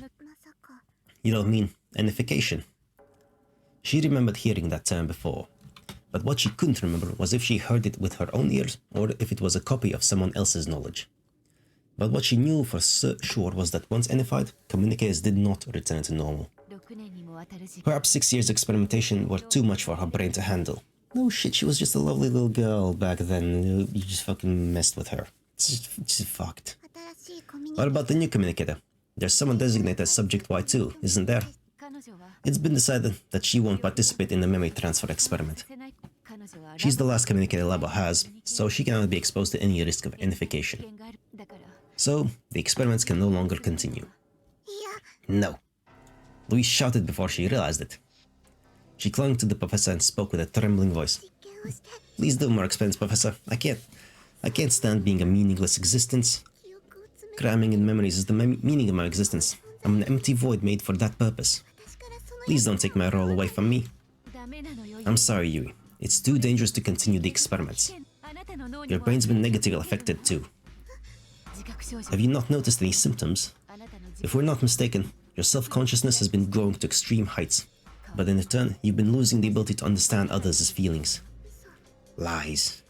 Okay then, Yui, can you tell how I'm feeling right now? I can. Then tell me. Dr. Takawa smiled. Her smile was a key detail for Louise to judge. Louise felt like she was making a serious mistake somewhere, but she stated her judgment nonetheless. You're having fun? The moment Louise gave her answer, tears suddenly welled up in the professor's eyes. The professor cried while still smiling. Professor, what does that facial expression mean? It's okay. You don't have to think about it anymore. I mean, the reason she doesn't understand others' feelings is because she's not really allowed to interact with other people at all. Like, she only gets memories, very specific memories from the other people.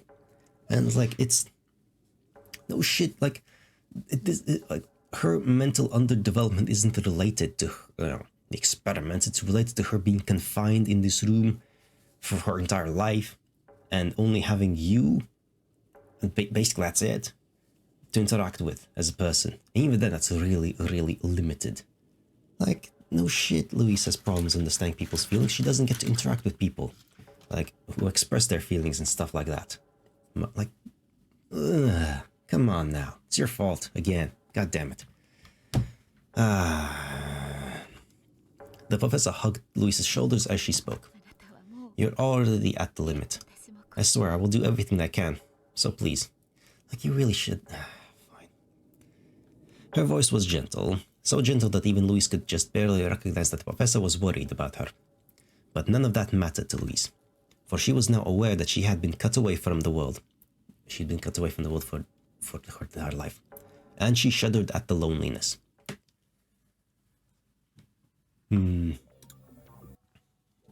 Louise's voice echoed inside her room.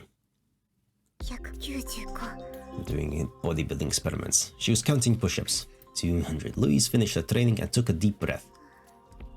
Louise thought to herself as she wiped off her sweat. Exercise is good. If I move my body until it gets sore, it takes my mind off of unnecessary thoughts and I can really feel the results. She finally became able to use the extensive physical techniques that had been written onto her brain. That said, she couldn't practice gymnastics or track and field techniques in the room. Louise's favorites were things like simple muscle training and martial arts. The kata training methods in Japanese martial arts were particularly suitable for her needs since they allowed for holding on of one's combat skills even in the absence of a partner. She imagined enemies in front of her to fight. She had already fought countless times with these shadows. Recently, she had been fighting several of these enemies in quick succession. She could really feel herself getting stronger. Though of course it's all meaningless in the end. But as she was shut off from the world, Louise had no proof of her own existence aside from animalistic responses like growth and fatigue. Training, reading, those two things had become Louise's entire life. Louise took a shower in the bathroom her room was furnished with. There was nothing for her to do afterwards, just sleep. She changed into a sleepwear and crawled into bed. And soon enough, it came time for lights out and the room went dark.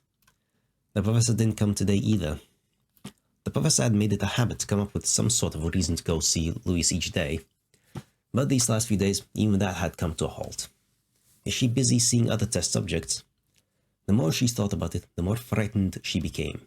She tried to stop thinking, but she still had a hard time going to sleep. Louise shut her eyes in the darkness, but after a short while, the lights suddenly turned on. She almost feared that morning had come before she had fallen asleep. But as soon as that thought crossed Louise's mind, the professor rushed into the room. Yui, are you awake? Professor? The professor rarely visited at this hour. Confused, Louise got up from the bed. I'm awake. What is it? Yui, what if I told you I could get you out of here? Louise gasped at the professor's words. What makes you say that all of a sudden? I finally gained permission. Let's come to a decision now before the top brass changes their mind. Lies. There's no way that's possible. Louise was shaken up by those unexpected words. But the professor spoke clearly. You're right. The upper brass naturally didn't approve of you leaving Labo. Understandable. If I spoke of Labo's internal state, it could jeopardize the facility's administration. So that's why I came up with one condition. We will fabricate Yui's memory and erase all her memories relating to the true state of Labo.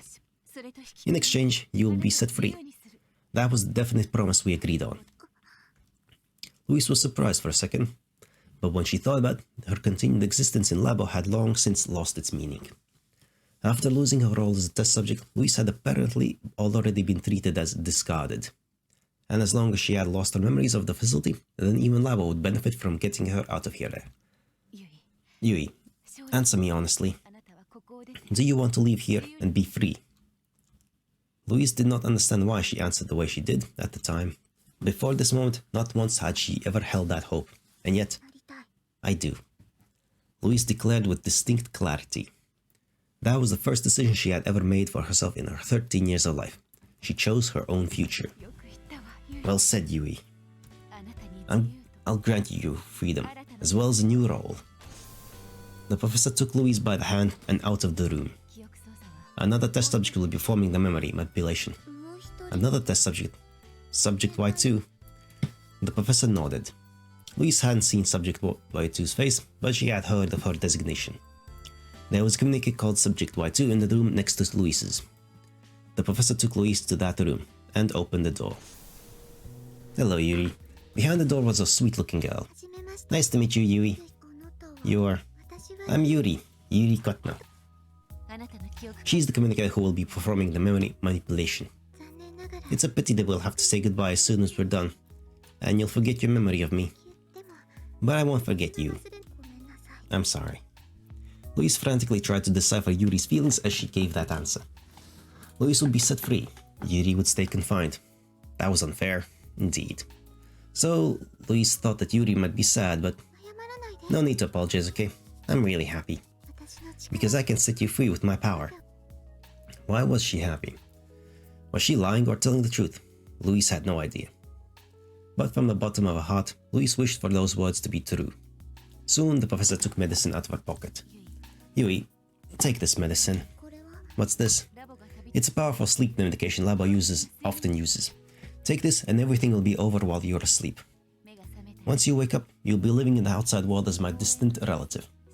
A legal identity has been prepared for you under the name of Louise Yui Sannomiya, a half-Japanese, half-French girl. Sannomiya? Sannomiya is my maiden name. Louise is a name that means renowned warrior. Not bad. It is pretty good though. The professor handed Louise the medicine. After a moment's hesitation, Louise swallowed it. It didn't take long before her head began to go hazy. Yui, lie down on my bed. Yeah. Louise plopped onto the bed as told. I love plopping on the bed. I like that. I like that turn of phrase, the word plop. She heard the professor and Yuri speaking. 13 years of memory is no trifling matter, I understand. I'll try. That voice faded into the distance. Louise strained her eyes in an attempt to see Yuri's face clearly one last time, but her eyelids shut against her will. And as her sight and hearing sank into the darkness, Louise felt like she heard the professor's voice. "Good night, Yui. Your real life begins tomorrow." Louise smiled faintly at those words, and then she fell into a deep sleep. A new beginning, but not really. Louise felt as if she were rocking in a cradle. She had heard the sound of a car engine, and eventually she heard the professor's voice as well. Yui? Yui? We're here. I see. Once Louise answered, the car stopped. "Let's get off now." As she got out of the car, a never-before-seen sight spread out before her eyes. A gentle breeze caressed Louise's cheek. The professor stood next to her and spoke. "You slept well. I had a dream." "A dream?" "Yes, a dream. Of when I was home in France, those barren, ashen days. Nothing had happened, but it felt like a very sad dream. Don't worry, Yuri. There's no need for you to return to that estate anymore. Starting today, you live here in Rokome City." Louise had heard that her parents and the professor had held a discussion.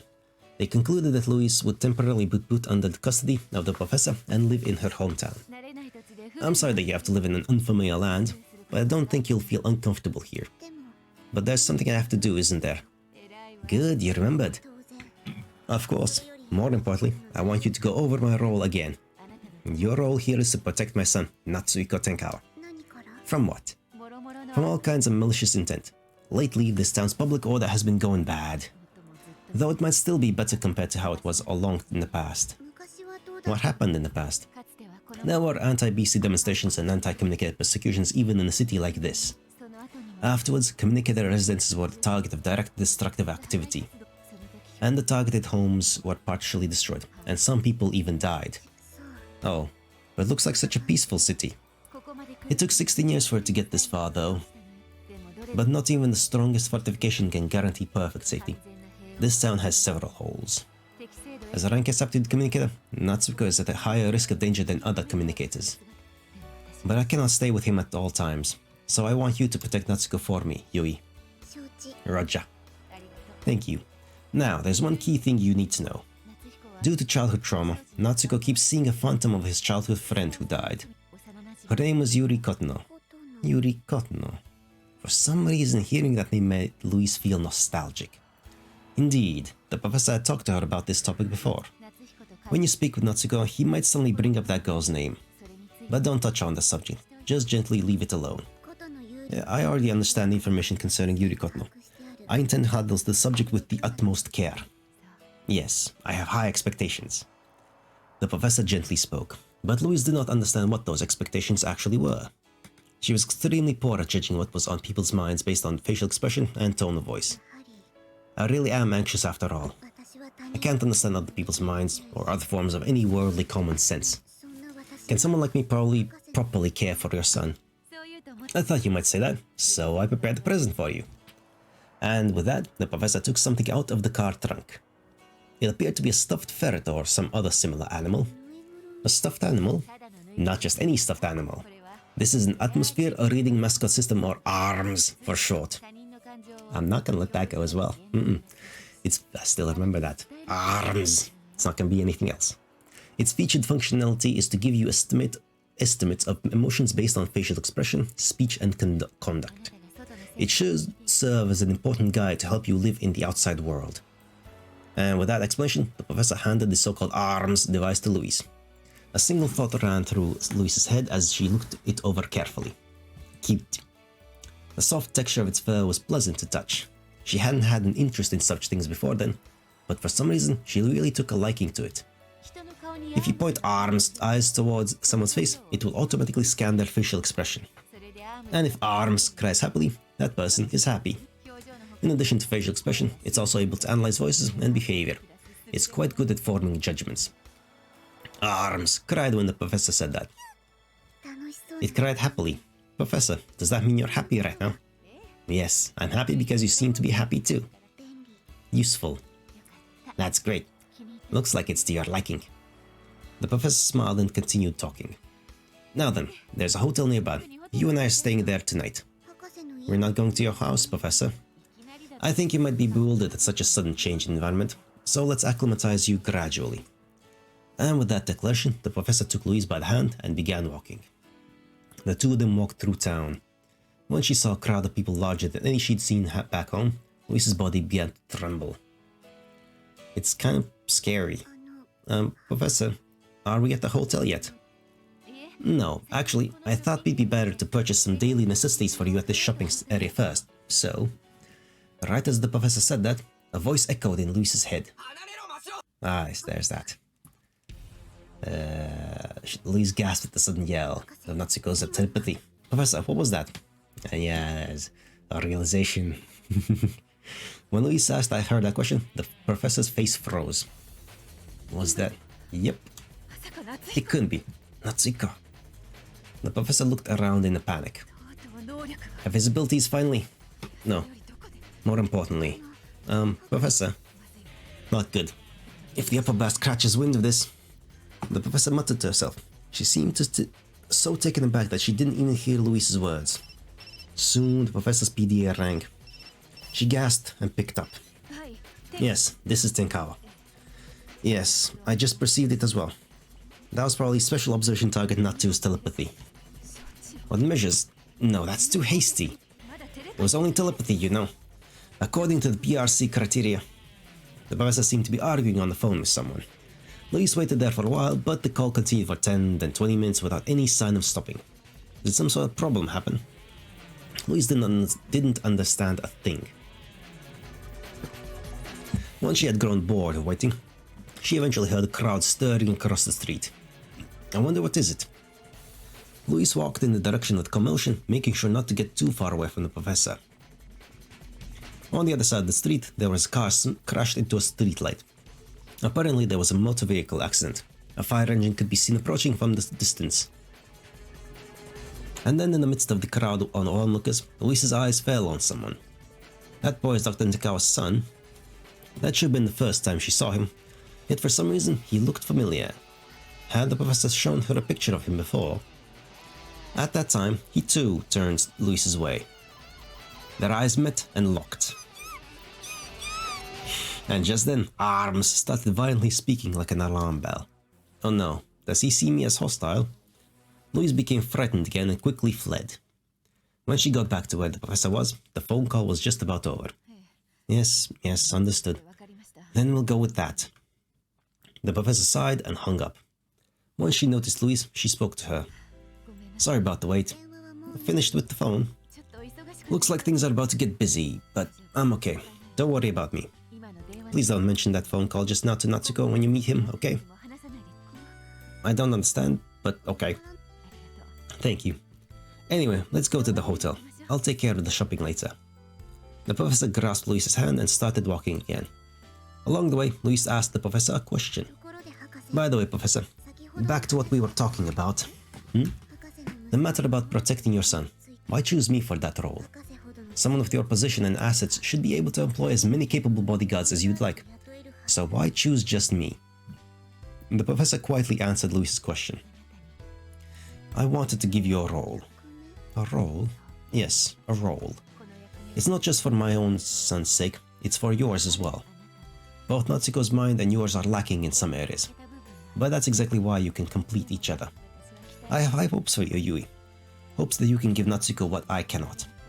Hopes that Natsuko can give you what I cannot. I don't understand. I know, but I'm sure one day you will. Once you fulfilled your role, your void will be filled. The professor spoke with a smile. Louise didn't understand the professor's true intentions, but that one word resonated strongly with her mind. A role, eh? She didn't understand why she was so fascinated by something as boring as bodyguard work, but Louise was aware that it was something she had longed for. I'm not confident I can do it, but I'll try my best. Indeed she will. Louise stayed in a hotel on her first day in Rokume City. There, she received an informative lecture on the usage of arms and various points of caution relating to her new life. The next morning, Dr. Tenkawa took her from the hotel to the school.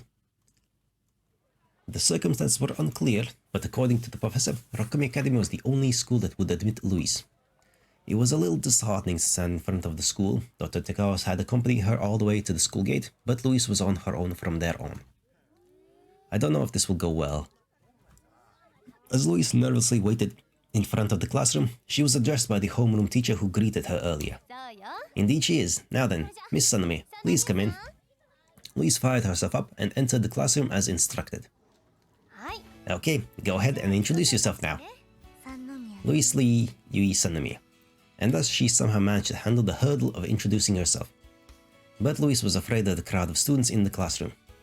And once homeroom ended... Hey, bonjour, Mademoiselle Louise. God damn it. Mashiro just brightens everything up immediately. An energetic girl called out to her. The sudden voice startled Louise. It was Mashiro Toba. She said she wanted to be Louise's friend. Really? I hope she's not plotting anything. No. Louise sank into paranoia for a second before suddenly realizing something important. The girl seemed to be that friend of Natsuko's that the professor mentioned. Natsuko himself was nearby. In that case, Louise thought it'd be best for her to make friends with them. Once Louise agreed to be their friend, Mashiro jumped for joy. Now then, what should we call you? Ooh, I know. Salyu. How's that? Terrible. Absolutely awful. Louise nodded honestly to that suggestion. It's certainly a cute name. No, it's not. And has deep meaning. It has no meaning. I don't care. Eh? Salut is French for hi. A salutation, the beginning of communication. It's like an encouraging boost to my perseverance. Sure, your perseverance? In regards to communication? Yes, I want to be friends with you guys. But to be honest, I'm not good at that sort of thing. What are you talking about? We're getting through to each other right now, aren't we? Are we? We are, aren't we, Natsuka? Yeah, I guess so. Louise secretly rejoiced at their words. Perfect first contact. I'm already friends with these two. That good feeling heralded the start of Louise's new life. But the day's lessons ended before she really had any good opportunities to have a nice and slow conversation with them. After the PRC field trip, Louise had Dr. Tekawa pick her up. She waited by the side of the building for a while, and eventually the professor's car approached and stopped. Good work today, Yui. Ah, Professor. How was your first day at school? I'm tired, but I did establish contact with Natsuko and Mashiro. Good, just as planned. Were you able to get along with them? Quite. We're already friends now. Suddenly, Arms cried anxiously. Professor, you're feeling anxious. Why? No, it's just your imagination. Lies. Professor, perhaps even Arms was capable of making a misjudgment. The professor didn't seem to have anything to be anxious about, in any case. Anyway, starting from today, you'll be living at my house. Let's head over there. I'm fairly sure that not even that boy will object. Understood. But once they had gone to the Tenkawa residence and reunited with Natsuko and Mashiro, Natsuko objected to Louise moving in. That's strange. Nobody told me to expect this development. But I thought we were already friends. I haven't even touched on the phantom subject. But the professor quickly departed, leaving the confused Louise to her own devices. Is it a bother for me to live in this house? This isn't what the professor said would happen. She said you guys wouldn't object. Louise twitched in fear when she saw that expression on Natsuko's face. Even someone like me can understand that expression. Natsuko was mad, and Louise had a feeling she knew to whom that anger was directed. It can't be. Am I a nuisance? The thought saddened her, and no, you're not. He's just a bitter child. The happiness she had finally gained had suddenly withered. In a desperate effort to open her heart to Natsuko, even just a little, she even tried talking to him about her role, but... I was sent here to protect you, after all. Eh? You? Protect me? As she looked at the confused Natsuko, Louise thought to herself, did I not explain sufficiently? Maybe I need to give him more details. Basically, it's my duty to protect you. I'm not doing it unwillingly. I want to. Eh? Why? Don't know. Just am. You just are? But I really do want to protect you. I see. Thanks. Natsuko laughed dryly. It confused Louise. It's not like I said anything funny. Well, anyway, I'm not so weak that I need a girl to protect me. How about we head back? Despite Louise's sincere efforts to talk to him, Natsuko's reaction was unclear. Louise had a hard time understanding anything that was on his mind. And thus, the first day of Louise's new life came to an anxious end.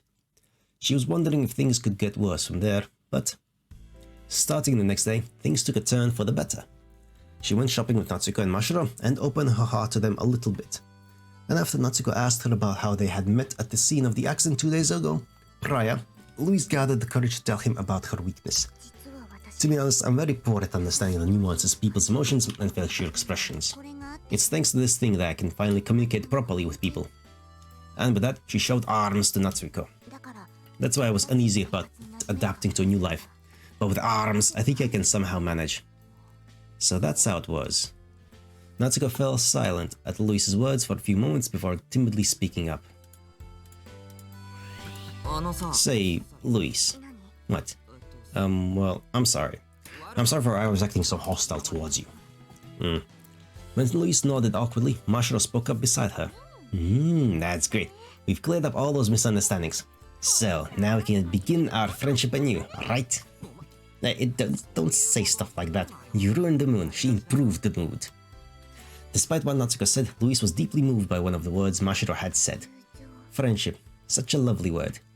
Eh? Natsuko, Mashiro, let me ask. Are we friends?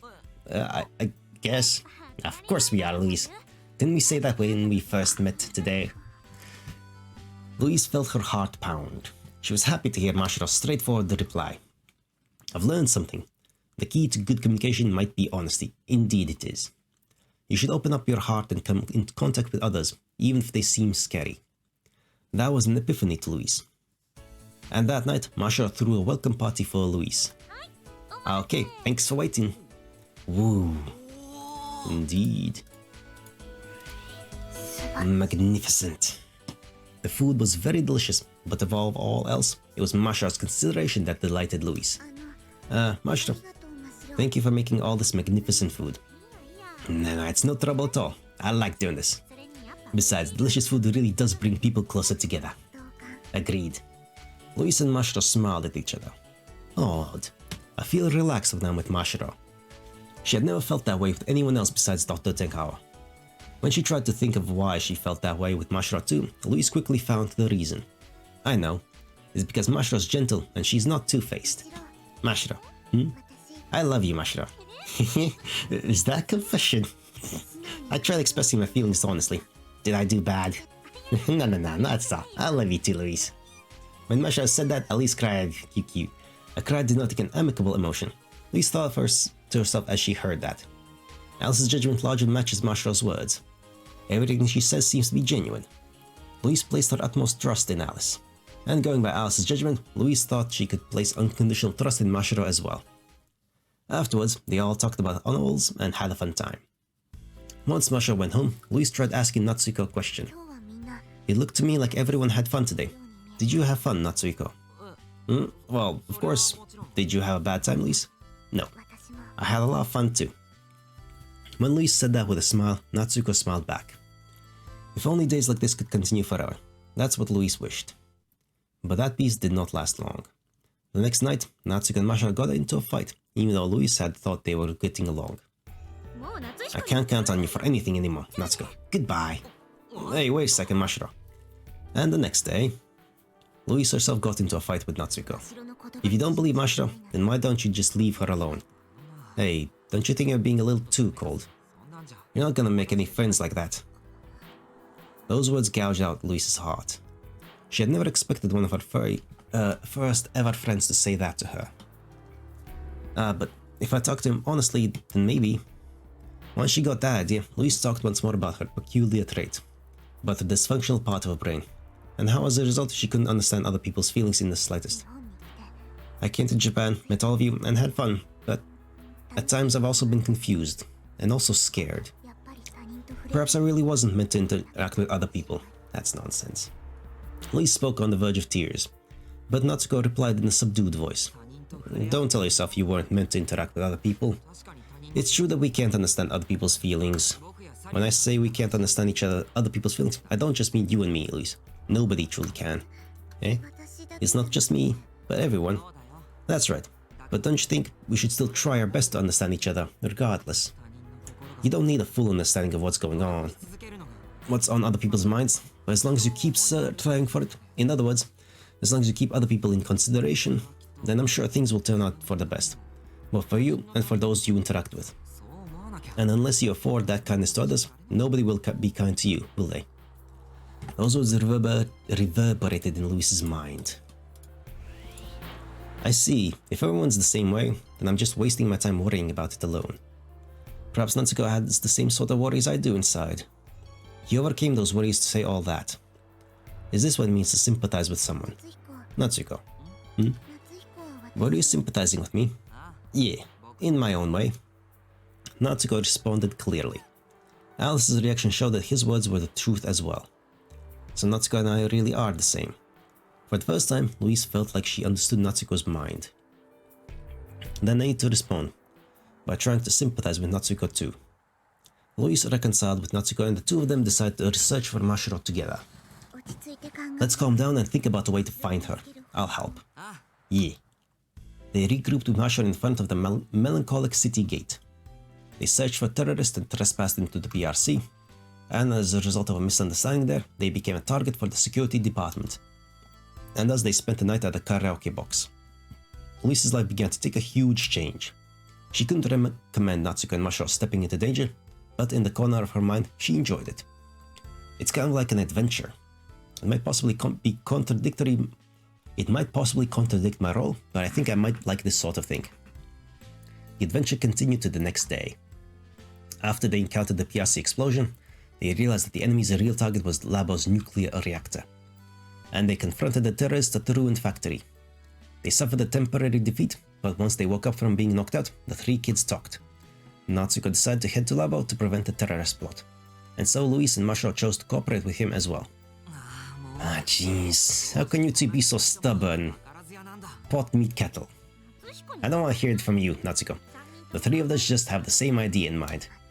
Total agreement. And then the kids smiled at each other. They eventually sorted out their story. Okay then, already guys? Roger. I'm ready to go when you are. Let's go, to protect the city. Louise nodded and broke off into a dash, alongside the two precious friends that fate had brought to her in that city. Louise and the others walked on to the overpass leading to Labo. The three of them strove along the long distance. The summer triangle shone up high in the sky as if to guide them. Those three lights seemed to symbolize the three of them. No, perhaps I haven't yet joined those stars. There was one other friend living in the minds of Natsuko and Mashiro. The girl who died 9 years ago, Yuri Kotono. For some reason, whenever she thought of that girl, even Louise felt nostalgic and heartbroken. It's too late now, but I wish I knew more about her. Because the more I learn about Natsuko and Mashiro, the more my affection for them grows. I guess I'll ask them after this incident's over. She would ask them about their memories of the friends she'd never met. Ah, but you'll meet her soon enough. As Sally's feelings for Natsuko... God damn it. I fucked up. As Louise's feelings for Natsuko, Mashiro and Yuri intensify within her, a new memory rises up from the innermost depths of her mind. Can't believe... fucked up. Alright. Next things. It was a memory of when Mashiro admitted she was an empath in the ruined hospital. Mashiro seemed helpless since nobody she talked to would believe her about the terrorist. And when she asked if Natsuko and Louise believed her, Louise answered thusly.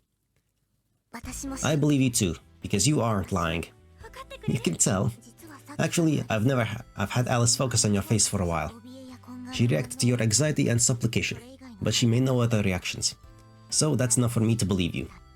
I see. So that thing served like your own version of empathy, isn't it? It wasn't that great. Louise answered to that effect. But even if it wasn't at that level where Alice could read minds, it didn't change the fact that Alice was the sole mediator Louise had between herself and other people. In Louise's eyes, her surroundings were a completely separate world on the other side of a monitor. A monitor so horribly blurry that she could not make out other people's facial expressions. A monitor whose speakers were broken in a way that caused all sounds to seem flat. Louise was left alone in that world obscured by darkness, and Alice was her precious light illuminating her route. For example, an analysis of Mashiro revealed her she often harbored the feelings of fun, joy, confusion, upliftment, and fear. An analysis of Natsuko revealed he harbored feelings of peace, apathy, vigilance, discomfort, and affection. She had no way of verifying the validity of those analyses, but it was probably meaningful for her to believe in them. For as long as she believed, she could feel relief even in the darkness. But something bothers me a little. Unlike Natsuko, Mashiro appears to be simple and pure, but according to Alice's analysis, Mashiro should be harboring some fairly complex emotions as well. Is that true? With that question in mind, Louise brought it up with Mashiro after they had left the ruined hospital. Mashiro, how are you feeling right now? I guess I feel reassured since you two believe me. It's like a weight has been lifted off my shoulders. Alice reacted to Mashiro's words. That was a cry that signified a relief. I feel a relief too. About what? About how honest you really are. Louise thought to herself as she watched Mashiro look at her in confusion. If Alice was the light illuminating her route, then Mashiro was her guide. Perhaps thanks to Alice and Mashiro, Louise was able to proceed in this world little by little. Mashiro, there's one more thing I want to ask you. If at all possible, I want you to be my friend forever. Well, of course. Louise smiled back at Mashiro in response to those words. Well, that's nice. That was a short one. That was cute. I like that one. It was the night of the September 14th. A memory of when Natsuko, Mashiro, and Louise stayed overnight at the karaoke box. Right as she fell asleep, Louise heard something and woke up. When she looked around, she couldn't find Natsuko. No answer. Where did he go? After she muttered that, she heard a voice right beside her. He probably went to make a phone call. It was Mashiro. Louise thought she was asleep, but it appeared that that wasn't the case. A phone call? To whom? To Yuri. Natsuko's rarely out of the house at night, see? So whenever he is out, he gets worried about Yuri and calls her. Even though she's not there. But he does hear her voice through the phone. I see. Louise fell silent after saying that. She rarely got the opportunity to talk with Mashiro alone. So she decided to take advantage of the situation and ask her some questions. Mashiro, what? What kind of girl was Yuri? Well... Mashiro thought for a little before answering. She was cute and super gentle. She was the girl I admired. What was she like to Natsuko? She was a little different to Natsuko, I guess. She wasn't really the girl he admired, but more like the girl he wanted to protect. But he couldn't protect her in the end. Since Natsuko couldn't accept that reality, time has stopped for him to back when Yuri was still alive.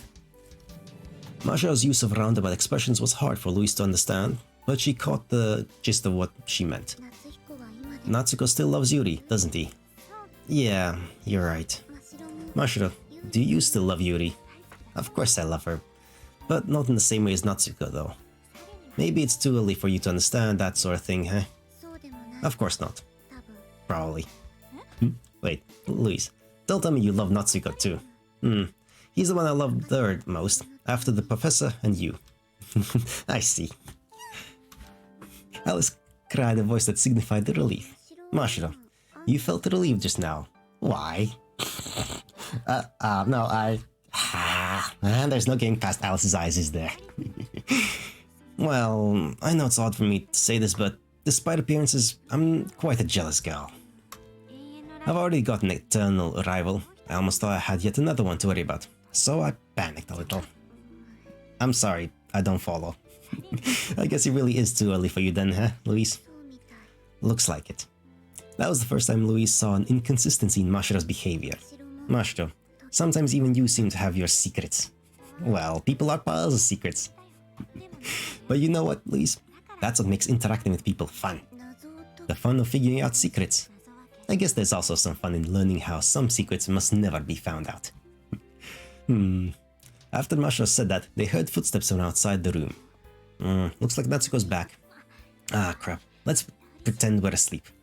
Why? Because it's embarrassing, so just go asleep. Louise shut her eyes as told. Just this once, Mashiro's behavior was unintelligible from start to finish. Yeah, emotions are like that. Louise thought to herself as she listened to Natsuko enter the room and sit on the sofa. Secrets that must never be found out. Looks like even Mashiro has some of her own.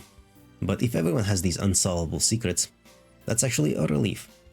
Because it would mean I'm not alone. It would mean everyone else has similar worries. And with that thought, she fell asleep once more. That was nice. That was a nice little exchange. Let's conclude. Man, these really are taking a lot longer than I expected initially, but that's fine. Louise and the others headed to Labo to stop the terrorist plot. But by the time they got there, it was already too late. Bombs away. Explosions and everything. Boom, boom, boom.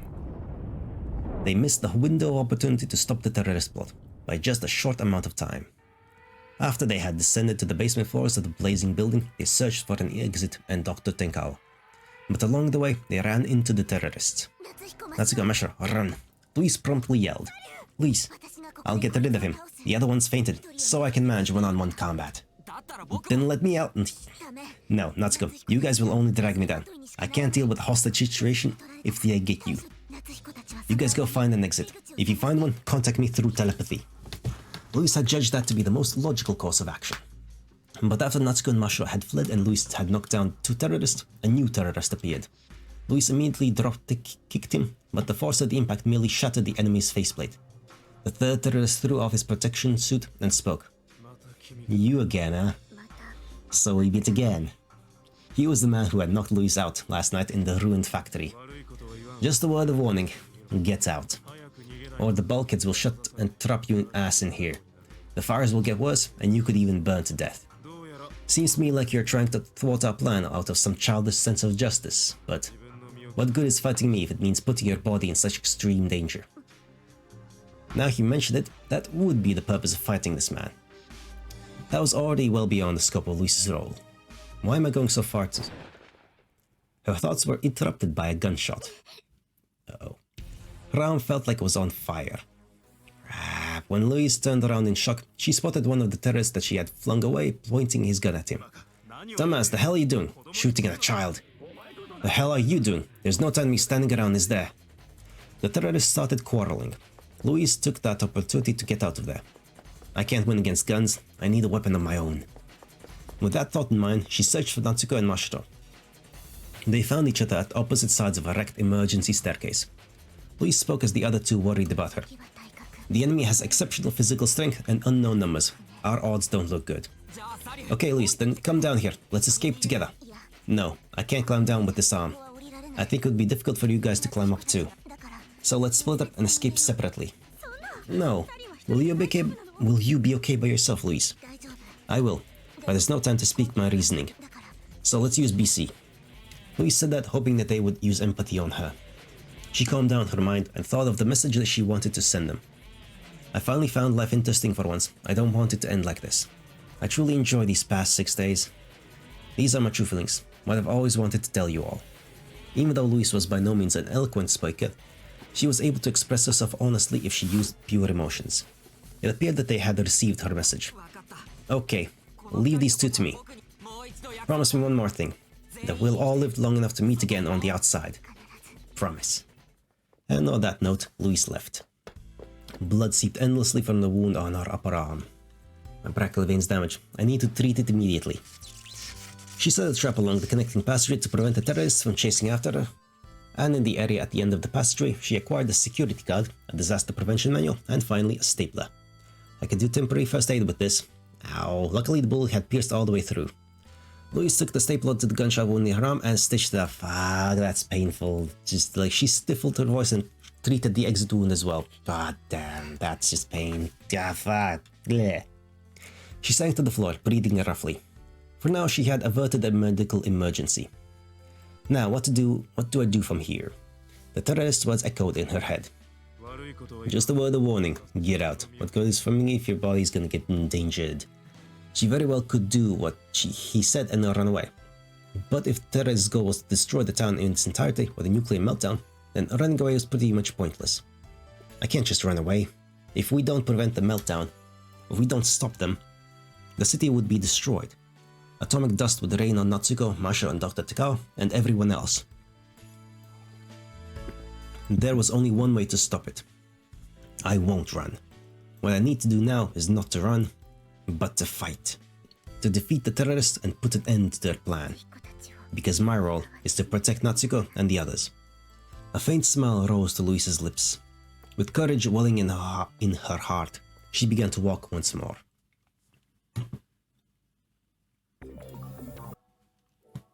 It was a memory of just a few hours ago. Louise held Kazumi's neck tight in her grip of force to force Watase to release Natsuko. That gun probably belonged to this man to begin with. He used it to shoot Natsuko. But at that moment, I said stop. Uh-oh. Kazumi screamed and violently shook Louise off her. Uh-oh. Louise's body was sent flying backwards. She then landed on the staircase. The impact jolted her chest and her consciousness quickly faded. Louise fainted as if she had fallen asleep. In the short time she was asleep, she had a dream. A dream of some unknown, faraway past. Someone was speaking in the corner of a cold laboratory. So that's Communicator A's daughter, eh? She has absolutely no aptitude. We cannot confirm any influence on NBC.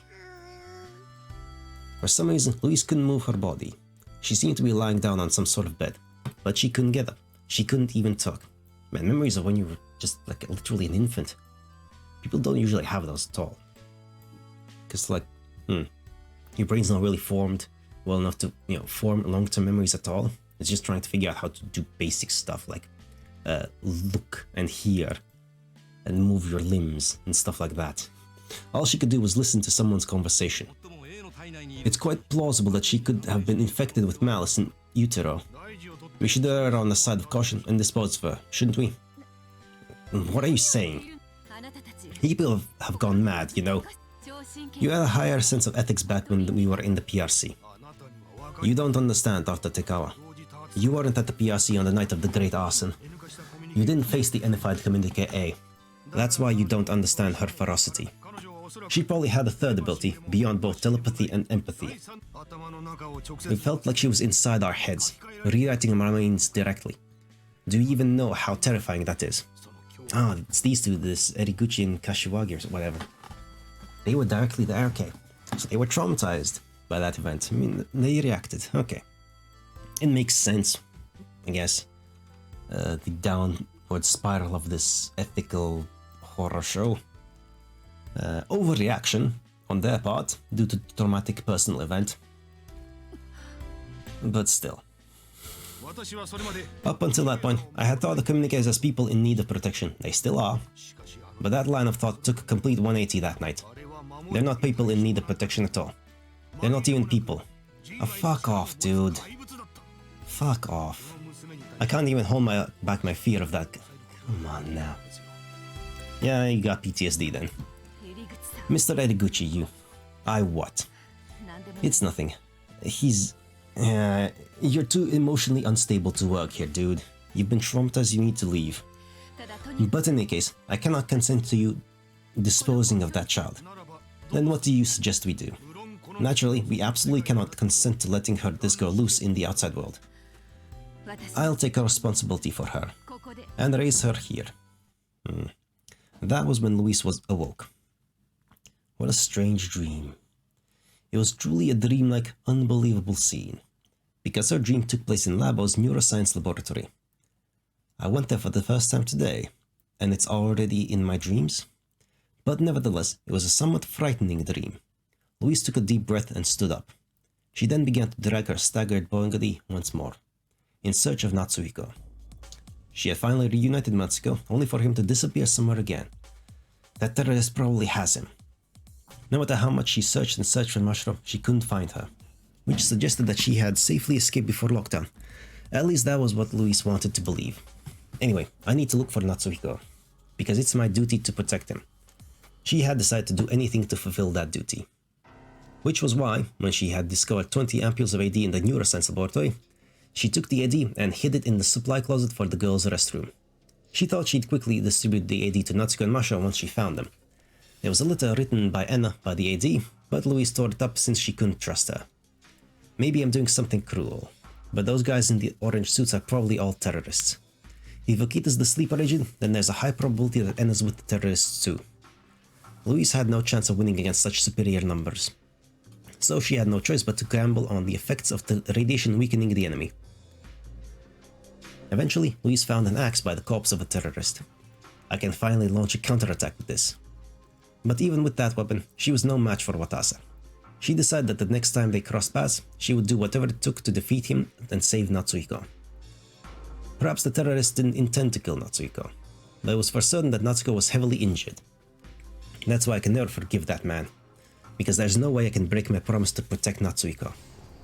That promise was the only thing supporting the lonely Louise, pushing her forward.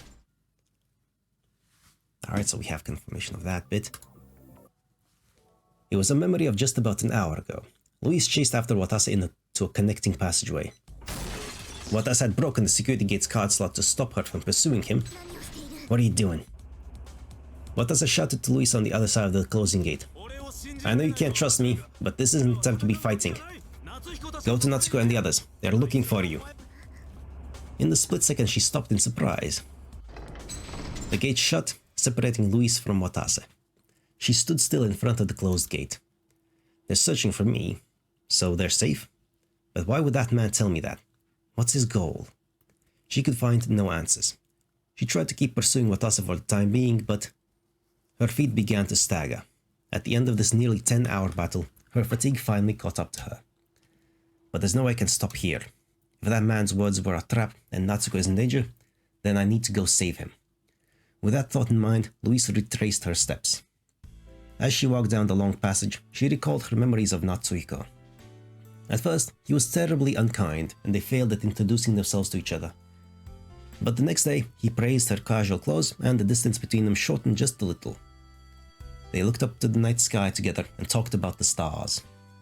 They told each other about themselves in the karaoke box, and when Natsuko looked at Louise, Alice made a sound she had never heard from her before. Louise looked at Alice in disbelief. Natsuko, what were you thinking just now? Nothing really. Honest. Louise didn't press him any further. According to Alice, the emotion Natsuko displayed at that time was romantic feelings, otherwise a proportionate fondness. Natsuko has romantic feelings? For me? No, he doesn't. Preposterous, there's no reason he would. But what if he really does? The more she thought about it, the more frightened she became. God, I can't read things properly. Holy hell. Though it was a happy moment, it was also a moment that pained her heart. So Louise decided not to think about it anymore. But she still wondered. Was she really fighting for Natsuko's sake just because he was an important friend to her? Was she really only fighting to fulfill her duty? No. That wasn't how she felt. It was a very tough realization for Louise to make. She couldn't understand other people's feelings. So if she were to start harboring such emotions, it was all too easy to imagine a sad ending awaiting her. But regardless, that doesn't mean I'll change my actions in the slightest. After all, Natsuko had once told Louise this. You don't need a full understanding of what's on other people's minds, but as long as you keep striving for it, in other words, as long as you keep other people in consideration, then I'm sure things will turn out for the best, both for you and for those you interact with. That was why Louise didn't mind struggling for his sake. There's only one thing I'm sure of, and it's that Natsuko definitely doesn't want to die. So I'm fighting for his sake because it was the only thing Louise could think of that was certainly right throughout her life of fumbling her way forward in the darkness. My feelings don't matter right now. I just have to work hard for Natsuko and Mashiro, so that they could all survive together. Yeah, ending on a positive note like that. Alright, neat. And we'll once again pause on that. And there. And oh, I didn't do a thing. But that's fine.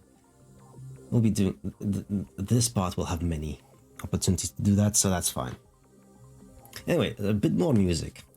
Yes, share, believe. Renars Kaupers, Mana Dziesma. Another Latvian song. Translates to, well, Renar Kauper is just his name, and Mana Dziesma translates to my song. Then Rainbow, All Night Long. Then Weird Al Yankovic, She Drives Like Crazy. And Track King, Pink Lemon. Just some music stuffs, there we go. And yes, stay hydrated, be reasonable and all that good jazz, and I'll see you at some point later in the future again. Yes. Ta-ta again. Ah yes, hello there. we continue and maybe conclude this time around as well. Yes, let's add that. Now, has anything happened in between these 6 or so days since I last did the part? Doesn't... No, don't think so. No, nothing happened. Nothing irrelevant.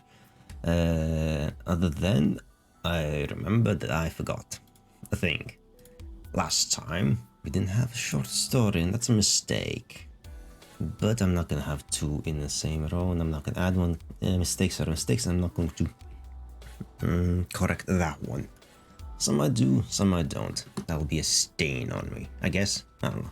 Anyway, let us take you away, and then let's add you here. Let's warm up the cockles of our voice, little cords.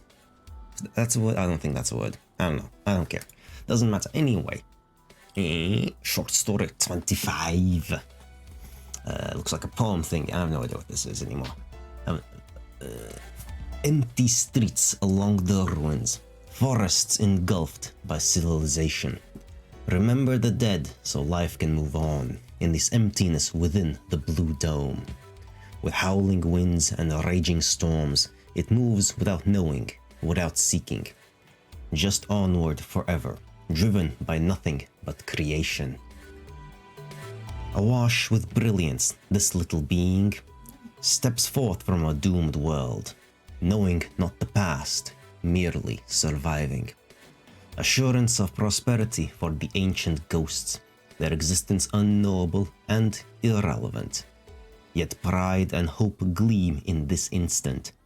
Maybe this time, maybe not. Always a new chance, even when it's the last. Gleam your own meaning from that? I have no idea. And that's not really that important. Anyway, moving on. Because I am excited to actually get this done and completed with. So, previously we did Keiji, Mashiro, Ena Tsubakiyama, and Louise. Now we go for Watase, the investigator. Yes. No dawdling about. Let's get to it then. Alright, this is gonna be a long one, isn't it? Ah, jeez. Alright, well, he is the main protagonist, aside from Natsuko. Ah, jeez. Oh well. I did say it's gonna be like a 10-hour part, this whole thing, and so be it. It's probably gonna be even longer than that. It's already at almost 4 hours long. Anyway, let's begin. 16 years ago, 16-year-old Watase was relaxing in his room when he heard a girl's voice. His sister. So we are moving myself away here and that and that and that. And yes, things are... Oh, right. Why are you not there? You're supposed to be... There we go. 16 years ago, back when Watase was 16. That day, Watase had been quietly reading a book in his room as he listened to classical music. He then heard her voice echo through his ears. Watase. Goddamn. Alright. Wataru is just as bubbly and fun as June. And Mashiro. Watase's calm, relaxing time was completely annihilated by that voice. Oh great, her again. Look, it's your twin sister. Watase turned around to see a girl whose face resembled his own. Wataru. Oh come on, Wataru. I don't think the whole neighborhood quite heard that one. Something up? Look outside. Isn't the weather just wonderful? Wait, that's it? Come on, that's more than enough. Quit burying your head in those textbooks and come outside and play with me. No. Playing outside just cause the weather's nice is something kids do. You're 16, you're basically a kid. Ah, don't be a spoil sport. You're gonna grow mold if you stay cooped up in this room forever. Wataru forcefully pried Watase away from his desk. Hey! Come on, let's get a move on. We're gonna go to the city, so hurry up and get your things. Okay, fine. Just give me a sec. Watase tried resisting her for a short while, but he soon caved in. He knew better by now than to go against Wataru whenever she wanted to do something. Forceful personalities will be like that. The gentle sunlight bathed the city streets. Watase and Wataru walked side by side in that weather. It really is such a nice day, huh? Feels like the whole world's shining. Good point. Watase replied to Wataru's overjoyed voice with an apathetic mutter. Though she was his older twin sister and had almost the exact same face as him, their personalities could not be any more different. Watase was an indoors person who liked spending his days off reading books. Hence why the only reason he was out of the house right now was because Wataru had taken him out around town. So, why'd you want to go out to the city? Need to do something here? Nah, just figured I'd go look and see if there was anything I could get for you. Just got my latest paycheck from my part-time job, so it's on me. Oh, then maybe some paperbacks from the bookstore would be nice. Fuck off. No and no. That would kill the whole purpose of me treating you. We need something that we'll actually have fun buying. I know. How about your big sis picks out some clothes for you? No, you don't need to. Why not? You've actually got some nice looks to start off with, so you can't let it go to waste by being plain all the time. Is that your subtle way of complimenting yourself? Who knows? I guess you could look at it that way too. Wataru walked with a clear destination in mind as they had that talk. She took Watase to a cheap trendy clothes shop and bought him all sorts of clothes. They left the store with Watase covered in his new apparel and with Wataru looking at him approvingly. Yeah, it's perfect. You're looking pretty sharp there if I do say so myself. Think so. Watase had never been particularly mindful of what he wore. He just didn't think it was all that important. It's not really, honestly. Whatever. Anyway, I'm starving. Let's get a bite to eat. Okay then, but it's on you this time, you hear? Oh, fine. I guess I can do that. Yay. Then let's go to the usual pasta joint. Cheering happily and with a skip in a step, Wataru walked off. Watase followed behind her languidly. But are you sure you want to be spending your Sunday hanging out with your brother? Why not? It's a really beautiful day and it's the weekend. You don't have a boyfriend or anything? Oh, I don't need someone like that. Now that I've got my cute little brother. Ugh. Hey, what's with that reaction?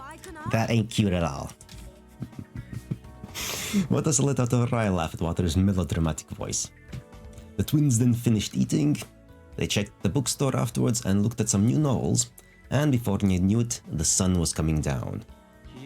It's gonna get dark real soon. Shouldn't we be heading home? Yeah, we left without telling mom and dad a thing after all. The twins decided to walk home to save money on bus fare. And on their way home, Wataru suddenly shouted as they passed the fire department. Oh, Watase, look at that, it's a big red car. Watase looked into the station to see men wearing orange uniforms coming out. Who are they? Look a bit too snazzy to be firefighters. They're a rescue squad. A rescue squad? Our city has one of those? Nope. They were probably just sent in from Tokyo or somewhere to give our firefighters some disaster prevention training. So what's the big deal about them? What do you mean, what's the big deal? They're so cool. Huh? Oh, so you're into macho men like that? No, not that. I'm strictly talking about their job, not their appeal as men. They go through hell and high water all to save lives. I really look up to people like that. Really? But there's no female rescue workers out there now, huh? If possible, I'd like to be one. What? That's news to me. You want a crappy job like that? Hey, don't call it crappy job. It's a wonderful line of work. It is. Sorry, tongue slip. But a rescue work, eh? Watase carefully looked over Wataru. She certainly had the attitude, but she wasn't all that good at sports. I think it'll be tough for you. Won't know until I actually make it to that point. I'll think about that stuff after I become one. I'm worried about if you can become one. Hey, it's some really bad taste to stomp on people's dreams. Don't you have a dream? Not in particular. Man, you're a real lonely boy, you know that? Can't blame me on that one. The world's in a recession and Japan's hitting a dead end. Future's not looking all that bright. You're overthinking things, Watase. Do that and you'll just wuss out to the point where you won't be able to make sense of anything anymore. You really think so? Personally, I think it'd be better for you to think a bit before you act. He'd rather not be thinking along the same lines as her. But Wataru paid no heed to Watase's disapproval as she lifted her hand in the air. Okay, I've made up my mind. Running training starts tomorrow. Sure, sounds nice. Try to stick with this one longer than 3 days. Why are you talking like you're not part of this? You're gonna train with me. Just making those decisions. What? Why me? Because it'll last longer with 2 people, alright? Besides, it's the perfect way to get your scrawny body into shape, right? Sounds like a total pain in the ass. But as usual, Wataru wouldn't change her mind no matter what he said. And she was right, Watase was out of shape. Okay, fine, I'll train with you. But only for a little while. Yay! See, this is what brothers are for. Wataru let out a smile filled with happiness from the bottom of her heart. What she had talked about may not have been enough to call a dream, but it was a fact that she was looking forward to her own future. Her innocent and pure hopes for her future. Having nothing like that at all, Watase couldn't help but be a little jealous of her sister. Indeed. A lovely reminder. Now, a bit after the training, after Wataru suggested that the 2 of them start running together, Watase obeyed his sister's wishes and trained with her. That said, there wasn't much of a system to it aside from run to some random spot in the city. That's good enough. The point is the journey, not the destination. 3 months had passed since then. Watase and Wataru were running together on that Sunday morning to train up their stamina. They had run about 3 kilometers away from their house when... Watase, wait up! Wataru cried out to him. What's this? Need to take a break already? Boy, how lame. Watase stopped in his tracks, only to immediately hear his sister leak between her gasps for air.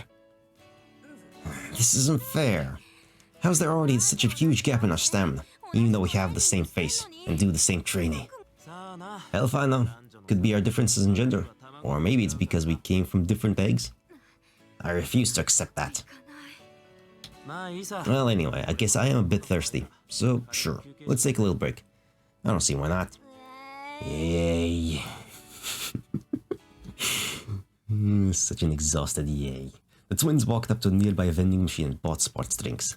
They rested up as they drank them down, only to hear strange voices from somewhere.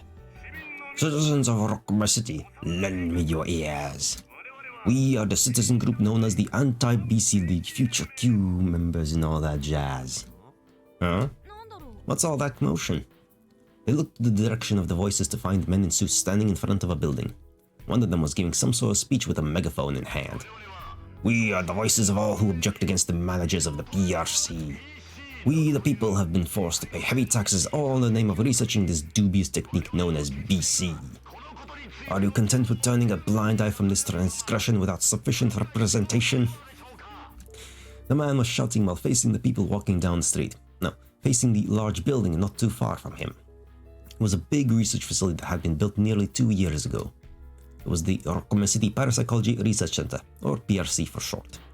It appeared they were giving a speech condemning the facility right in front of it.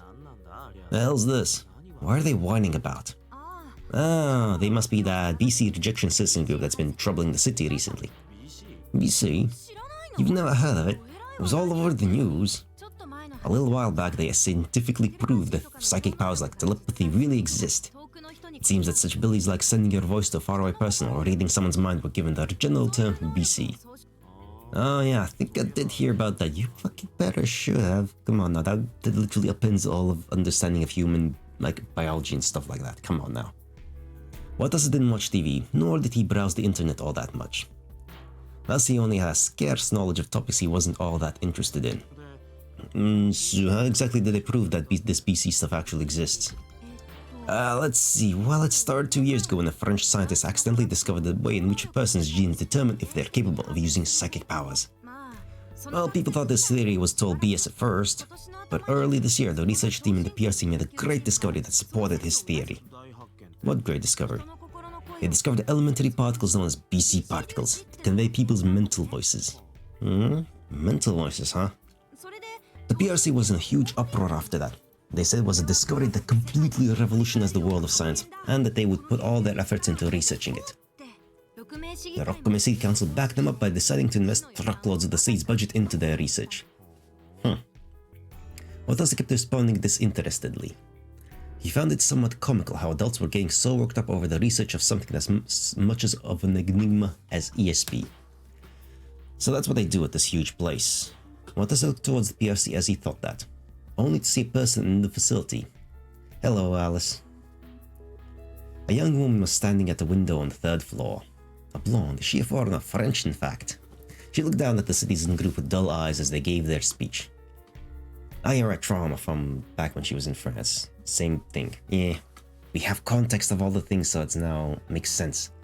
The group continued to give their soapbox speech in a voice loud enough for the woman to hear it. BC users from all over the globe known as communicators have been gathered in our city ever since this spring due to the PRC's research. But where did the budget required to invite them all come from to begin with? Is there even a need for this sort of research to be conducted in our beloved Rokome City to begin with? Well, we've got a message for you. Rokome City does not need a BC research center. We cannot acknowledge communicators as official citizens without discussion. People are people, fuck off, dude. Watase felt exasperated at their hysterical cries. But why are these guys getting so mad? The research at the PRC and the gathering of Espers has nothing to do with them. Well, they give all sorts of reasons, but to be honest, I think it's because they're basically scared of those people. Scared? Why? Because a whole lot of communicators, people who can use BC that is, have been coming to this city. And the city's conducting research these people really don't understand. But why is it such a big deal for them? Well, the thing is, there have been these BC incidents happening from time to time in other countries. For example, there have been cases of people in England and France burning their communicators' homes. Horrible incidents like that. You're shitting me? No, that's standard behavior. So ordinary people afraid of psychics attack the psychics themselves. Sounds like something out of a sci-fi novel. I mean, just the basic, like literally witch hunts. Literally history repeating itself. It's already the 21st century. Hard to believe that kind of stuff is happening for real. Oh, worse stuff is gonna keep happening as well. Just because the past is brutal doesn't mean the current state of affairs is not brutal as well. But when he thought about it carefully, Watase found that he understood why people would be so afraid of mind readers. In more religious countries, those aspects could perhaps even be seen as servants of the devil, or of the god, whatever. Scared, huh? And it also sounded like Rokome City and the PRC would gather in those communicators for their research. All while barely explaining a thing or to the townspeople, including Watase. Yeah, that's the problem. Like, communication is key. This whole series has been about that. Communication is key. Communicate, communicate, communicate. Just speak. You can resolve all problems with just talking it out. Secrecy leads to suspicion and conspiracy, which leads to, as we know happens here, violence and othering. Well, I guess I can kind of see where that citizen group comes from. Yeah? Hold on, you're serious? Well, yeah, I mean, don't you feel uncomfortable about those guys, about guys who can read your mind being all around the city? Your privacy will go straight to hell, and you can forget about having any perverted fantasies. I mean, I think I mentioned this back when this first happened, but like, privacy has already gone straight to hell. And, like, who wants to look into other people's minds, knowing that they're gonna see perverted thoughts? I don't. Fuck that. No. Oh. So you have perverted fantasies, eh? Yes, he's 16-year-old. It would be unimaginable for him not to. No, I don't. Yes, you do. You lie. Well, I guess what I'm trying to say is that they don't have to do that kind of stuff in our research in our city. It's like, it doesn't matter where it happens. We said this already. I don't really care if Espers actually exist or not, but I would prefer if they all gathered in a city, in any other city than Rokome. Wataru did not look pleased at all by what Watase was saying here, because it's dumb, it's pointless. I'm surprised. I never thought you were so narrow-minded. When it comes down to it, communicators are just ordinary people like us, aren't they? So there's no real harm in them gathering here. Rokome City is a calm and peaceful city. So if communicators who were persecuted in their home countries could gather here, then... No, see, that's my point. It's because Rokome is such a peaceful city that having these potentially problematic guys come here is an issue. Oh, jeez, Watase, quit overthinking all this. You coward. Wataru said that and turned away in a huff. And here comes the sulking. What's gotten into you?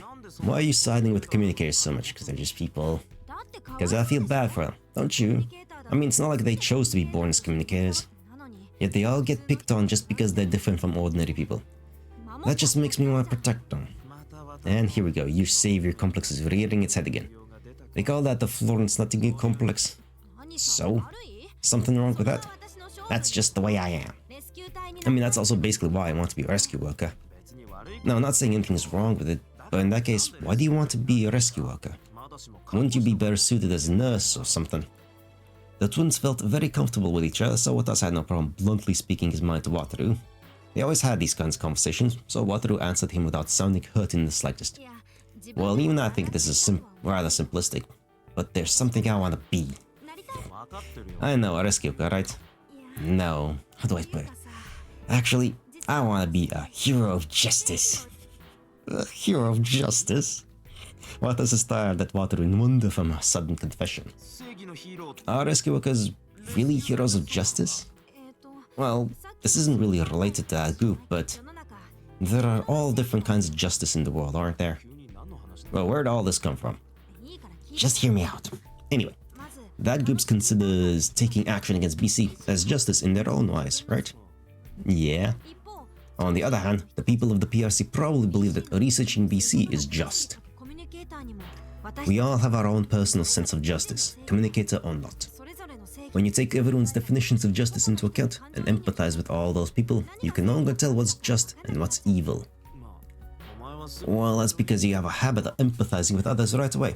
You even cry when you watch movies and whatnot. That's right. But no matter what, the act of saving people, regardless of their value systems and personal definitions of justice, that's gotta be just any way you look at it, right?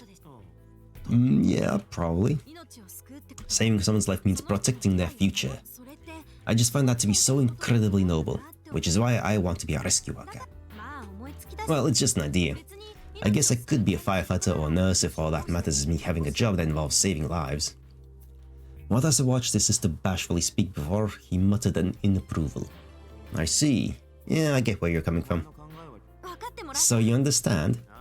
Yeah, I think it's admirable. But there's just one thing bugging me. Did there have to be a rescue worker of all things? Hate to say it, but you've got horrible stamina, and your reflexes suck. If you ever became a rescue worker, you'd be more likely to die before you could save anyone. Well, maybe, but I make up for what I lack in strength with passion and spirit. I bet even a total dunce like me could do something if I just work myself to the bone and keep running forward. Work myself to the bone? Wataru, it's the feeling that counts. The feeling that my own life means nothing if it can be used to protect others' lives. Wait, hold on, Wataru. Watase interrupted his sister with a bit of force in his voice.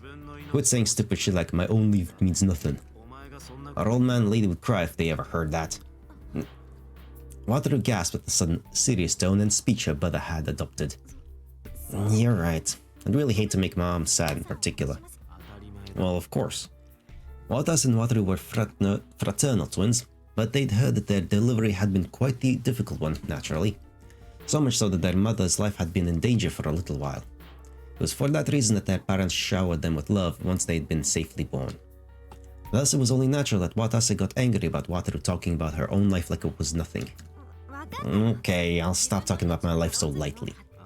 Yeah, that's better. But I won't give up on my dream of working to protect lives. At any rate, if your life was ever in grave danger, I'd save you in a heartbeat, even if it cost me my life. Won't you listen to what I just said? The old lady would cry if she ever... We were both born out from her, so there's nothing wrong with at least protecting each other, is there? And besides, I am your big sis, remember? Watase just shook his head in exasperation when he saw Wataru's beaming smile. Well, I just hope that day never comes. Cue next scene. Yeah, knock on wood. The twins smiled at each other. Okay, I think we've cooled down 100%. Shall we continue running? Sure. Race you back home? Sound good? The loser has to treat the winner to ice cream. Quit while you're ahead. You'll never keep up that bet. They said that and started running back towards their home. The apartment they lived in came into view after they ran about for 2 kilometers. Watase and Wataru had been keeping up side by side, but... I'll be going on ahead now. Wataru suddenly dashed ahead as she said that. You get too cocky, Watase. That ice cream's all mine. But hey, no fair. Watase then sped up in an attempt to catch up to her, But then a car suddenly sped down onto the street from a side road. Wataru froze in shock. The driver slammed the brakes, but the car kept skidding towards Wataru without stopping. That thing's gonna run her over. Wataru's body sprung into action the moment that thought crossed his mind. Watase dashed towards Wataru with the force of a speeding bullet and pushed her aside. Oof. A second later, he felt an impact run near his thighs. Watase was sent flying by the car and soon crashed into the pavement. Ouch. Watase groaned as he laid face up in the street. That's fine, he's 16 years old. His body is made of magic. His line of sight was completely filled with the beautiful orange sky. He heard Wataru crying out to him from somewhere. He then heard a car door opening, followed by the voice of a man who was apparently the driver. This is bad. Call an ambulance. Watase's gonna... Oh, it's fine. If it'd been under any normal circumstances, Watase would have let out a sigh of exasperation at her cries.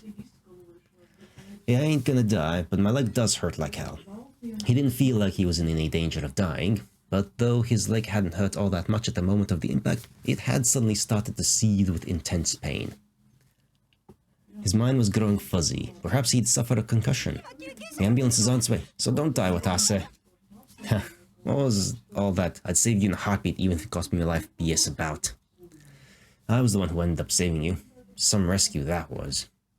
And then passed out. And as he thought all that, Watase had already lost consciousness. Anyway, next scene. Hospitalized in the hospital with a not really. After having saved Wataru from being run over by a car, Watase was hospitalized with a broken right femur. Though he was grateful to have his own room, thanks to the large sum the driver had paid as reparations, it seemed that Wataru had been more hurt by the incident than Watase. Oh, I'm sorry, Watase, this is all my fault. For fuck's sake. No, it's not. Wataru burst into tears when she came to visit Watase and saw the cast the hospital had set on his leg. Watase spoke with a wave of the hand. Nah, don't worry about it. Just a broken leg. And there doesn't seem to be any permanent damage. I see, that's good to hear. Wait, no, not good, but... Wataru let out a heavy sigh. Why is it that all I do is cause trouble whenever I try to do something? You must hate this, having such a dumbass for big sis, don't you? Come on. Seriously, that's not true at all. Watase spoke encouragingly to the totally dispirited Wataru. Don't be so hard on yourself. It's no fun seeing you so depressed. Besides, I was the one who voluntarily ran with you, so it's my fault that I got hurt. But you should stop forcing yourself to come. I mean, I know you think of it's total pain in the ass. Well, at first I did, yeah, but not anymore. Now I want to try and help you accomplish your dream. Eh? Watase gave his sister a faint smile when he saw the stunned look on her face. It doesn't matter what your physical abilities are. You're still amazing. You have big dreams about getting a job that'll let you save lives. I'm a little jealous of you. I don't have anything like that at all. There are things I can do, but I don't have anything that I want to do. But you're the complete opposite. You find what you want to do and put your everything into it. Even though your motive was just the spur of the moment idea, you've been running every day for 3 months because of it. You're confident in yourself and don't hesitate to act. So I felt that if I kept on hanging with you, I might find something like that too. No way. That's the way you've been thinking? Yeah, kinda. So you're jealous of a weak little thing like me. Wataru let out an embarrassed laugh, then looked at Watase and spoke. But you know, I'm sure that you'll find something you want to do sooner or later. You really think so? I just know you're the kind of kid who can do anything he wants to. As long as you act before you think about every little thing, that is. Aren't you the one who should think a little more before you act? I've already considered that, you know. Watase sighed when he heard that. But hey, thanks. Though I think the whole looking for something I want to do will have to wait for after my leg heals up. That's true. I'll come visit you every week until then. No thanks. Oh, come on. I'd feel bad if I didn't. Seeing as how you don't have a girlfriend to do that for you. What? You're the one who needs to hurry up and get your boyfriend already. The twins then shared the laugh. The two of them chatted for a while longer, and then the time came for Wataru to leave. Okay then, I should probably be heading home for today. Yeah, tell the old man and lady I said hi. Alright. Okay then, see you later. Wataru then turned to leave the room. She looked so lonely from behind that Watase called out to her one more time. Wataru. Right. Let's start running again once my leg heals up. If you'd like, I'll keep doing that with you until you become a bona fide rescue worker. Wataru smiled brightly at that suggestion. Thanks, Watase. Wataru finally left the room with those words. And thus, Watase's peaceful life at the hospital went on for a while after that. It was a fairly simple life where he just spent his time either attending to people who came to visit him, or just eating, reading, and sleeping when alone. But one night, 8 days after Wataru had come to visit him, something unexpected happened. Alice got loose, got crazy, and infected people with malice and fires. Watase had woken up from a bizarre dream he had that night. What was that all about? In the dream, he'd been in a town or in some foreign country. He had been desperately running for his life from the flames that were engulfing the town. But no matter how hard he ran, the flames just kept on chasing him. Watase was soon surrounded by flames and smoke that filled the air around him. What a horrible dream. But why was I in a foreign country? Because it's Alice, it's her memories. Watase tried to go back to sleep as he vaguely wanted that. But at that moment, his nose caught the stench of what smelled like something burning. Am I dreaming again? Nope. No, Watase suddenly sat right up. He wasn't dreaming. That stench of smoke was clearly all too real. What's more, the sound of the fire alarm was echoing around him like crazy. A fire has broken down the hospital. All patient services, please evacuate as soon as possible. This is not a drill. Everyone in the facility, please evacuate as soon as possible. The robotic announcement explained the situation in a detached voice. Watase felt himself shaking like crazy at those words. Shit. With the cast around his leg, Watase couldn't move at all. So that meant when the fire reached his room, I'm gonna die? Oh shit, I've gotta get out of here. Watase dragged his left leg and crept out of his bed. His room was on the 7th floor. He couldn't escape through the windows. But when he opened the door to his room, fire, the hallway was already consumed in flames. Watase frantically shut the door. He had no chance of weaving his way through the flames with the condition his legs was in. If a nurse or someone doesn't get here before the fire does, then I'm... Help! Is anybody there? Help me! Somebody help me! But no one came by, no matter how much he yelled. The nurse call button wasn't responding either. Perhaps the doctors and nurses had abandoned Watase and the other patients and had already evacuated. It wasn't long before smoke began seeping in from around the edges of the shut door. Uh-oh. Coughing from smoke. Watase coughed violently. He frantically opened the window, but the smoke was filling the room faster than it could escape it. It only grew thicker as time continued to pass. Just then, Watase thought he heard something burst open. The fire had probably already reached the room. I'm in deep shit here. If things stay the same, then in just a few minutes I'll be dead. The fear of death gradually weighed down on Watase's mind. Someone! He tried calling for help, but he couldn't speak anymore. With no other idea of what to do, Watase was about to break the window and jump out when... There's Wataru. He heard her voice. He turned around in shock to see Wataru open the door and run into the room. How? I came to save you when I saw the smoke rising from the hospital. The firefighters have taken too long to get here. You'll die if you keep waiting here for help. So let's get out of here. Right. There wasn't any time to think. Watase grabbed onto Wataru's shoulder and left his room. The hallway was already wrapped up by flames. The twins weaved their way through them and ran away. But the staircase was completely blocked by flames. Watase and Wataru were stuck on the 4th floor. Wataru broke into a violent coughing fit. She'd probably exhausted her stamina while dragging Watase through the fire. If this keeps up, then Wataru will die too. All because of me. Once he realized that, Watase forced himself to speak. Wataru, leave me and save yourself. What are you saying? There's no way in hell I could do that. Didn't I tell you that if you were in danger, I'd save you even if it cost me my life? We'll both die at this rate. You might still have a chance to get out of here by yourself. A light sparked in Wataru's eyes when she heard Watase mutter that. Watase, you can't give up. You have to keep fighting on and on until the bitter end. If you want to die, you can do that later. Wataru shouted and tightened her grip around Watase's arm, then broke off into a mad dash. They soon discovered an emergency staircase that was undamaged by the fire. They ran down it, and soon found the exit to the hospital coming into view. Look, Watase, it's the exit. Right. It was only a hair's breadth away. They hadn't noticed earlier, but now they could hear the fire truck sirens closing in too. We're saved. He then tried to move towards the exit with Wataru as he thought that, only to hear the unpleasant sound of something creaking above them. He looked up in surprise to see cracks forming in the ceiling.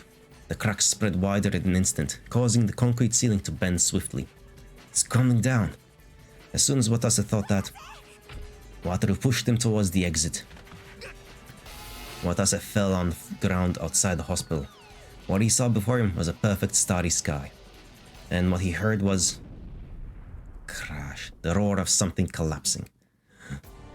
Watase looked into the hospital from the exit. Where Wataru had been standing moments ago was now a burned pile of debris. Wataru. No response.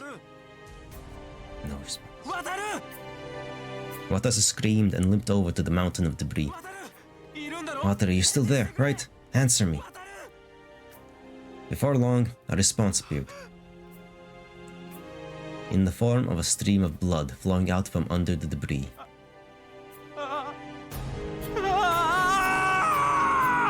It can't be. Stop it. Why did this? Watase began randomly moving debris as he rambled incoherently in a hollow voice. The debris was lit with flames, hot enough to burn anyone who touched it. But Watase ignored the pain and kept picking up debris and tossing it aside. He soon heard a voice from behind. We've located a survivor. It was probably a firefighter. Watase ignored them and kept working on his attempts to rescue Wataru. Hey, what are you doing? The firefighter ran over to Watase after noticing something was clearly wrong with the boy. It's dangerous, get back, you'll catch fire. The firefighter grabbed Watase by the shoulder. Watase shook off his hand and shouted, out of my way, Wataru's under this debris. What? Someone's under this? No, then we'll take care of the rescue. Ah, shut up, I can't leave it up to you guys. This is all your fault because you didn't get here faster, Watase's deranged screams echoed through the night sky. Watase was restrained shortly afterwards. The firefighters managed to pull Wataru out from under the rubble. But by that point, she had long since breathed her last. The Great Rokumi City Arson. That was what the events of that night would come to be called. September 16, 2014. Fires broke out all across the same time at 15 different spots in Rokumi City. Starting with the Rokumi City Hospital, various buildings such as civilian residences, public facilities, multi-tenant buildings, even the apartment building where Watase's family lived were indiscriminately set to fire to, and were burned down in that one single night. 118 casualties, 236 injured. Among the casualties were not only Wataru, but Watase's parents as well. The culprit was soon caught. It appeared the crime was committed by an extremist group. It was said that the arson had been committed as a demonstration against the rapidly growing communicator population. But Watase didn't care about any of that. He just couldn't come to grips with the fact that he had lost everything in a single night. 2 months had passed. Watase stood still in front of the ruins of the burned-down hospital. And this is where Wataru. Though he thought that he no longer had any tears to shed. Though the cast around his leg had already been removed, his emotional scars hadn't healed. And never will. We didn't even get to say anything to each other when she left. Why did she give up her life to someone like me? It pained him that he alone had lived while the rest of his family had died. Simply living felt like agony to him. Wataru lived for her dreams and the things she wanted to do. So why is it someone with no hopes for the future like me survived instead of her? He'd been asking himself that question endlessly for the past 2 months. He thought he might be able to find an answer if he came to this place, but naturally, he didn't. Tell me, Wataru, what am I supposed to do now? The moment that thought crossed his mind, his cell phone suddenly rang. Watase slowly picked up the phone. A familiar voice came across the other line. A pleasure calling you. This is Fujimoto of Rokumi City Public Welfare Division. Ah, hello. After the Great Arson, the victims of the fire had been given all sorts of accommodations by the city's Public Welfare Division. They had covered Watase's transfer to another hospital and other such procedures while he was still recovering from his broken leg. The one on the phone was his sponsor in the Public Welfare Division. Due to the effects of this incident, we at Rokumi City have decided to aid the bereaved families of the victims as much as possible. In accordance with the crime victim support laws, minors will be supplied with residences and welfare. Thank you very much. Watase replied indifferently to the worker's pensive voice. After a brief silence, the worker continued in a quiet voice. We plan to settle things so that you have nothing to worry about in your life and future. My future? For example, you will be able to return to high school, and we shall assist you if you wish to go on to college. We shall also assist you in getting the job of your choice should you desire to be self-reliant. Do you have any plans for the future? As soon as Watase heard that, Wataru's words replayed in his mind. Saving someone's life means protecting their future. I just find that to be so incredibly noble. The moment he remembered those words, Watase's mouth instinctively began moving. I'll be a rescue worker. That was the only way he could even hope to repay Wataru for saving his life. I'll fulfill Wataru's dream. That was the moment when he decided on his path in life. And we continue 7 years later. After Watase swore to inherit his sister's dream in the burned ruins of the hospital, 7 years quickly passed. The sound of him counting his push-ups echoed through the dim room. 185, 186, 187. His breath was calm and orderly, with not a single bit of exhaustion to be found. 200. Watase stopped once he'd counted to 200. Phew. Watase stood alone in his room, not a bead of sweat on his face. He was living in a small apartment the city had provided him with after he'd lost his old family home. He had been living there for almost 7 years. The same apartment he'd lived in through the time he finished up with high school and then moved on to firefighting school. In those 7 years, Rokume City had transformed into a massive research city that revolved around BC research and nuclear power, to the point where it became a government-designated top-secret city. But Watase had no time to feel uncomfortable about the rapid changes happening in the city, much less feel any loneliness. He lived only to fulfill his sister's dreams. He had remodeled his body and tempered his soul to do so, and passed the notoriously difficult rescue work exam with top marks. A rescue squad was finally established at the Rokume City Fire Department at almost the exact same time, and so he enlisted in it. At that moment, the 2 PM alarm rang on his watch. It was almost time for him to go to work. According to Watase's rotation schedule, he started work at 4 PM, but Watase had a personal rule about always showing up to work early. Time to go. The one who spoke was no longer the lazy boy who had no purpose in life. The rescue worker with the body and the will of iron left his apartment and headed straight for work. He arrived at the fire station. The building he'd once seen with his sister was now Watase's workplace. He'd figured he'd get used to it long ago, but he still found himself remembering that day from time to time. There's no female rescue workers out there now, huh? If possible, I'd like to be one. Watase's heart throbbed painfully at the memory of her voice. Maybe Wataru is the one who's really working here, not me. He couldn't exactly keep himself from feeling any hatred for the culprit, but it was much healthier for him to live for the dead than to live by hating others. Just as Watase stood thinking to himself, an ear-piercing silence suddenly interrupted his thoughts. A dispatch! He instantly set his thoughts aside as he focused on his mind and honed his senses. His co-workers and the guys on the night shift rapidly dispersed out of the station.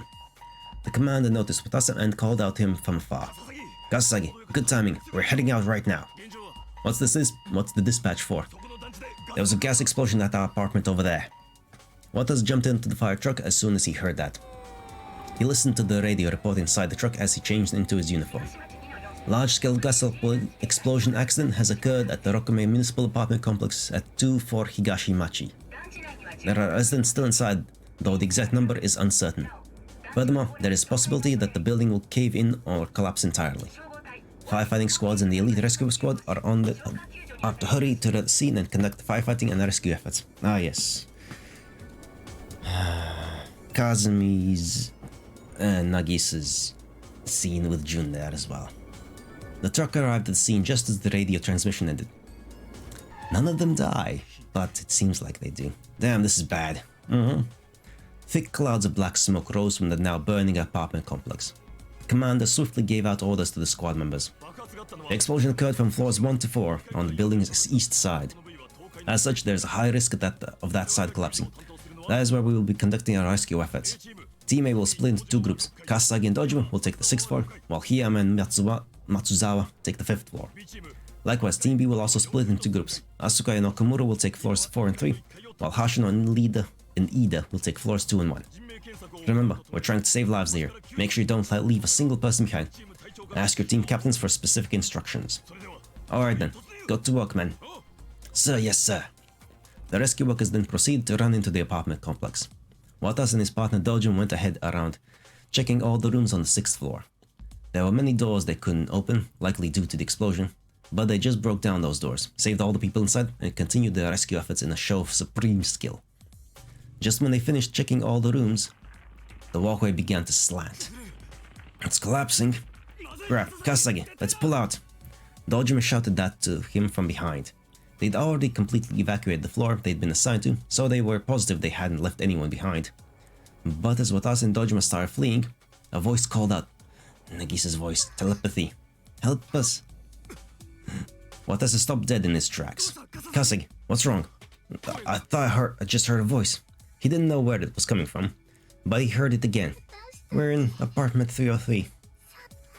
Hurry, the fires. It was feeble and only came out in fragments, but was definitely the voice of someone seeking help. That'd be the 3rd floor. They did not search all the rooms down there. Dojima, did you hear that? There's still someone in apartment 303. Yeah, let's go save them. Watase and Dojima proceeded to rush down the stairs. They encountered a woman who lived there on their way and forced her to evacuate, that's Kazami, then headed for apartment 303. They kicked down a warped door and found themselves in a room whose ceiling had collapsed. Flames flickered in that dim space. Where's the survivor? Watase looked all around the room and spotted the girl lying trapped under the burning debris. Watase's heart leapt as the sight of that girl momentarily overlapped with Wataru's death in his mind. I've located a survivor. Watase ran over to the girl and pulled her out of the rubble. You okay? That's Jun. The girl moaned in pain. She was apparently barely conscious from the lack of oxygen, but she was indeed still alive. Dojima's voice suddenly called out to him. There's another one over here. That is Nagisa. The survivors were 2 girls. Watase and Dojima each took one of the girls and ran out of the room. Watase walked through the creaking hallway as he carried the girl he'd found. Dojima was a short distance behind him, carrying the other girl. The girl Watase was holding soon broke out into a pained, coughing fit. Are you okay? I'm gonna get you to a safe place soon, so just hold on tight. But it hurts. My back, my head, my eyes, they all hurt so much. Am I gonna die? Watase answered a tearful question in a clear voice. No, don't you worry. I'll never let you die. Never. Huh? We're rescue workers. We came to save you guys. We won't let you die now that we're here. Watase said that as if to convince himself of that. Yeah, isn't that right, Wataru? A rescue worker's job is to protect others' futures. So there's no way in hell I can let this little girl die. Watase walked down the hallway as he thought that, all while carrying that small life on his back. Watase and Dojima soon safely escaped the apartment and successfully rescued the girls. They were both badly hurt, but it appeared their lives were most likely not in any danger, and they are not. The girls were put into an ambulance and taken away to the hospital. Watase watched the ambulance drive off. Hey, were you watching me? I protected those girls' futures. Do you think I've matured a little since those days? Watase felt like he could hear a nostalgic voice when he thought that. You've done so well, Watase. You've made your big sis proud of you. It was probably just a figment of his imagination, but Watase looked up to the heavens and gave that voice a smile. And now we continue. This is going to be in nice chronological order, no going back and forth in places. Now then, Kazumi. One day, 3 years ago, Watase was finishing up his typical independent training when someone called out to him suddenly. Excuse me. You are Fire Sergeant Watase Kasasagi, captain of Sirius's Team A, correct? He turned around to find a woman dressed in casual clothes. He felt like he'd seen her somewhere before, yes, back in that apartment. I am, and you are? I am Kazumi Tachibana, firefighter. I'm scheduled to enlist in Sirius starting next week, sir. Watase's eyes widened in surprise and interest. So you are our department's lady rescue, okay? I've heard the rumors. The commander did say we had this incredible female firefighter in our midst. Sir, I am honored to hear that, sir. The woman known as Kazumi gave him a courteous greeting. Her positive attitude gave Watase a good first impression. Our squad's first female rescue worker, eh? He remembered the conversation he'd had with Wataru long ago in front of this very fire station. There's no female rescue workers out there now, eh? If possible, I'd like to be one. Yep. This woman had reached the place Wataru had striven for. Striven for? Striven, I think that's more correct. She probably had to put herself through hell to make it this far. Watase was honestly impressed. No need to be so tense. We'll be squad mates starting next week after all. But you are my superior. Well, that's true. Guess you got a point. Anyway, I look forward to working with you. I'm expecting great things from you. And I look forward to working under your command, sir. Watase lightly patted the polite Kazumi on the shoulder and headed back towards the station. But shortly after he entered the station... Wait, she said her name was Kazumi Tachibana, right? Wait, and she's... He finally realized why Kazumi had seemed so familiar. It had been several years ago. There had been a gas explosion in an apartment complex not too far from the station. Watase and the rest of the squad were dispatched to the site where they rescued 2 girls.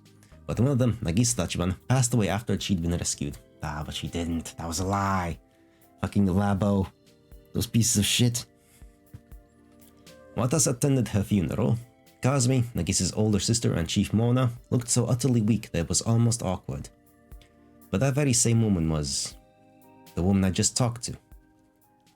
The difference between the impressions she left had been so great that at first he hadn't made the connection. Watase went back to the front of the station to talk to her about it. But by the time he got there, she was already gone. Guess she already went home? Watase stood still as he thought that. He had visited her several times, first on the day of the funeral, then over the course of the next few weeks. He had been trying to give Kazumi the item her little sister entrusted him to deliver back when he saved her. But back then, Kazumi had been in a mentally unsound state unlike anything Watase had ever seen before, most likely due to the shock of losing her sister. She had been unable to maintain a proper conversation and would either reject Watase's visits or tell him off. But it's been years since then. Looks like she got back on her feet. Watase was happy about that. He didn't know if her underlying reason for becoming a rescue had to do with her sister's death. Absolutely did. But now that she'd overcome her sorrow and had joined the same world as him, Watase wanted to watch over her. That's neat and nice. And now we can see a Gazelladra, a thieving magpie. Unlocking the next one. Now something we don't know anything about. Alright, of course, right, they dated and stuff like that. We saw nothing about that in the main story, but now we get a glimpse of it. Expanding on things that don't really, not that super important, but hey, it's nice. Once Kazumi had joined the squad, Watase would avoid bringing up her past when they spoke. He figured it was something she didn't want to bring up either, given how painful her memories of the time must have been. He was worried about her feelings, but he let none of his concerns show and instead treated her strictly as a subordinate. Then, one day, Watase went to the bus stop after work and happened to come across Kazumi. Oh, Captain, good work today. Thanks, same to you. Kazumi was a member of Watase's Team A, so she called him Captain. Since he'd feel embarrassed to be called Mr. Kasasagi, Watase had decided to let her keep on calling him that. I didn't know you took this bus too. Oh, no, I don't. I just happen to have an errand on this route today. Huh? The conversation stopped there. He often talked to Kazumi while on duty, but this was the first time where he'd spoken to her like this off the job. Watase felt quite awkward when he couldn't find another topic to talk about apart from work. This silence is killing me.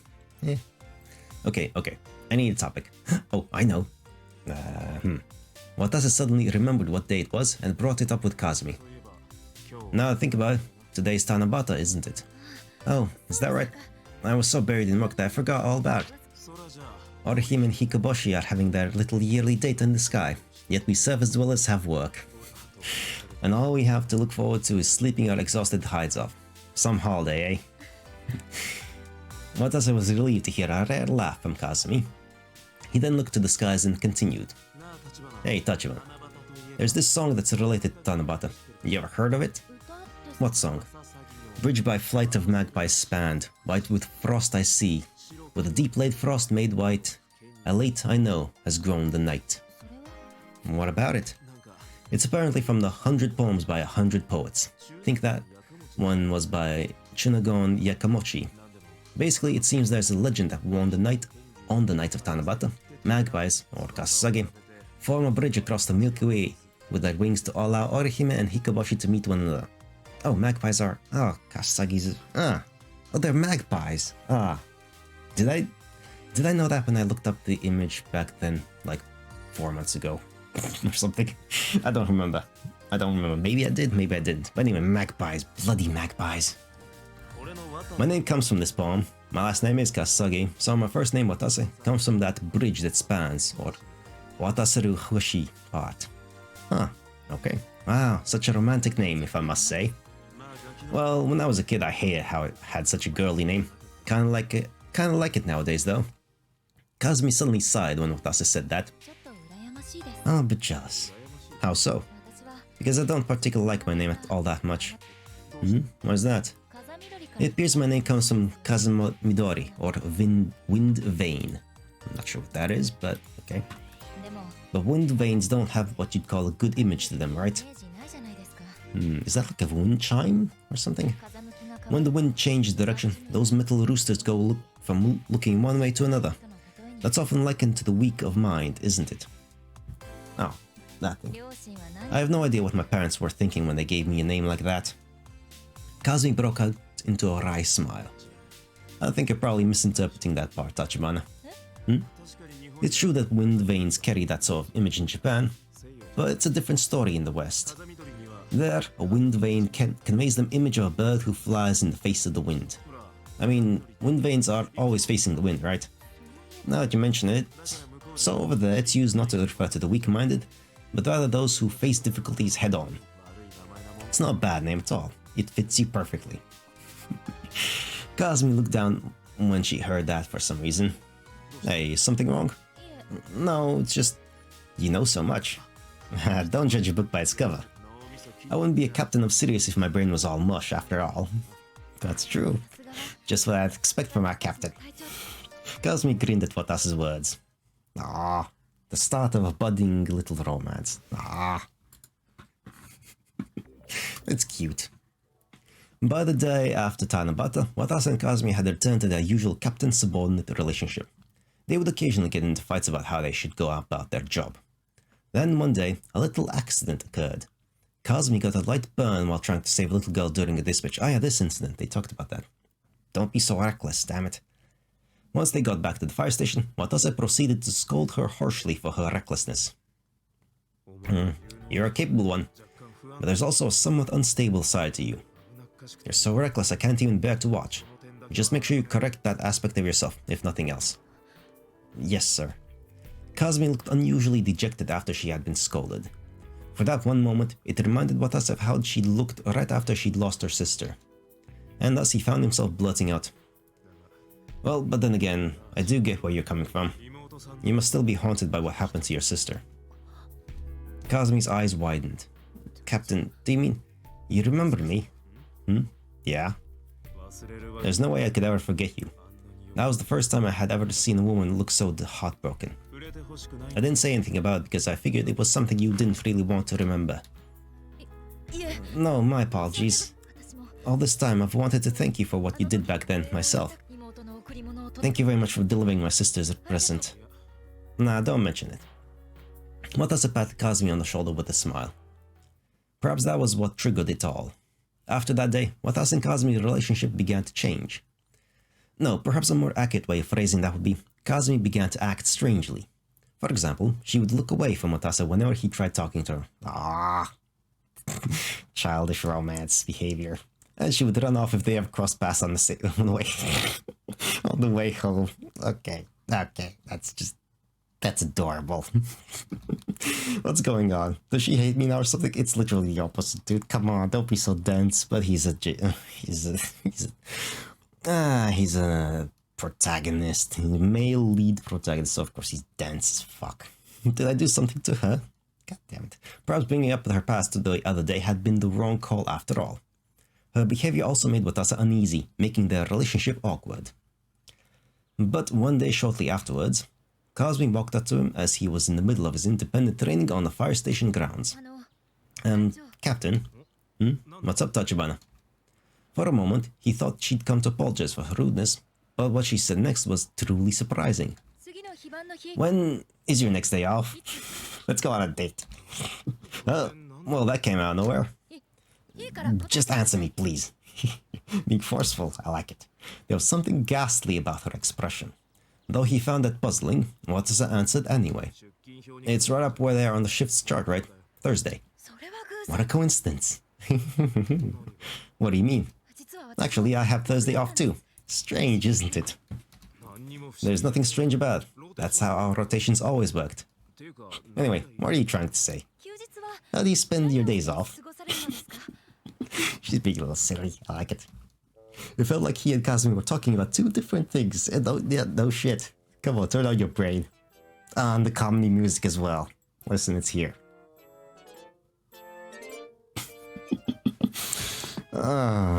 Excellent. It doesn't stray into comedy too often, and I appreciate that. It's important to leave the levity for moments. Sparse moments to make them more impactful. This conversation feels like it's totally out of order. Does she have a fever or something? A little bit, you could say that. A fever of emotions. Watase answered, despite his confusion. Well, let's see. I don't have much in the way of hobbies. I usually just train, and, well, I also listen to music while I'm at it. Music? What genres in particular? Mostly classical? Classical. Oh, look at the type, huh? But I've loved it ever since I was a kid. Kazumi fell quiet at Watase's explanation. Then she raised her voice as she resolved herself. I like classical too. God damn it, you're acting. She's literally acting. Okay. Oh, really? Yes, like Chopin and Mozart and Beethoven. Okay. You already said Chopin. Come on now. You sure you like Chopin, eh? Yes, he's the piano one, right? God damn it. Okay, she's literally acting like a young teenage girl now. What you is what he's famous for, right? God damn it, Kazumi.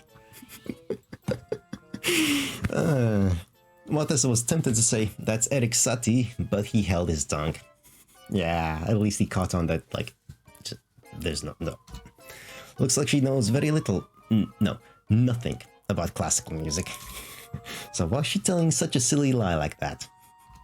Watase pondered the reason for Kazumi's incomprehensible actions. Soon enough, an answer flashed through his head. Is it the correct one? Are you smart enough? It can't be. It is. Could it be? Is he gonna say something stupid or is he gonna be correct? That Tachibana likes me. Oh, he got it correct. Good. I mean, Watase is the smartest character in this entire story, so yes, of course he actually got it. Good. Took him a moment, but he got there. The answer flashed through his head like lightning, sending a shock through Watase's body. But Kazumi was about 25 years old now. Now that he thought about it, and now that he looked at her closely, she did have an attractive face. So he would have expected her to have some experience in romance by this point. Nah, it didn't happen. Yet why was she acting like some love-struck schoolgirl talking to her first crush? Because that's exactly what is happening. Am I thinking too highly of myself? Wait, but Watase had been through multiple relationships, but he'd been so busy with work lately that he was a bachelor at the moment. So Kazumi being in love with him wasn't a problem, but I can't figure out what she really feels. Watase answered Kazumi while keeping his guard up slightly. Hey Tachibana. Huh? The NDK Symphony will be having concert at the Rokume City Hall soon, so would you like to come see it with me? Definitely. An instant reply. Watase was relieved to see a happy smile spread across Kazumi's face. But man, I didn't expect there to be late bloomers like her in this day and age. But he wasn't unhappy about this new discovery in the slightest. Despite that thought, Watase still managed to hide his feelings and return Kazumi's smile. That's cute. After that, Watase and Kazumi would spend many of their days off together. And it wasn't long before they decided to officially start dating. Thus was the beginning of Watase and Kazumi's intimate relationship. Well, that's nice. But they also break up later on. Oh well, it happens. Once he had started going out with her, Watase realized what a cute woman Kazumi was. She apparently had no experience with romance whatsoever, as she never particularly cared about what she wore. But ever since she and Watase started going out, she began to grow conscientious of her appearance. How does it look? It's fine, it's nice, it's elegant. It happened on one of their days off. Kazumi called out to Watase as soon as she arrived at the scheduled meeting's place. It's been ages since I last wore a skirt. It doesn't look weird, does it? Nah, not at all. It looks really good on you, Kazumi. I see, thank goodness. Though given Kazumi's good looks, almost anything would look good on her in its own way. But rather than her change in appearance, what made Watase happier was the consideration she showed for him that drove her so far as to dress nicely for him. Okay then, we should get a move on. The movie's about to start. Yes! Watase took Kazumi's hand and walked off with her. After the movie, the two of them ate together and went shopping. They then decided to head back home after having a little drink. Kazumi nestled up to Watase as she walked with him, her face slightly flushed. Today sure was fun, wasn't it? Yeah, I had fun. We have another off day coming up in a little while, so let's come back then. Yes. However, Kazumi suddenly hung her head down when she said that. What is it? I'm sorry. Maybe I'll spoil the mood by saying this. Kazumi paused, then continued in a low voice. But I feel a little guilty about having so much fun. Oh, come on now. Be a little selfish, damn it. It's fine. I wonder if it's okay for me to be happy when I couldn't even save myself. Fine. But come on. Watase gasped. It seemed the death of Kazumi's sister still weighed heavily on her mind. It will forever. Just the same way the death of your sister will weigh on you forever, Watase. But the way she looked so weak at that moment reminded him of his own past self. We really are similar, eh? It was with that thought that Watase held Kazumi's hand and spoke. Hey, Kazumi. Truth is, there's something I haven't told you yet. I lost my own sister in a disaster too. Watase then told Kazumi about his past for the first time. About how he had an older twin sister named Wataru. About how he'd almost died in the Great Rokume City arson. About how Wataru had sacrificed her own life to save him. And about how he inherited her last wish to become a rescue worker. Once he finished telling her all that, Kazumi replied with a shaky voice. No way. Right after I lost my sister, I felt the same way you're feeling now. It felt like agony knowing I had survived. But you know, Kazumi, this is what I think. Since others granted us the right to live, we owe it to them to live happily, don't we? Watase gazed at Kazumi as he spoke. Of course, the dead can't be happy or sad, but if there really is a heaven or whatever, do you think the dead would take pleasure in seeing us unhappy? There's no way that they would. That's a nice way to put it. Kazumi's eyes widened at those words. Is it? Is it okay for me to be happy? It's what your sister would want. Yeah, for your sister's sake too. Yeah, you're exactly right. Kazumi squeezed Watase's hand back in a tight grip. Thank you so much, Watase. Watase quietly wrapped his arms around Kazumi's head. The one thing he couldn't say was, I'll make sure you stay happy. For in their line of work, there was no guarantee any one of them would survive forever just because they were close. But once I start piling up on the years a little bit more, and stop working on the front lines, then I'll swear I'll make her mine. He couldn't tell her those feelings yet. Nope, gotta wait after the main story to conclude for that. All he could do now was keep it all locked away in his heart. Let's go, Kazumi. Yes. Though Watase didn't say where they were going, Kazumi gave a nod. Even without words, they could feel their desire for each other. Just then, a gentle evening breeze passed by and engulfed the couple. We'll be back to life on the battlefield again starting tomorrow. But at least for right now. Watase made a silent prayer as he gazed at Kazumi's face. If only this moment of peace could last forever. But they never do. But, you know, if moments of peace lasted forever, you would never know what it is like to actually have a moment of peace. Because it would be all the same, wouldn't it? It would be all the same. Jesus. I guess it's already over an hour. And we're only halfway through his memories. Well, just over halfway. I guess all of January of 2023 will be devoted to Xtend episodes instead, because good lord. This is taking a while. I was planning to do everything today, but fuck that. That ain't happening. That's way too long. Oh well, anyway, moving on. It happened one random night. In an interval of time that appeared to be neither dream nor reality, Watase found himself lying down in a quiet forest. An evening breeze tickled him. It had a sweet, vibrant fragrance to it. Watase took a deep breath, filling his heart with that wind. After living many days of inhaling nothing but smoke and dust, he thirsted for fresh air. He couldn't see the sky. It was covered by a canopy of leaves created by the interviewing maze of trees. Soon he heard the sound of a bird chirping. Where is it coming from? Watase got to his feet and looked around for the bird. He pushed his way through a thicket in the beautiful forest. The bird chirped again. Just then, a small bird flew out of the thicket and perched upon Watase's chest. Oh, so this is where you were. Watase touched the bird as he took extra care not to hurt it. It didn't fly away. It stayed with Watase and rested its wings. It felt cold. Its body was damp from the evening dew. For some reason, Watase wanted to grip it hard and kill it. But instead, he treated it gently.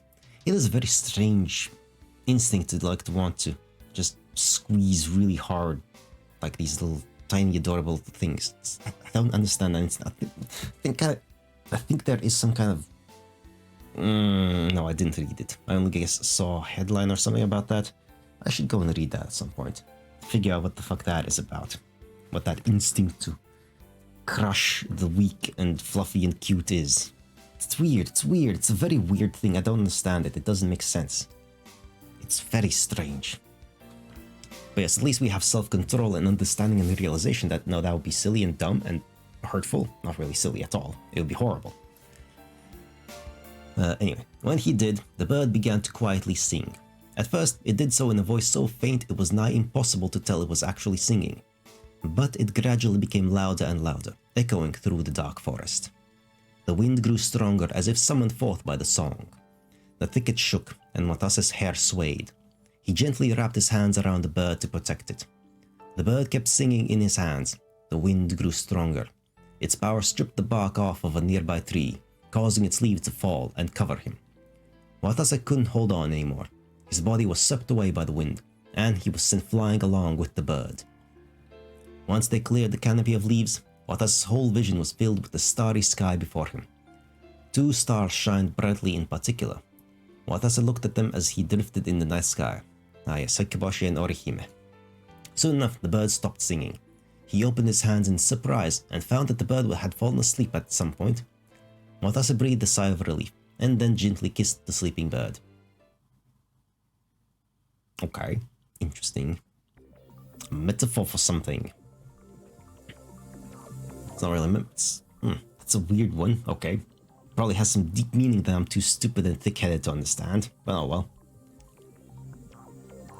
Alright, and now we go after these little romantic escapades and strange dreams. We now turn to the page in the chapter of Watase's terrorist life. The beginnings. Watase's life as a rescue worker continued. He'd been on more dispatches than he could count, saving many lives along the way. It was by no means an easy life, but it was one he eventually got used to. Now, in his early 30s, he was a man of extremely sound mind that had no disturbances in his mind, and the body of a Terminator. It was a warm day. Watase finished his shift and took a walk around the city at dusk with his mind at total peace. There had been a lot of peaceful days like this recently with no dispatches. Why do I feel a bit unsatisfied? I mean, I never would have dreamed that there'd ever be days like this back then. His job and co-workers had supported him all this way. Among those co-workers, there were 2 of them who had similar backgrounds as Watase. They were Seiji Dojima and Kazuki Hiyama. Much like him, they had also lost family and loved ones in the Great Rasen and had been brought up in the city. They had all become rescue workers for similar motives and were all close in age, so the 3 of them got along very well. He had been blessed with co-workers whom he could pour his heart out to, a job that he was well doing, and on top of that, a subordinate who loved him dearly. He'd often been thinking recently that his life wasn't so bad after all.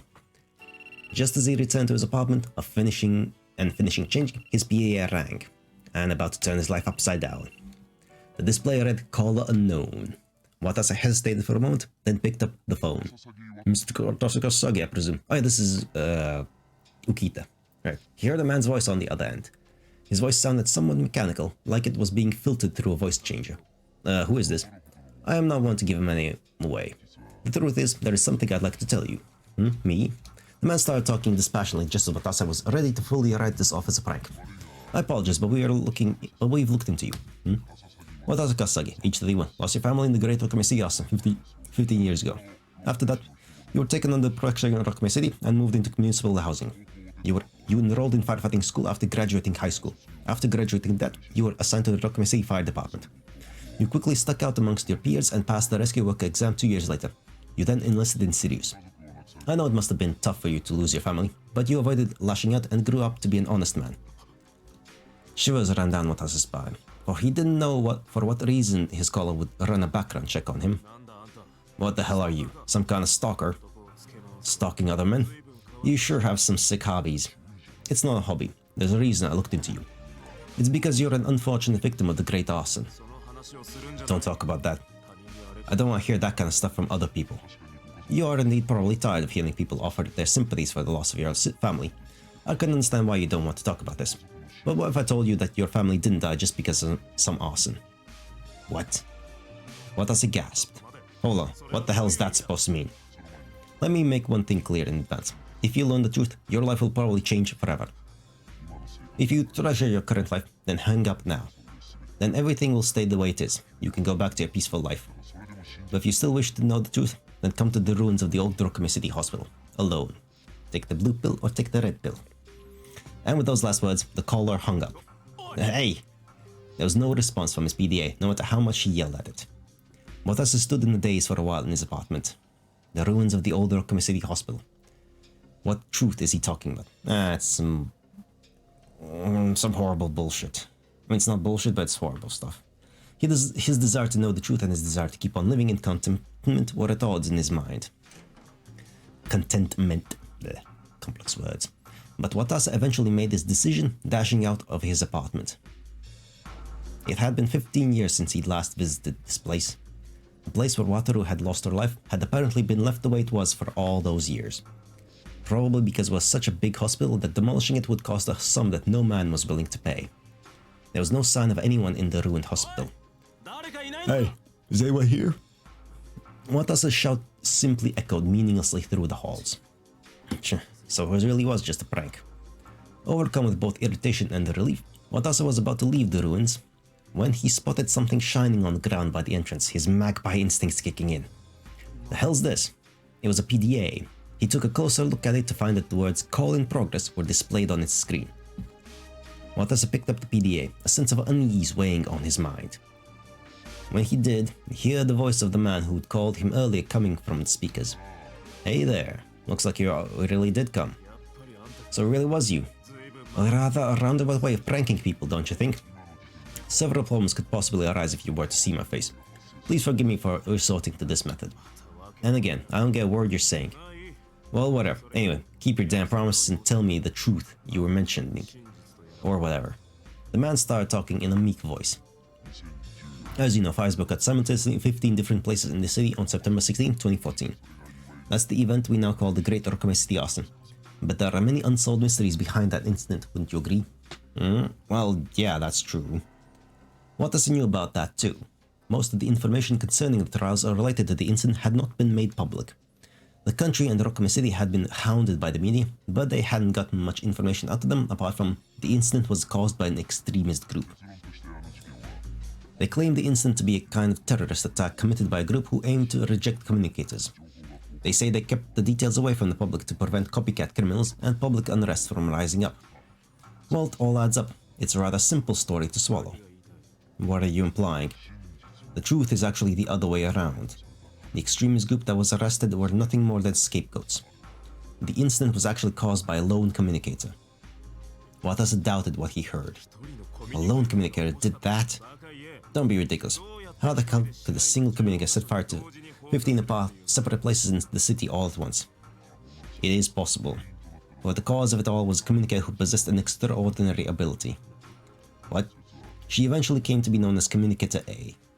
The man began explaining the details about the communicator in a subdued voice. A's real name was Alison Flam. She moved to Rokame City from France 15 years ago. At the time, the Rokame City government was inviting communicators from all over the world to move into the city. They needed human resources for various experiments and studies in order to advance their research in the suddenly valuable field of BC. Watase remembered that Rokame City had indeed been doing just that all those years ago. They called the ones who came from France A. A was the first rank accepted to communicate discovered in the world. That's why she caught Rokome City's eyes.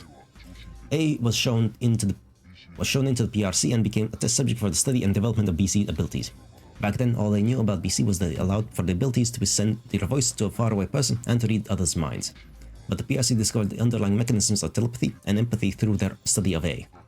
And through all those experiments, A's own BC abilities developed and grew stronger. She became able to use telepathy and empathy freely, their effective ranges grew wider, and her power just kept on growing on and on with no end in sight. But if that was all there had been to it, there wouldn't have been any problems. The problem was that A harbored a deep malice in her mind. Malice. Yes, all sorts of negative emotions such as resentment, hatred, and rage. They then shifted into malice for others. And A's life was so tragic that it filled her heart. The screen on the PDA then changed when the man said that. Modern chant. It appeared to be a magazine article written in a foreign language. And what's this? This is a French gossip magazine article about an incident that occurred in A's hometown in February 2014. Discrimination against communicators was fervent at the time in that country, so it appears that A, with her especially tremendous power, was ostracized horribly by the other people around her. In particular, she was publicly ostracized by a recently established local religious sect. A, with her seemingly incomprehensible abilities, was likely viewed as a servant of the devil by them. Therefore, they caused the incident described in the article before you. They set fire to A's house. How inhumane. Indeed, but the real inhumanity came after that. This is just a guess of mine, but I'd say that after A became a part of the PRC, it's likely she was confined and made into a test subject for human experimentation. What? It's very likely when you consider the achievements of the PRC back in those days. She fled to Japan to escape persecution only to encounter even more suffering, causing the malice in her heart to amplify further. Despite that, the PRC developed her abilities even further, without ever realizing the true danger they possessed. What was so dangerous about them? You don't know. BC, telepathy that is, isn't just the ability to send your voice to a faraway person. You can also send your feelings to other people. In other words, the powerful BC could very well change other people's thoughts. So what do you think would happen if someone who had been turned to malice incarnate like A were to indiscriminately let her thoughts loose on everyone around her? Those thoughts would bring out the malice that lurks in the hearts of every man. Her malice would spread to everyone around her like a virulent disease. Now you understand just how dangerous it is, don't you? Watase was rendered speechless. He just silently continued to listen to the man. However, A is not at fault. Much of the fault lies in the PRC for exploiting her abilities without even considering the consequences. The researchers at the PRC took that poor woman and raised her to become a monster. The researchers realized how dangerous A was far too late and set up surveillance to keep her from wandering out into the city. But on September 16th, 2014, A escaped from the facility. Escaped? Then you mean she? Yes. A spread her malice-laced thoughts all throughout the city that night. Those thoughts influenced the minds of the people of Rokome City in some way. This caused them already high levels of malice held by would-be criminals to spike through the roof, and led them to setting the city on fire. This is the truth behind the Great Rokome City arson. The man declared all of that in a clear voice. I don't know how clear I was kinda rushing through that because it's just exposition that we know of. It can't be. Watase noticed that his hands had started shaking. Rokome City and the PRC did all of that? The story was sudden and difficult to believe, but the man spoke in an unwaveringly serious voice, leaving no room for doubt. Watase remained silent as the man continued. This was a scandal for the PRC, and consequently a scandal for the Rokome City government, the ones managing the PRC. But they won't admit to that. Rokome City hid the truth behind the incident along with the existence of A. A was taken back to the PRC in absolute secrecy and confined in a basement of sorts again. In the meantime, Labo was constructed on the outskirts of the city. Once it was completed, A was transferred from the PRC to Labo. Why Labo? That's a nuclear research facility, isn't it? Why would they send a communicator there? No, Labo is no nuclear research facility. It's actually a BC research facility. Impossible. Never heard anything about that. Of course not. It's the city's biggest secret. But don't you think it's strange? There are many hurdles you have to overcome to create a new nuclear reactor. You have to clear strict construction standards and legal problems, then make necessary arrangements with the city council. Yet all of those conditions were cleared quickly and Labo was built. Why was Labo able to easily overcome those hurdles and get built in the first place? The answer is simple. It's because Labo doesn't actually have a nuclear reactor. Because it's a BC research facility, not a nuclear research facility. The common sense Watase had thought to be true up until this point was gradually being rewritten. The man waited a moment for Watase to respond, then continued. But the one problem that stood in their way was the sentiments of the townspeople. Their antipathy towards nuclear power was overwhelming, as you'd expect. But the city explained to the civilians that the implementation of truly safe nuclear power is essential to Japan now that our natural resources are drying up, which led to the townspeople finally accepting that decision. Watase remembered the turmoil of that time. Watase had been 18 years old at the time, but as he had just enrolled in firefighting school, he hadn't had much of a reaction to all the fuss other than, well, I guess the city's gotta do what it's gotta do. But that series of events was all a cover. Everyone was opposed to nuclear power, but no one suspected that Labo was actually a PC research facility. And they used the dangers and confidentiality of nuclear power research as a pretext to successfully keep the townspeople far away from Labo. So you mean the guys behind Rokome City even used the townspeople's feelings of opposition to their advantage? That's something no person should be allowed to do. That is of trivial importance to the people of Labo. Their only moral code is to take the best possible actions for their research. No way. Yeah, they did a lot of horrible junk. At any rate, Labo was then completed. And it's no ordinary research facility either. It's also a facility for keeping dangerous communicators like A locked up. There's a residential area of sorts deep beneath Labo. That's where they confined A. Wait, wasn't A put to trial? Why would the Rokome City shelter A after all she did? It's obvious. It was so that they could keep on using A as a lab rat after she had caused that huge incident. What? The Rokome City government and the PRC would be forced to take responsibility or the truth behind the incident to ever come to light. So the people behind the Rokome City figured they should cover the whole incident up and continue the research in another location. Thus, Communicator A came to be known as Subject A from that day onwards and participated in Labo's BC ability research and development. Meanwhile, with the PRC having served its purpose, it was turned into a mere dummy facility. The results of the BC research secretly conducted at Labo are published through the PRC. That way, no one would suspect Labo was a BC research center, and thus their perfect core-up system was completed.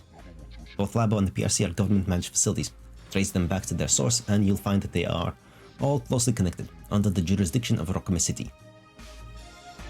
Watase thought things over as calmly as possible, despite the agitation caused inside, causing his insides to tremble. He wanted to make sure there weren't any inconsistencies in what the man was saying. No, hold on. Is that really all there is to it?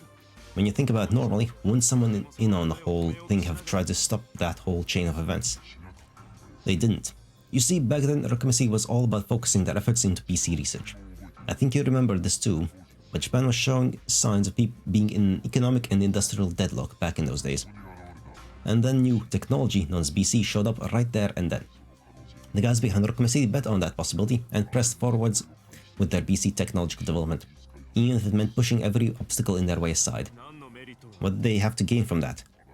All of their advanced technology has the potential to earn them riches beyond your wildest dreams. BC is genuinely new technology that no one else in the world has invested in. If Japan beat the rest of the world to the punch in its research, that would put them in the top of that field. The fact is that telepathy can be applied to the field of psychiatry, while empathy has nearly countless potential uses. It could be used for secret intelligence gathering in all sorts of fields, like industry, politics, and the military. Thus, those involved built a system based on their new interests and grew obsessed with doing whatever it took to protect those interests, even if it meant covering up anything inconvenient for them. And you're yet another victim of those efforts. I am. 118 people died in the Great Rokome City arson. The bereaved families of the victims were given courteous patronage and granted assistance with their lives, moving on to college and finding jobs. There are many others like you who were given homes and public housing and became civil servants. But don't you find that strange? Why would a simple local government go so far in taking the bereaved families of the victims into consideration? Their goal was to take the bereaved families under the city's wing and keep a close eye on how they developed from there. That can't be. Having trouble believing it? Well, I don't blame you. And then I'll send you some documents we've obtained. Take a look at them and decide for yourself if what I'm saying is true. An email with an attachment was sent to the PDA right after the man said that. Watase opened the email and checked the contents of the file. There were various documents that supported the man's claims. A photo of Labo's interior. This showed what Labo was no nuclear power research center. A photo of an email sent from Labo to the PRC. This email proved that the BC insulator that Labo had developed was publicly announced as something from the PRC. Subject A's data. A lot of the data in this one had been deleted, but what remained did confirm that Labo had indeed confined a communique called that. All sorts of other documents were there, each one supporting the idea that what the man had said was true. So when he finished reading all of it, Watase muttered in a stunned voice. Is what you're telling me really true? It is, though it must not be easy to believe, nor is it something you would want to believe. But think back on how abnormal this city is. They control information and conduct surveillance on their townspeople without batting an eye, right? Anything's possible in the city, no matter how unbelievable it may sound. Watase was taken back at those words. The city had grown to do all sorts of things that would normally be considered a violation of human rights, on the supposed grounds that Rockome City was a government-designated top-secret city, such as setting up surveillance cameras all over the city, the city gates that controlled the coming and going of townspeople, the citizen database that only certain people were allowed to access. The townspeople had been opposed to the creation of every single one of them, but their complaints eventually died down, and the security cameras and so on were implemented little by little. And before they knew it, all those things had become like air to the townspeople. No, the townspeople had simply gotten used to these abnormalities. Watase felt chills run through him when it hit him just how strange the whole thing was. Since it wasn't directly related to them, no one had thought about it seriously, and thus all sorts of things that couldn't be undone had gone forward without him even noticing it. So what are you saying? My family died because of that monster built up by the Rockome City government and the PRC. Yet at the time the Rockome City government hid their crimes and never took responsibility. And I received money from that very same government and lived a comfortable life up until today without knowing a damn thing. Unfortunately, that's exactly it. You were raised by the government responsible for your family's death and have been working for them as a civil servant. Watase let out a wordless scream. His blood boiled and a deep red filled his vision. Fuck that. What happened to Subject A? Is she still living in Labo? No, she died. What? After causing that incident, A was used by Labo as a human test subject and then died there just a year after she'd been confined. She probably died a cruel death. In the end, A too was nothing more than a victim of Rockome City's wrongdoings. A sense of emptiness filled Watase's body. Having immediately lost the target of his hatred, he switched over to a new one. What happened with the Rockome City government after that? What happened with Labo after they lost their valuable test subject due to A's death? They abducted new test subjects and used them to continue their BC research, such as Kazumi's little sister. Out of all the communicators who live in Rockome City, those who possess particularly superb abilities are confined in Labo and made into test subjects. However, to continue their research, they are victimizing children. Yeah, literally, one who was born there. Another... Goddamn. Fuck Labo. Goddamn it, Labo just sucks. It's pure evil. Goddamn it. Watase felt sympathy well up in his heart when he heard that. Even if they're communicators, victimizing kids is just fucking awful. And evil. It was absolutely unforgivable. But no one's realized this, so there's no one who can talk about or leak this. The truth will forever continue to be covered up and vanish into the deepest darkness. I see. So the Rockome City government, Wataru's killers, are doing the same thing they did 15 years ago, all over again. Flames of rage burned up within Watase. He sealed those pitch black flames deep within his chest and continued. Hey, let me ask you something. What do you gain from telling me all this? What do you want me to do? Let me reverse the question. What do you want to do? Watase Kasasagi, I ask this straight to your heart. Now that you know the truth, can you return to that false peace? Tell me your true feelings. Watase's heart pounded loudly at that request. Can I keep on living the same carefree life now that I know the truth? The Rockome City government had killed his sister and parents and twisted his life. And on top of all that, they'd hidden the truth and forced him to live an unknowing lie for 15 years. Watase had pushed his hatred of the culprit of the incident into the deepest corner of his heart by following his sister's dream. But the truth was, there was a certain desire he'd secretly held all those years. I wanted to make the culprit go through the same pain Wataru did. Ah yes, Wataru was your sister, correct? Yeah. She was such a good person. She was weak but motivated, stupid but gentle. Tears poured out of Watase's eyes when he said that. Watase loved Wataru. He hated the one who had taken her away from him forever from the bottom of his heart. but everything about the culprit, including her very existence, had been concealed by the Rockame City government. If possible, he would very much like to tear A limb from limb, but that was no longer an option. Then that left the Rockame City government as the only target for Watase's hatred and anger. Hey, should I feel ashamed about wanting revenge? Is it okay for me to want revenge when it's my job to save lives? Is it okay for me to hate that bastard running Rockame City? Of course. The man's answer was clear and blunt. It's only inhuman for you to hate your family's killer. And if you truly feel that way, then you can become one of us, our comrade. Watase heard footsteps coming from behind at that moment. Watase turned around in surprise, only to see a man standing there. Judging from the fact that he was holding a PDA, he had likely been the one talking to Watase just now. Who are you? Me. I'm a researcher at Labo. The man put his PDA away and answered. But I too hate Labo and Rockame City, much like you. What? A whistleblower. That term passed through Watase's head. He'd sent him pictures of Labo and data about the test subject just minutes ago. Only someone on the inside could have obtained those things. But what do you mean by become one of us? No, wait. What do you mean by us? You see, while I work as a researcher for Labo, I am also a member of a certain organization. What organization? The extremist organization who was arrested for the Great Arson 15 years ago. The ones who were branded as criminals instead of Communicator A. Watase was astonished. Wait, do you mean you guys are terrorists? Terrorists, huh?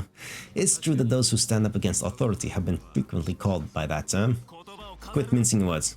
But you guys commit acts of destruction, plain and simple. You're the ones who set up bombs at the PRC before, weren't you? All you've done is give us that much more work to do. Hold on, it's not like I'm a member of this extremist organization because I want to be. There's just no other organization out there who I can count on to oppose Rockame City. That's all there is to it. What? But can you just tell the police to? Won't work. Considering the fact that they've been able to keep such a large-scale cover-up running for so long. It's best to assume Rockame City has the police in their pocket. And when you look at how much information control is going on, that leaves the media out of the picture too. And before you suggest standing up to them by myself, that's out of the question too. Someone tried that once, and they got murdered in a way that looked like an accident. But despite all that, I want to reveal the truth. I want to bring Labo's wrongdoings to light, even if it means making an enemy of the entire city. Why are you going so far? Much like you, I also have a reason to fight. You should understand by now why I told you all this. My comrades and I are currently formulating a plan to deal a crippling blow to Rockame City and Labo. And we need your help to carry out this plan. You need me? You're free to refuse, of course. If you then proceed to go to the police and tell them everything you've just heard, I will most likely be arrested as a terrorist. Though perhaps Labo will get to me before the police can, and kill me. I'm taking a huge risk by showing you my face and telling you all about my background. But I'd like to believe that you'll become one of our comrades. I want to believe that all the things you said about your deceased sister just minutes ago were true. The man then looked Watase dead in the eye. You can still turn back now. You can forget everything and return to your normal life. But if you want to fight Rockame City alongside us, then become one of us. Watase looked the man back in the eye. After a long silence, he finally answered. What's the name of your organization? We are the ones who pose the unrelenting questions to this insidious world. Sure. Now then. The name of the man who had told Watase the truth at the ruins of the hospital was Keiji Ukita. On that day, he left Watase with the words, "If you want to be one of our comrades, then feel free to contact me at any time." Watase racked his mind over what to do all throughout the next month, and then finally contacted Ukita.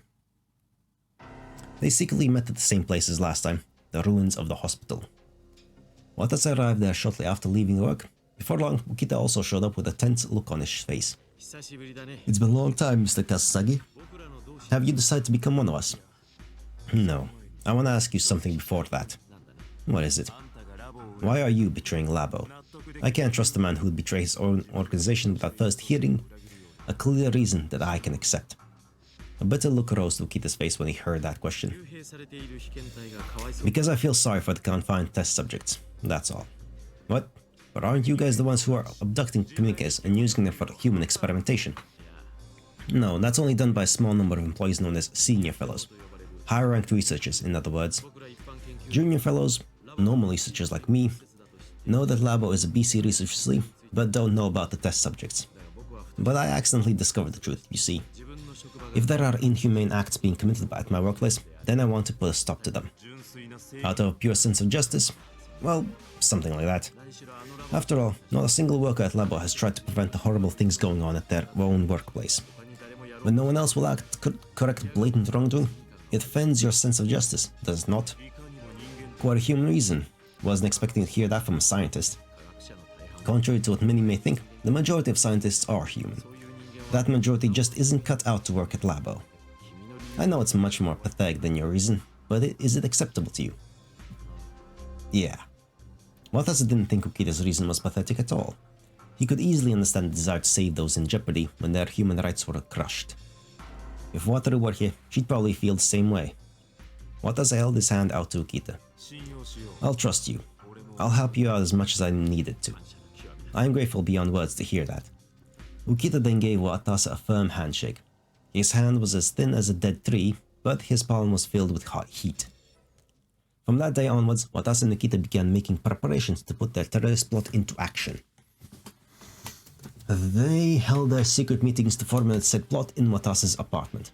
Before the meeting, Watase followed Ukita's instructions and checked the apartment to make sure it wasn't bugged anywhere.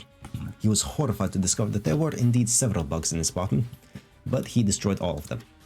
He was a bit cautious after that, but no new bugs were planted. It appeared he had probably long since ceased to be an observation target for Rockumi City. Okay then, I need to know everything, Mr. Ukita. Tell me all the details about the plan and its goal. Very well, this is what we've thought up so far. Ukita nodded and began talking. The objects of our hate are Rockumi City and Labo. We want to deal a fatal blow to the both of them simultaneously. Our first goal towards achieving that is rescuing the captive test subjects. What? How's that related to dealing a blow to Labo? They'll act as living witnesses to expose the truth. No matter how loud we shout, our voices will be smothered or will be dismissed as nutjobs. But if we rescue the test subjects, then we'll have the best witnesses we could possibly hope for on Labo's wrongdoings. You know how society and the media are. They won't be able to ignore a story like that from such a direct source of information. I see, that makes sense.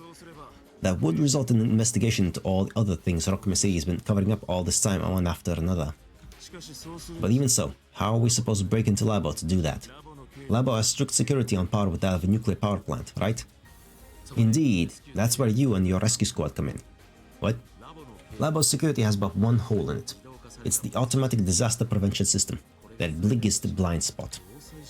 So you're planning to exploit the disaster prevention system? Yes. When a fire breaks out in Labo, they automatically send a report to you guys at Sirius, right? That should allow you guys to break into Labo without being stopped by security. I get it. So you're saying we should take advantage of the chaos following the fire to get those test subjects out. Now he finally understood why Ukita had recruited him. But this is just your way in. Labo's security system has layers upon layers of protection that will provide several obstacles towards the plan's execution. I'll explain them one by one. Ukita took out his PDA. A map was on its screen. This is a map of Labo. Hugh's comrades were able to steal this map from the contractors who built the facility. Anyway, take a look at this. The test subjects are being held captive in the deepest depths beneath Labo. You mean floor B2? He'd heard that Labo had 2 surface floors and 2 basement floors, so he assumed that they'd be on the lowest floor. No, deeper than that. In the center of the basement floor is Area N, but the truth is, there's an elevator there that goes down. What? So there's a B3? Precisely. It's a large basement floor located deep underground, known as Area 0. That's where the 2 test subjects are being held, a place where no sunlight ever reaches. So we've got 2 test subjects, huh? Do we know their names, ages and genders? No, all I was able to discover is that they're called Subject N and Subject Y2. Y2? So there's a Y1? No, they say Subject Y was discarded several years ago. They most likely died in Labo, just like Subject A. I see. Just then, Ukita's voice interrupted his thoughts. Let's get back on topic. So, the test subjects we need to save are in Area 0. However, in order to get down there, we'll need 2 security cards from top brass moves. Right, N is Nagisa, Y2 is Yuri, and Y1 was...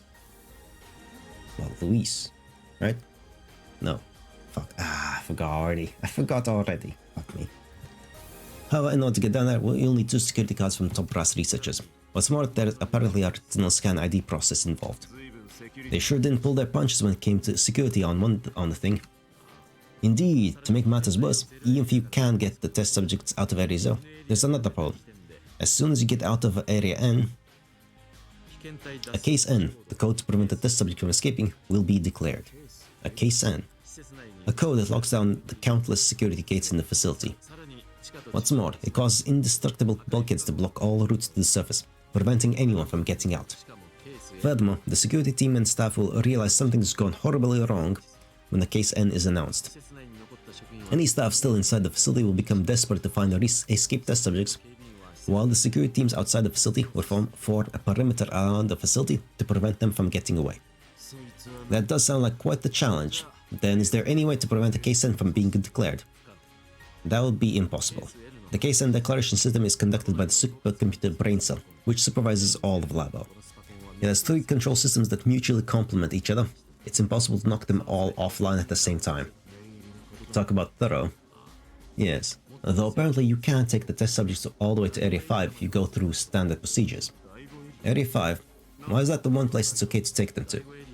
There are rooms in that area where they conduct examinations and experiments on the test subjects.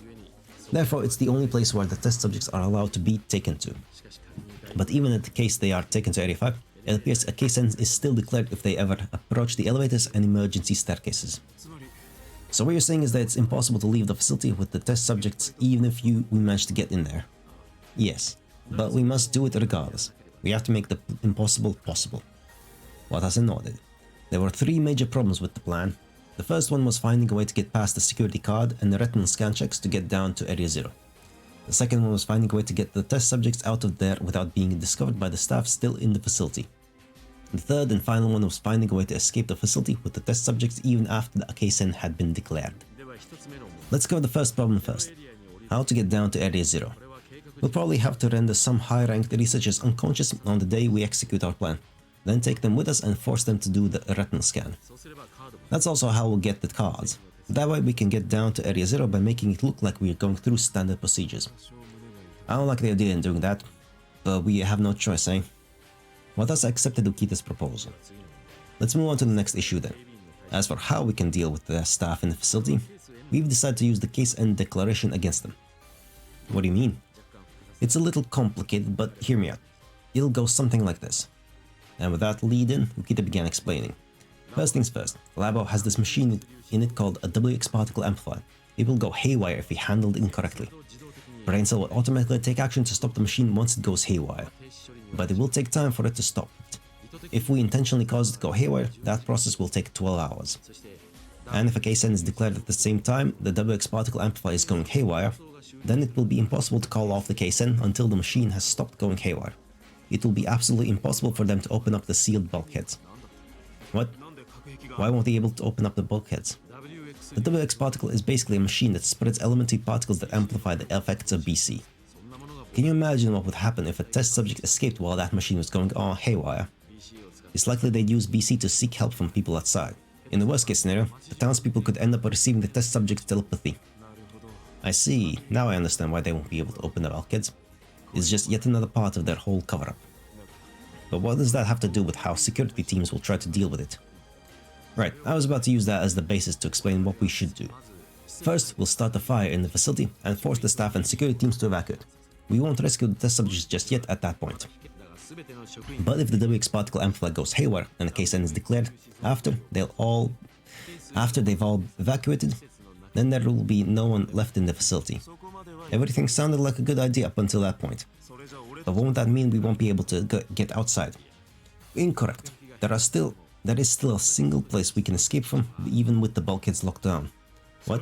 Where's that? The WX particle amplifies coolant pipes. Ukita fiddled around with his PDA again after he said that. When he did the research, the screen changed to show the WX particle amplifier's manual. The water used for WX particle amplifiers coolant is drawn in from Lake Rokome. The coolant's intake and drainage pipes are 1 meter in diameter, just big enough for a person to fit in. Pipes are filled with hot water that circulates at high speeds, but the whole thing's set up so that the hot water automatically stops flowing if you destroy the coolant's filtering mechanism. Wait, hold on. Won't opening a hole in the intake pipe flood all of Labo? Watase pointed to a part of the diagram and spoke. According to this diagram, the intake pipe is located under Lake Rokume's water level, meaning water will pour out of the pipe all at once if you open a hole in it, running water or not, and Labo will be flooded. Right, which is why we'll be opening a hole in the drainage pipe. There's a giant pump inside the drainage pipe that will prevent us from passing through, so I want you to destroy it. Ukita said that with a broad grin on his face. Did you say destroy it? How? If you destroy the pump first, then your main obstacle will be the water in the pipe. But if we stop the water from running and open up a hole on the bottom half of the pipe... Oh, I get it, then we can drain the water. Glad you get it. The drainage pipe's exit was above Lake Rokume's water level, meaning that unlike the intake pipe, opening a hole in there would cause much less water to pour out. So our next issue is how to destroy the pump after we've drained the water, but this is where I'd appreciate some ideas from you. Can you think of any specialized rescue equipment that can be used to destroy the pump? Let's see, special equipment to destroy a pump, eh?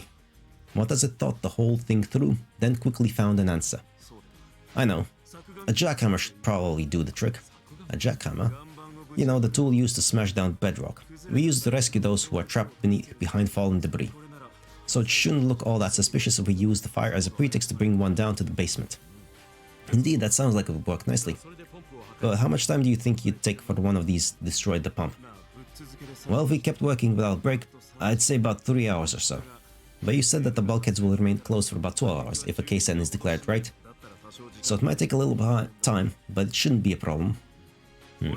After we force the facility into lockdown, we'll take our time destroying the pump. And then we can escape to Lake Rokume with the rest of the test subjects. Those dumbasses Labo will just be waiting outside the facility the whole time for the lockdown to be lifted. And when the bulkheads finally open, they'll find nothing more than an empty husk. Incredible! It's the perfect plan. Ukita broke out into a reassured smile. Satisfied, Watase returned Ukita's smile with one of his own. Alright, then let's go with this plan. Things are about to get busy. Yes, there's a lot of things we'll need to prepare in order to execute our plan. It's about time we got to thinking about starting point though. How do we cause the fire in the facility? Leave that to me. I'll contact other crew members and get incendiary bombs and the other necessary equipment from them. Thanks, you're a lifesaver. And so Watase and Ukita began formatting the plan on a grand scale. Ukita contacted other crew members and gave them the outline of the plan. Q gave their answer on the spot. It's a good plan, we approve of it as well. We'll back you up in every way we can. Once they got that answer, Watase and Ukita collaborated with other crew members located in the Rokume City to move forward with the plan. First, they got their answer on how to cause the fire. We'll prepare 100 incendiary time bombs, set those up in Labo and make them go off all at the same time. I'm grateful for that. The problem is how to set the bombs in the first place. That will indeed be difficult. Someone will spot the bombs shortly after they're planted and cause a big fuss. Then camp behind the bombs in something to disguise them. That way they won't suspect they're bombs when they see them. Like for example by putting them in fire extinguishers. Fire extinguishers? Our squad directs Labo's disaster prevention. We replace their old fire extinguishers with new ones once every 2 years as part of that program. That's our chance.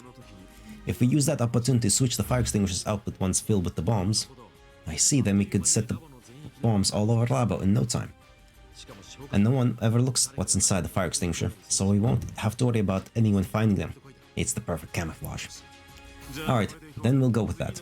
We're scheduled to replace the fire extinguishers in September of next year. After that, Labo will be filled with bombs disguised as fire extinguishers. They also received various orders from Q. As for us, we would like you to physically destroy Labo. It is a symbol of Rokume City's wrongdoings. By destroying it, we can let the world know of our resentment. We have prepared a powerful time bomb that will blow Labo sky high, planted inside the facility. It's easy not to set up that time bomb, but I'd rather we do it in a way to prevent casualties. But destroying Labo has a huge benefit to us. If we cause an explosion powerful enough to blow up the entire facility, then won't Labo's staff waiting outside believe that both we and our test subjects died in it? I see, so that way we'll pull the wool right over the pursuer's eyes. But there's one major problem with that. If I've got this right, in order to get down to Area 0, we have to knock out 2 high-ranked researchers and take them down with us for authentication, correct? but that means they'll be stuck in the facility after the case is declared. Then they'll get caught up in the explosion. That's true. On the other hand, I think it's far too risky to take them with us when we escape. So I would rather not. It's a rather tight escape plan. Alright, then how about this? We'll set the time bomb so it goes off 1 minute after the lockdown lifts. That should give both of them just enough time to escape. Is there a way we can figure out the time the lockdown will be lifted in advance? The brain cells monitor will show the expected time for when the lockdown is to be lifted. We'll check that, then set the bomb's timer for 1 minute after that. Though to be honest, it's a rather desperate measure. Can't do anything about that. I mean, we're trying to carry out the terrorist plot without killing anyone. It sounds nigh impossible.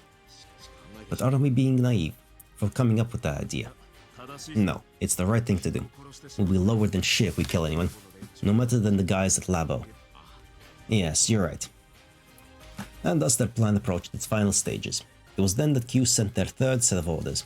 We're uneasy about only 2 people carrying out the plan. We prefer if you could get about 2 more people for the job.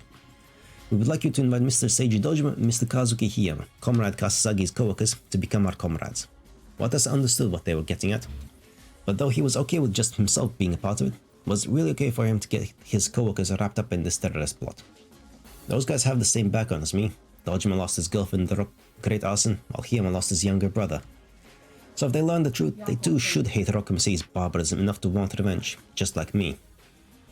So while he was reluctant at first, Watase eventually contacted Dojima and Hiyama. So how'd your co-workers react to the news? The exact same way I did. They shook with anger and agreed to join Q. I see. Then that means all the necessary pieces are now in place. And thus Watase and Ukita's plan was now complete. They would plant incendiary bombs and fire extinguishers and artificially start a fire. Next, they'd cause the WX particle amplifier to go haywire, rescue the test subjects, and cause a case end to be declared. Once the lockdown began, they would set the time bomb in the facility, then escape through the coolant drainage pipe. Then once the bomb went off, all traces of Watase and Ukita's crimes, as well as any way of finding out if the test subjects were dead or alive, would go up in flames. So all that's left is to actually do this, eh? Very well. Ukita took out his PDA. Q has sent us one last order to this PDA. I'll read it for us. What's it say? We are grateful for all your efforts, comrades Kasasagi and Ukita. We will now commence preparing the bombs and weapons necessary to carry out this plan. These include 100 incendiary bombs disguised as fire extinguishers, a 3 kg tetryl explosive that will be used to destroy Labo, and 3 NZ-75 pistols for self-defense. The tetryl and pistols will be mixed in with the rescue squad's special equipment and delivered on D-Day. Your target is the 6th Laboratory of Atomic and Biological Organization. Your objectives are to destroy a facility and abduct the 2 test subjects. The plan will be carried out approximately 1 year from now, on September 16th, 2030. The anniversary of the Great Rokumasei Arson, eh? That day probably held unpleasant memories for Q's members, whoever they were. It was clearly no coincidence that they picked that day of all days to commence their plan. Until that day, each comrade is to make further preparations. There are countless things you must do in advance, such as hand-to-hand and firearms combat training. Naturally, you mustn't tell anyone else about the plan over the course of the next year, to say the least of opening your heart to anyone. Rokumasei is full of countless communicators. If you open your heart to someone, they might read your mind and find out all about the plan. All communicators are not like us. They're monsters with strange powers. The now deceased Subject A wasn't the exception. She was the standard. False. Think of all communicators as abominations. Fuck off, Q. Think of Rokumasei as a city full of monsters. Correct, but not the communicators. They aren't the monsters. I mean, no one's the monster. Fuck. You must put an end to this abnormal town's history. You will find that to be a rather extreme mindset, but unless you take precise caution, our flawless plan will come crashing down. Bear all of that in mind as you wait for the day of reckoning. The day where the truth shall be brought to light and 180 lost souls shall at last rest in peace. Once Ukita had finished reading the long piece of text, he shot Watase a pointed gaze. That's how I view to voice these days, wouldn't you agree? Communicators are abominations, eh? Perhaps that's going too far, but it is indeed true that we cannot open our hearts to anyone. Yeah, you said it. And so Watase and his comrades began their long year of preparation, all the way until September 2030.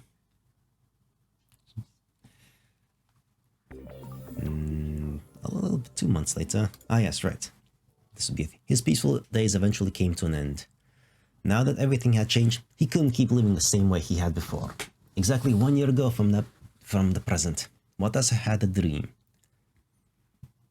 In that dream, he was walking through the park with Kazumi, their arms wrapped tight around each other. A gentle breeze caressed them. Neither of them said a word. Aw, that's adorable. But their hearts were at total peace, and they felt completely satisfied.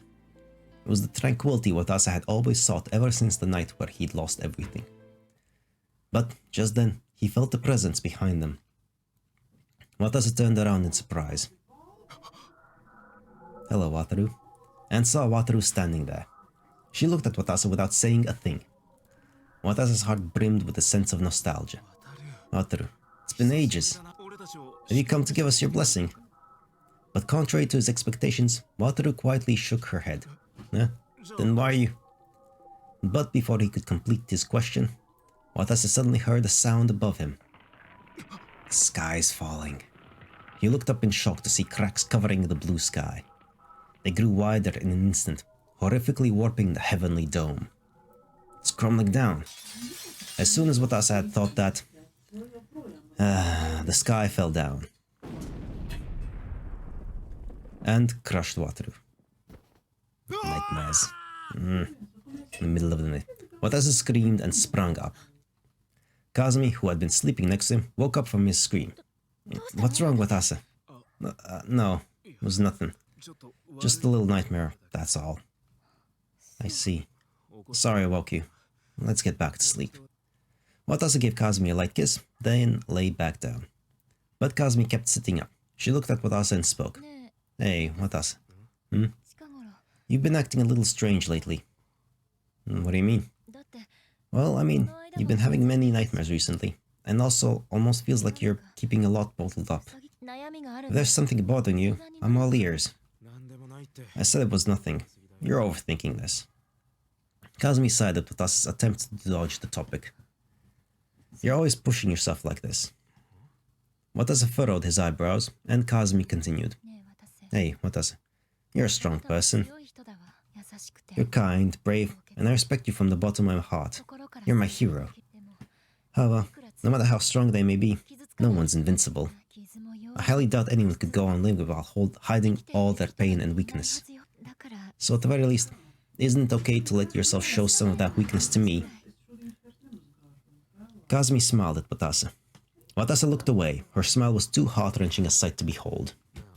"Hey, Kazumi, how long have we been going out? Huh? What's gotten into you all of a sudden?" That said, it's already been about 2 years, I'd say." "I see." Though 2 years didn't sound especially long, those had been the most vibrant days in Watase's life. Watase loved Kazumi deeply. She had blown a warm breeze into his uneasy life. If he hadn't let his curiosity get the better of him, he could have kept living in those days. But now I no longer have any right to be with you. It had been 2 months since he had learned the truth, the secrets behind the great Rokumesei arson and those who had taken Wataru's life. And thus, he had joined the terrorist organization so he could get his revenge. If their plan succeeded, the public would come to believe Watase was dead. And if he failed, he'd be tried for his crimes. Neither way would allow him to stay with Kazumi. Watase held Kazumi close to him and spoke. "Seriously, you don't have to worry about a thing. Nothing's bothering me." "I see." Kazumi sighed again. A thought ran through Watase's head as he felt Kazumi's warmth through his arms. "I have to break up with her. And I have to do it as naturally as possible, so that Kazumi doesn't get suspicious." And thus, on that night, Watase abandoned the life he had been living.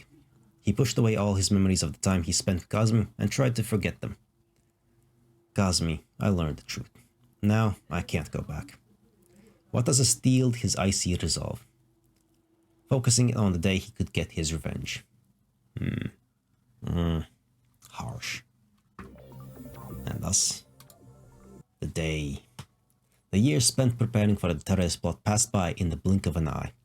Watase showed no indications of what he was doing, and continued to work as a rescue worker as he had before while secretly getting ready for that day. Dojima and Hiyama were the same. They met with Ukita as little as possible and just waited for September 16th. Then something changed on September 13th, 3 days before D-Day. Watase was off duty that day. It would be his final day off as a rescue worker, so he figured he'd spend the day walking around the city. He aimlessly strolled through the city where he'd been born and raised. I'll probably never be able to come back to the city again once the plan's been executed. That thought caused him to become sentimental. Various memories passed through his head every time the scenery around him changed. Memories of the restaurant his parents had taken him to. Memories of the clothing store his sister had bought him new clothes for him at. The city's full of places with memories of my family. He normally wasn't conscious of it, but the city was brimming with nostalgia for him. It wasn't just memories of his family that he recalled. There was one of the bars he'd gone bar hopping to with Doji Mihima on the night they passed the rescue work exam. There was the cafe where he'd broken up with his first girlfriend. There was the road he'd walked down with his last girlfriend hand in hand as they nestled close to one another. Watase was trying to cast aside all those memories and take his first step into a different life.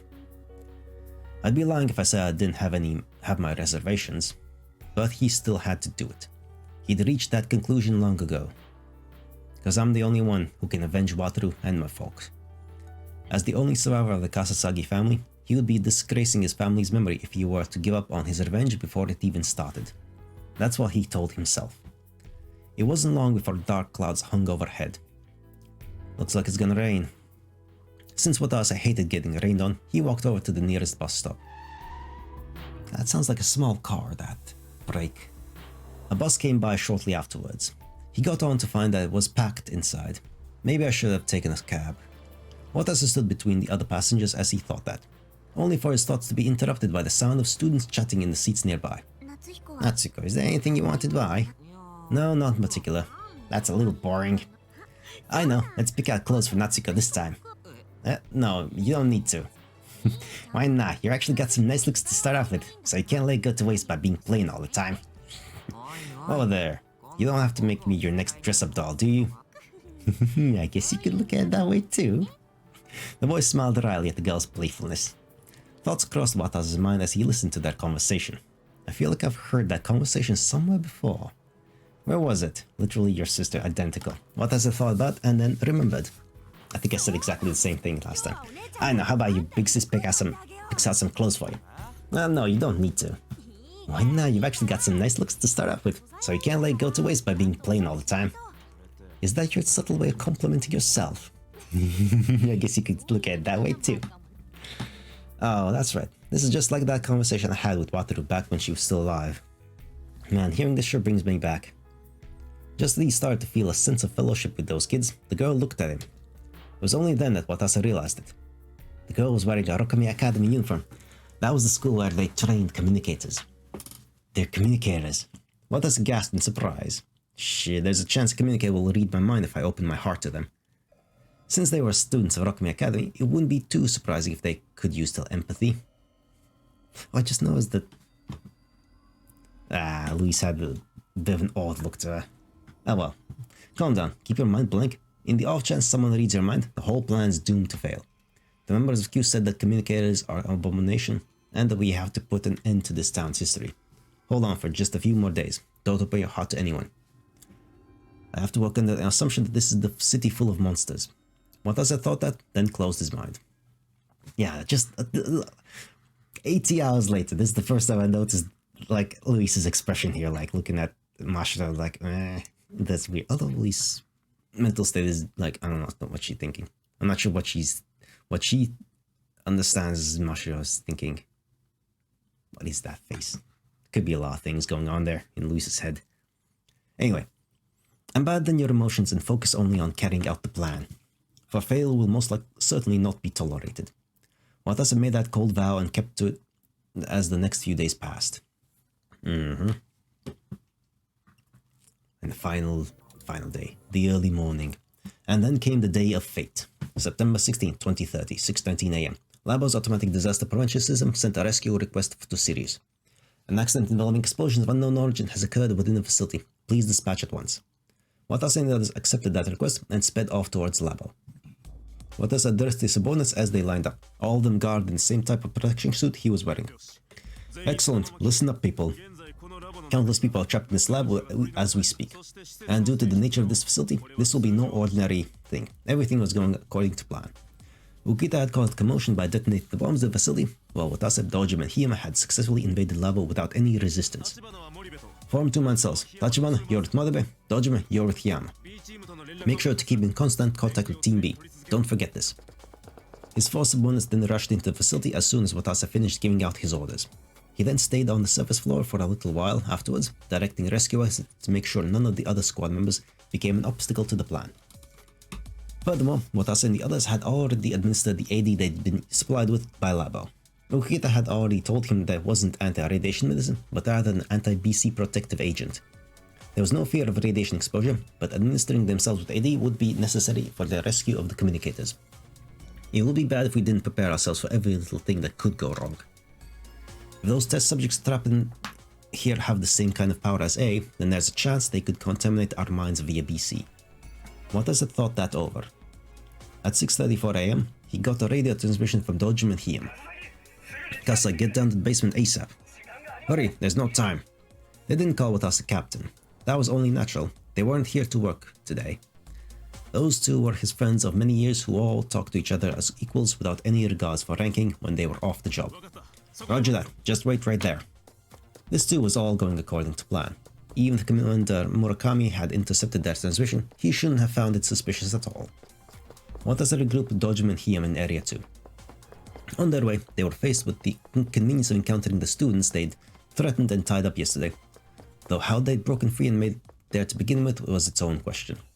But the quids quickly retreated, leaving the three comrades to press onwards. They then carried the two unconscious high-ranked researchers with them and headed on over to Area 3. Ukita was waiting for them in the surveillance room. He had been observing the situation in the facility from there as he guided the evacuation of the staff through the room's intercom. Oh, you came at the perfect time. I just got a call from the service confirming that all the staff has evacuated, with the exception of those two. By those two, he was of course referring to the high-ranked researchers that Dojima and Hiem were carrying. What's more, I just finished using Brain Cell to make the WX particle amplifier go haywire. This means that the bulkheads will be closed for a long time once the case end has been declared. According to Brain Cell's calculations, the lockdown won't lift until 6:16 PM. Good. Everything's going exactly as planned. The rescue workers checked their gear. They stole the security cards they needed to break into Area N from the high-ranked researchers. Watase, Dojima and Hiem each had one pistol. Furthermore, they had the jackhammer they planned to use to escape through the pipe and the fire axe as a backup. Last, they had the Tetral bomb, the time bomb prepared by Q that held enough power to wipe out Labo in one blast. Sorry, but could you set the time bomb's timer here? I'd rather make sure that we don't get the time wrong. Sure thing. Set it for 6:17 PM, right? Watase then took out his PDA. Located in his PDA's data folder was the program to activate the Tetral bomb. After he input the password and started up the program, the menu to set the time bombs appeared on the screen.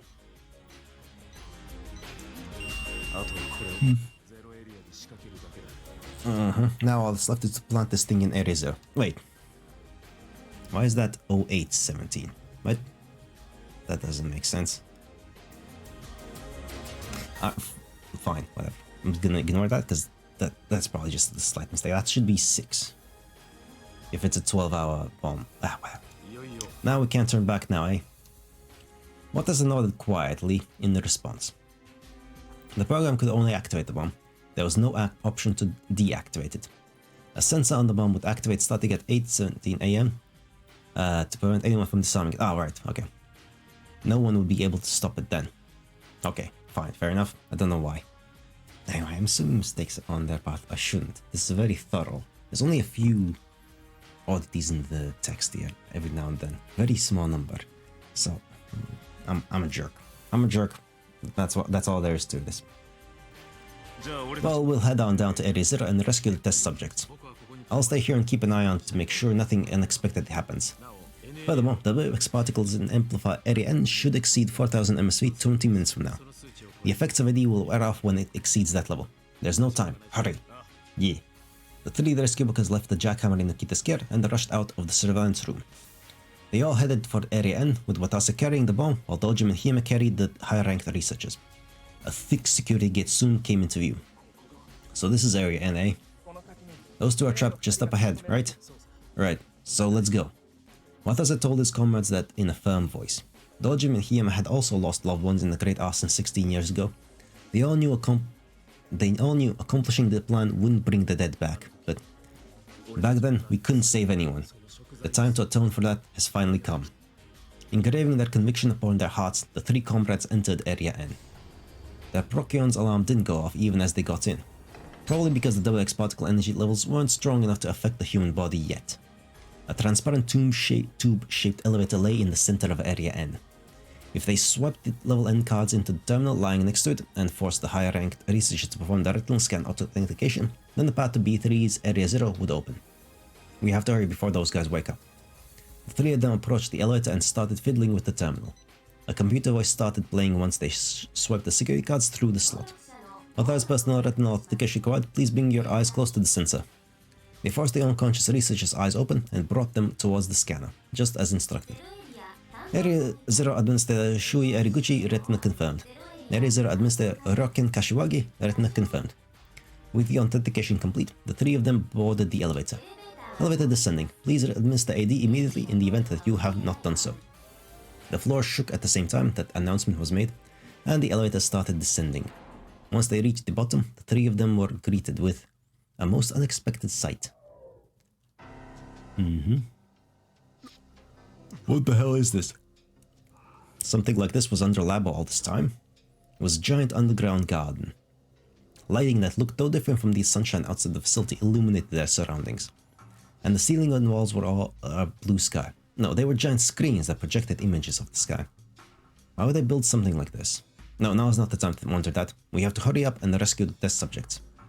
Watase looked around the underground garden to find 6 rooms built into the walls. The first one, a relaxation room. The one next to it read playroom. The test subjects probably relaxed in these rooms. On the side were 2 unlabeled doors. They appeared to be vacant rooms. As for the 2 remaining doors, one of them read Subject Y2, while the other read Subject N. Subject Y2. This must be the room the subject is kept in. Watase Dojima and Hima ran up to that door. There was another security slot next to it. When they slid a level N card into it as a test, the door opened right up. On the other side of the door was another thicker door and fucking like some Death Star. Like Emperor throne room corridor lighting and stuff like that. Jesus. It required another retinal scan, so they forced the researchers to perform the necessary authentication again. And the door opened with a heavy sound. What? Is this really Subject Y2's room? It looked just like a normal girl's room. Bookshelves, a single bed, knitting supplies, and a dresser. He'd been expecting to find something more along the lines of a prison cell. Oh no, that's reserved for Louise only. But it looked like they gave the test subjects really fairly decent accommodations. From what he could tell, it appeared that Subject Y2 was a young girl on the verge of adulthood. But the person in question was nowhere to be found. Impossible. No one's here. He looked around to discover that there was a security slot by the door on the room's side as well. He couldn't imagine that the test subjects were given security cards, so she probably couldn't have escaped on her own. Were we tricked? Why? By whom? Don't tell me Mr. Ukita's intel was fake. No, Yuri's just up in Area 5 before she got separated from Miyoko. Hold on, guys. There's no way that could be true. Watase looked at the 2 researchers. What if these guys realized something was up and already let the test subjects escape or hid them away? Then we're in deep shit. That would mean we came all this way for nothing. Let's find them. The 3 of them quickly left the room. But even after searching the playroom, relaxation room, and even the vacant rooms, they still hadn't found neither hide nor hair of the test subject. Wait, what if it's the same with Subject N? If they didn't find either of the test subjects, then the plan would have hit a serious snag. The 3 of them headed for Subject N's room. But when they got to the door... isn't this... The researchers that Dojima and Hima were carrying woke up. The 3 of them gasped. The researchers quickly started questioning them. Who in the world are you people? We are rescue workers. Rescue workers, you say? No, but isn't this Area 0? What the hell? What's going on? How did the rescue workers get all the way down here? Watase resolved himself in an instant after hearing that onslaught of questions. No choice, I didn't know how to do this, but... Watase took his concealed pistol out and pointed it at the researchers. Shut up. Say another word and I'll shoot. What? While we are rescue workers, we're also members of a certain organization. Q. I'm sure you've heard that name at least once or twice, yeah? The researchers' faces froze when they heard that name. Don't tell me. Were all those bombings you're doing? Bingo. Our goal is to take the test subjects away from here. We won't hurt you so long as you don't get in our way. Take them away? Impossible. Are you saying you're going to take the communicators inside out of this facility? Bingo again. That way the whole world will learn about what you guys have been up to here. Stop. Do people understand what it is you're trying to do? The one in there is no ordinary communicator. She's a genuine monster. What the hell? You think you can scare us with that weak little shit like that? She'll amplify your malice. Dumbass, we've already taken AD. If you're trying to buy time, don't even bother. Just hurry up and open the damn door. But the researcher's words were interrupted by a gunshot. Watase had shot the ceiling to intimidate the man. I don't have all day to chat with you. Give me a hard time again, and it won't be a warning shot next time. Watase ignored the looks of fear that had risen to the men's faces and spoke to Dojima and Hiyama. Dojima and Hiyama, use their eyes to perform the retinal scan. If they give you any lip, then simply take their eyes. Got it? Watase ordered Dojima and Hiyama in the most intimidating manner he could think of. Roger. They probably don't even need to be attached to open the door anyway. Alright guys, haul your asses over here. Stop it, what are you doing? At least give us some ID. If you don't, we'll... Quit wasting time already. Do you want us to shoot you? Dojima and Hiyama restrained the struggling researchers and forced them to complete the retinal authentication. At the same time the researchers let out that scream, the door to the Subject N's room opened. At that moment, a refreshing and soothing floral scent wafted through the air. It was as if they'd opened the doors to a flower bed. What? But what they found on the other side was, of course, no flower bed. No, hello Nagisa, you poor thing. It's just fucking awful. Knowing the history behind this is even worse, like fucking hell. Watase was once again at a loss for words. What the hell? It's worse than it looks. It was such a bizarre sight. In the middle of that floral scented room, filled with tons of stuffed animals, was a girl hanging from the ceiling. She was bound hand to foot like some sort of feral beast. The floral scent was being emitted by an aromatic air freshener lying in the corner of the room. The girl, intoxicated by that scent, stared off blankly into space. Is the girl Subject N? Watase called out to the girl again. Hey. The girl looked up at Watase in response. But Watase felt his body temperature drop the moment he looked into her hollow eyes. Dull eyes that had lost all emotion. Yeah. The fear he felt was as if he had gazed into a forbidden abyss. What in God's name is this? What in the hell did you bastards do to this girl? Really awful shit is what they did. Really awful shit. Silent treatment, eh? Fine, be that way. Dojima, keep an eye on them. Hiyama, help me get her out of these restraints.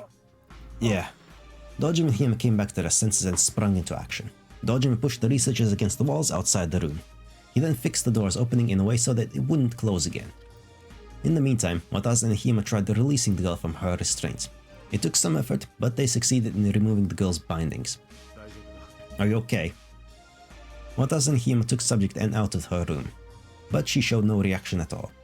In fact, it was like she didn't even realize anyone was speaking to her. Has her mind broken? Yes, it has, in fact, been broken. Unfortunately. Don't tell me it was due to all the human experimentation they put her through. Correct, it was. Intense rage filled with Watase Kasasagi. Rightfully so. No matter the circumstances, this was no way to treat such a frail girl. No, correct. No way to treat anyone, in fact. Like... Hey, listen up, you bastards. We're taking this girl with us. Once the world learns about her, your sons and bitches are done for. Face the truth of your sins as the law sees fit to punish you. But the researchers didn't respond. Ah yeah, they lost their minds now as well. They were muttering something in a faint voice. Done for, we're done for, huh? Everything will be done for, thanks to you. It's too late, without AD we're... A rescue, you dare call this a rescue when you don't even know a damn thing. I mean, no, that's your own fault for not telling anyone, keeping this a secret. That's how this works. Oh. What? Oh. Oops. What's with these guys? Something felt off to Watase. The researchers were acting weird. Hey, are you listening? Dojima walked over to the researchers with the gun in his hand. You damn fools, you don't know just how terrifying N is. One of the researchers became enraged and lunged at Dojima. What? Dojima frantically tried to counterattack, but the researchers grabbed his arm and tried to steal his gun. Stop it, what are you doing? What are you doing? You call this a rescue? You hypocrites. You really think you're in the right? Give me the gun. If she's going to escape to the outside world, then I'd rather end this right here and now. Stop it, look out. Just as Dojima shouted that, the sound of a gunshot rang out. Blood spouted out of the hole in the researcher's chest, who then pitched forward and fell to the floor. The spurts of blood that scattered out of him stained Dojima's clothes. Everyone in the room stood rooted in place as if they were frozen. Eventually, the other researcher broke into silence with a shrill scream. He's dead! You killed him! Murderer! Murderer! No, that was an accident. What rescue could kill someone? This is revenge for Eguchi. Die with him! Stop! The researcher sprung at Dojima and strangled him while he was still standing. Watase watched that scene, dumbfounded. What's going on? What's up with these guys? Why'd they change so suddenly? Wait, could the effects of the malice have already taken hold of them? In this short amount of time, correct? His confused thoughts were interrupted by Dojima's pained cries. Kasasagi! Kiyama gasped and took out his gun. Let go, Mr. Dojima! But when he issued that threat, the researcher turned right around towards Kiyama and lunged for him. Kiyama's body shuddered at that moment, and another gunshot echoed. Blep. A small hole had bored itself into the researcher's throat. You bastards have... The researcher tried to say something, but vomited up a small pool of blood before he could finish. And with that, he collapsed onto the floor with a thud. He then looked up to the ceiling with hollow eyes and faintly muttered to himself. Our noble goal. The monster must not... Well, she won't, but yeah. The researcher muttered those last incomprehensible words, then lost his strength. Kiyama was muttering to himself in shock. I killed him. Calm down, Kiyama. We don't know for sure that he's dead. Yes, we do. Watase ran over to the researchers and performed CPR. But their life signs grew weaker with each passing moment. Being a certified first aid practitioner, Watase could tell right away that they were beyond help. It's no use. They're already... Watase muttered this as his shoulders slumped. No way. God damn, why did this have to happen? Kiyama sounded like he was on the verge of tears. Watase also felt on the verge of collapse from his guilt, but then... Don't grieve. Now is not the time for regrets. Our mission isn't over yet. They couldn't stay here. The WX particle energy levels in Area N were probably rising at that very moment. They really didn't have any time. Watase looked to Subject N as he thought that, and was shocked to discover her looking at the researchers' bodies with a faint smile on her face. Had she really hated those researchers that much? No, more importantly, we need to hurry and get this girl out of here. Right, we mustn't forget to plant the bomb. Right. The three of them planted the tetra bomb on Subject N's room, then took her with them and left. They carried the blood-stained bodies out of the researchers to the elevator to perform the retinal authentication. He was worried that the retina of someone half-dead wouldn't work, but the elevator operated without any issues. Should we take these guys with us?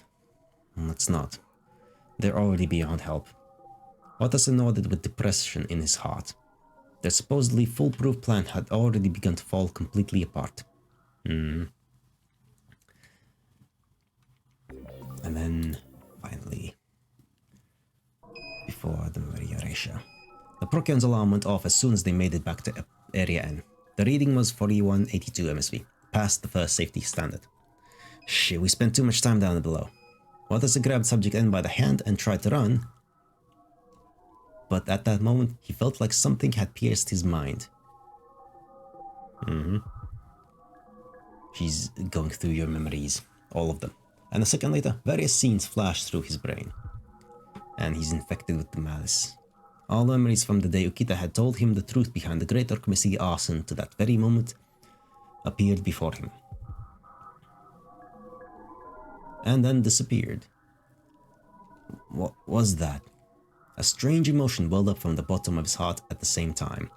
An emotion that was like a mix of impatience, discomfort, and rage. Watase unconsciously looked at Subject N. When he did, she looked back at him. And let out a laugh like the cry of a strange bird. What? Intense shivers ran down Watase's spine. The shivers only got worse as he continued to look at Subject N. Oh, poor Nagisa. Turned into this wreck, basically.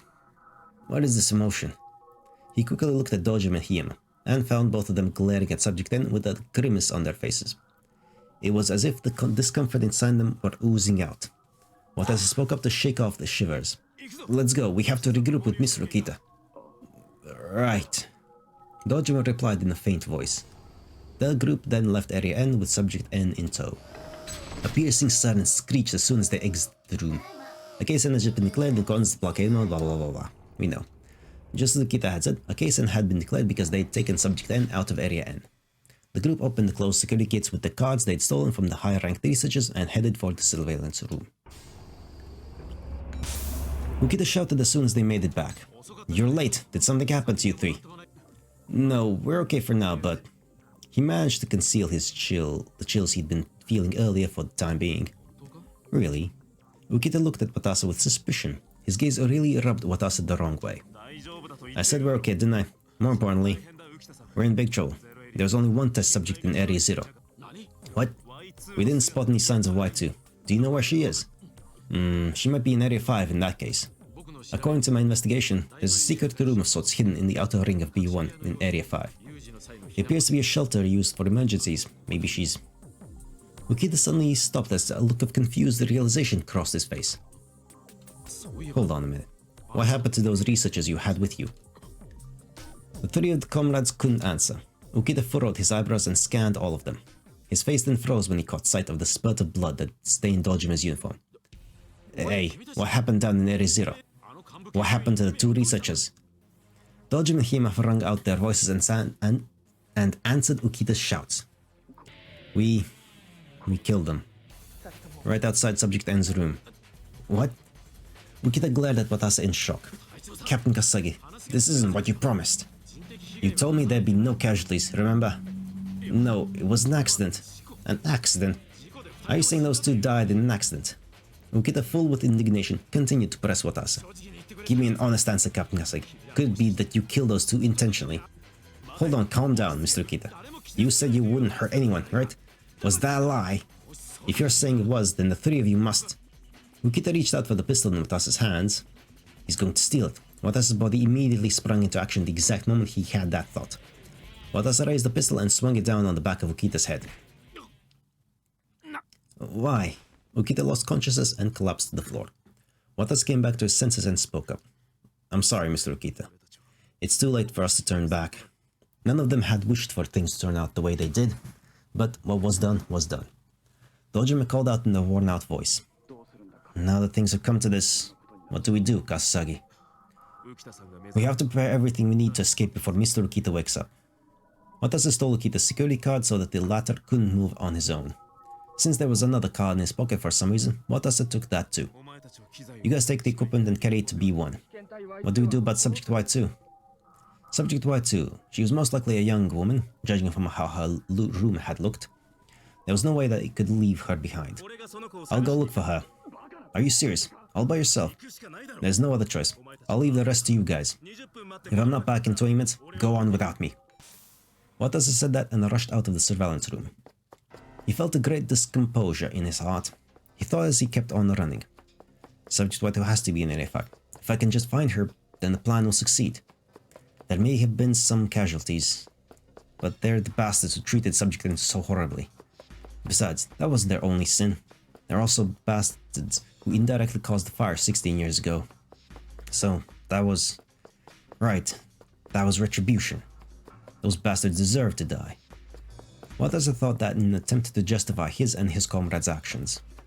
But another thought crossed his mind unexpectedly. Deserved to die. That might be true, but...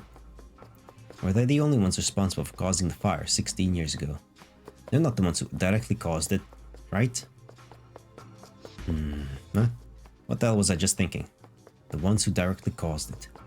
His mind was torn up by chaos, and he couldn't stop his thoughts.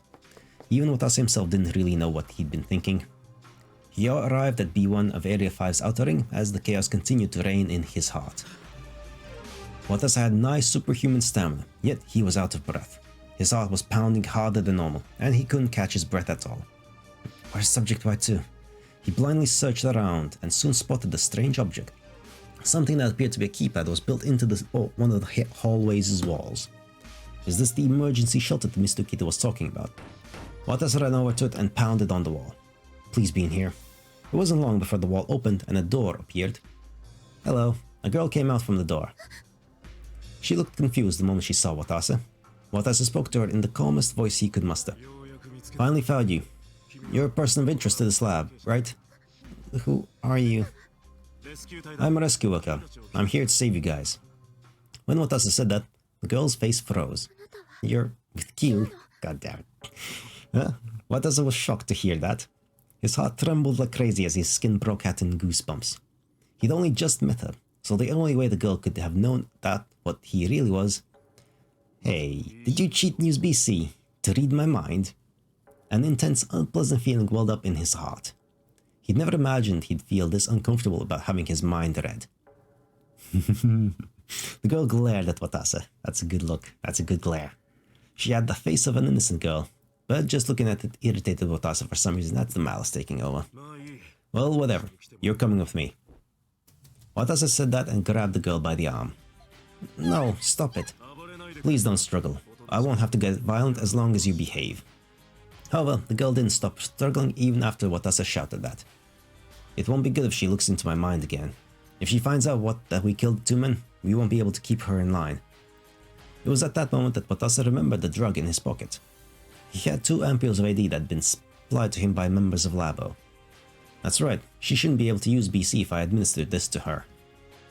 Watase quickly took an AD out of his pocket and injected it into the back of the girl's neck. Ow. The girl screamed. She then looked in like she was concentrating hard on something, but soon stopped and gasped. Why? She really had been trying to use BC. Watase chose that moment to cut in. I injected you with a BC inhibitor. Your abilities won't work on me now. No way. The girl's face filled with despair, and she tried to shake off Watase's grip. But Watase put her into a sleeper hold so she couldn't get away. The girl quickly lost consciousness. Her body went limp. It hadn't hurt Watase's heart at all to do that. It was better to knock her unconscious than to let her keep struggling. I have to regroup with Dojima and Hiyama. Watase thought that as he picked the girl up and started walking off. Okay then, that takes care of all our problems. We've successfully secured the test subjects. All that's left is to escape Labo, and our mission is complete. But when he thought that, a most peculiar thought entered his mind. The mission will be totally complete, huh? Everything will end happily ever after once we successfully get the test subject out of here. That thought echoed in Watase's brain like an auditory hallucination. It was like the voice of a totally different person. The voice echoed in Watase's head again once he left out that hollow sound of confusion. Hey, you forget already? The Labo researchers weren't the bastards responsible for causing the great arson 16 years ago. It was the communicators, remember? Watase was shocked at his own thoughts. But the repulsive thoughts kept coming one after another and polluted Watase's mind. The incident 16 years ago was Subject A's fault. Then are the very same test subjects that I'm trying to save responsible for my family's deaths? Aren't they both mind-corrupting monsters just like Subject A? Those high-ranked researchers changed so drastically in the blink of an eye, all because of one of them. So what is it that I want to do with these 2? That's obvious. I'm going to get these girls out of here. Watase raised his voice as if he were trying to oppose his own thoughts. Even if they are responsible for my family's death, I didn't come all this way just to... No, try listening to what your mind is telling you. That's not what I really want to do, is it? What I really want to do is avenge my family by killing the communicators, right? I followed Mr. Ukita and Q's instructions faithfully up to this point. But is that what I really want? Remember the night of that fire. Remember how you lost everything. His mind warped little by little. His consciousness was consumed with hatred. A violent urge to kill the girl in his arms welled up within him. But what would killing this girl here accomplish? I won't be able to complete my mission that way. That would mean betraying Mr. Ukita, Dojima and Hiyama, wouldn't it? The mission, huh? Well, that's a fair point. If you don't escape from here, with the test subjects after all the effort that went into preparing for this day, then you might as well have never come at all. That's what you're thinking, right? But hey, how about this? You can't kill the test subjects, but nothing's stopping you from killing any other communicators, is there? What? You're a rescue worker. No shit you're opposed to the idea of killing humans. But here's the thing, communicators ain't human, they're monsters. You know what a communicator is, a mind-devouring monster that looks into human heads. That's what. Leave them to their devices and they could end up taking the lives of countless others. Think about it for a second. Can you really say you've achieved revenge unless you slaughter a communicator or two? Wataru's spirit is never gonna find peace otherwise.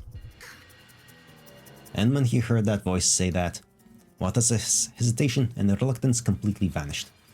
You're right. I've had the wrong idea this whole time. I can't say I fulfilled my revenge unless I kill the communicators. Then that meant there was probably communicators he had to kill here that weren't test subjects. That's right. There are other communicators in this facility right now. The students of Rokumi Academy, the bastards who caught wind of our plan. I'll get my revenge on them, and then I can take all the time I want escaping, can't I? Watase devised that plan and exited a connecting passageway, only to hear voices far off in the distance. Let's go, Mashiro. Yee. Watase quickly turned around and spotted two of the students in question running in the opposite direction of him down the hall. Oh, what do you know? Damn perfect timing if I do say so myself. Watase tossed the girl aside. He then gripped his gun tightly and walked towards the students. They were getting further and further away. Watase aimed his gun right at them and pulled the trigger. A spurt of fresh blood shot out of the girl at the same time she screamed. Huh? What is this? No, it burns, hurts. Natsuko. Are you okay, Mashiro? No, she got shot. I'll treat it right. Watase then spoke as the students panicked. Guess it's harder to hit a moving target than you'd think. You? We meet again, communicator. It was there that Watase's memory cut off. Indeed. And the rest we know what happens. Alright. That was Watase's memory. And good lord, that took a lot longer than I thought it would. Damn. Alright, well, I guess we are going to have to just continue this next time with Kazumi, then Jun, and then Yuri, and Natsuko for last. And then this mystery one up here. Anyway, then, yes, there's some music. Well, we are in an intermission thingy. Let's pop this up as well.